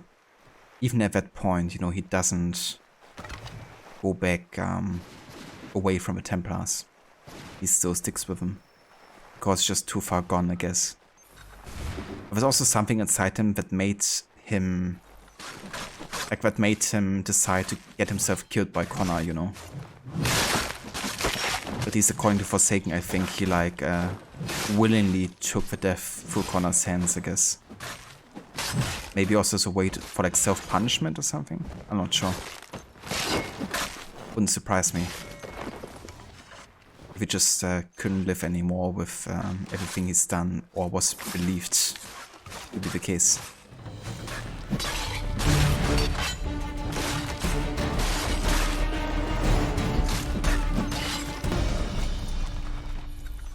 Blessings on you, sir. Thank you. Well, that's true. The extent of your sympathy for him doesn't go beyond that. It's definitely fair too, you know. I don't blame you. I also have very limited sympathy for him. I definitely have quite a bit of sympathy for him in the beginnings of a game, you know. Because he's much more moderate and, you know, also definitely does a couple good things, you know, like stopping Edward Braddock was definitely a good thing, and rescuing Guts the Zeo, you know, and setting her free. But, yeah. At this point of the story, you know, he's definitely become quite corrupted, I think. There's not much left of a person we've seen. Or at least the morals that he still hold up at that point.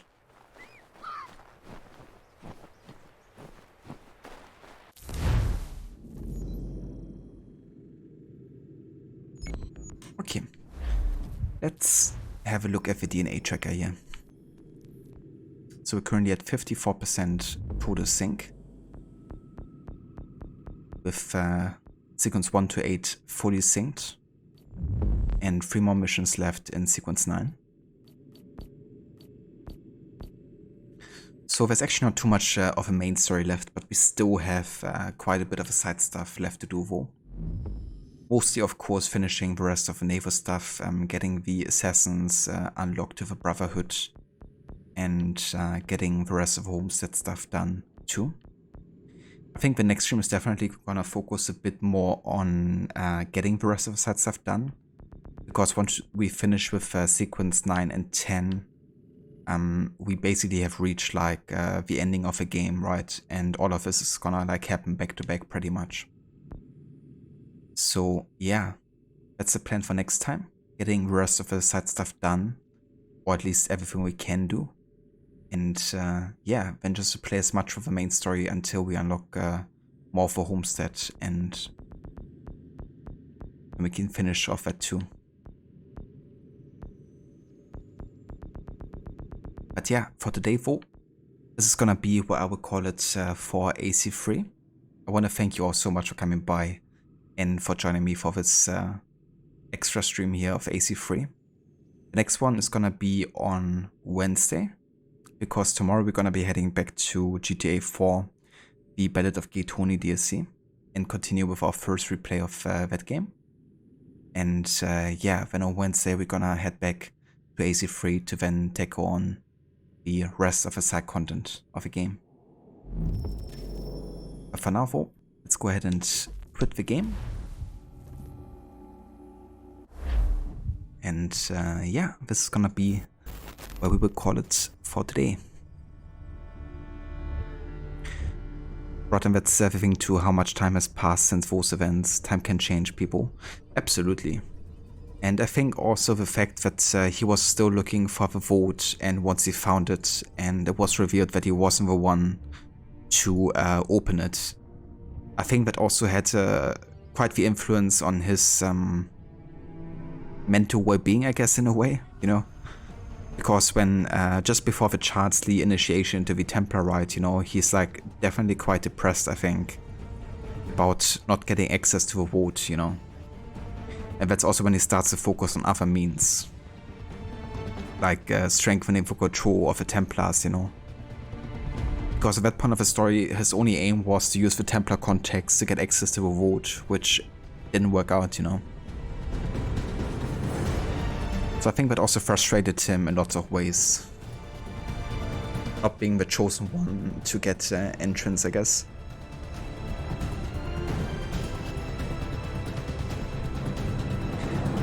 And yeah. And that's no worries. Thank you all so much for being here. Rod, Carbon, Aura, Harbinger, Viewer, Godi, and everybody else who's still in here in chat. Thank you all so much for joining me today. Exactly, Rod. No, I mean, the key is like so important, especially to Desmond and, you know, the other modern day characters, of course, but Avon just doesn't know, you know. He doesn't know that it's a key that's meant to open something inside the vault.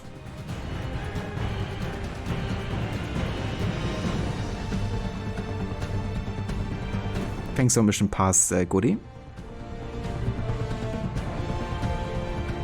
But yeah, let's have a look to see who's online and who we can raid today.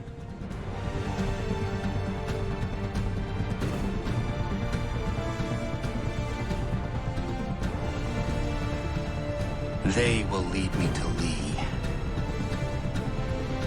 They sure will. Okay, I think we're gonna go say hi to Ginger Perks today. She's playing some Dark Souls 3. With her first playthrough of the game.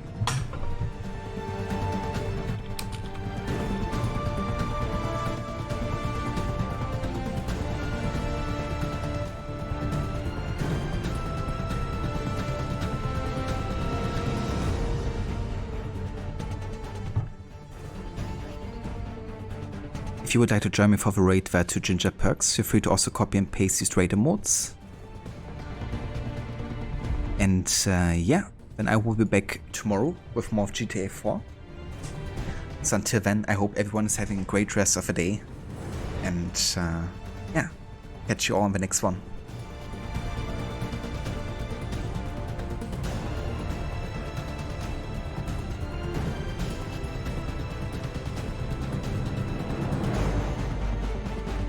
Catch you next time, Rod. Hope you have a good rest later.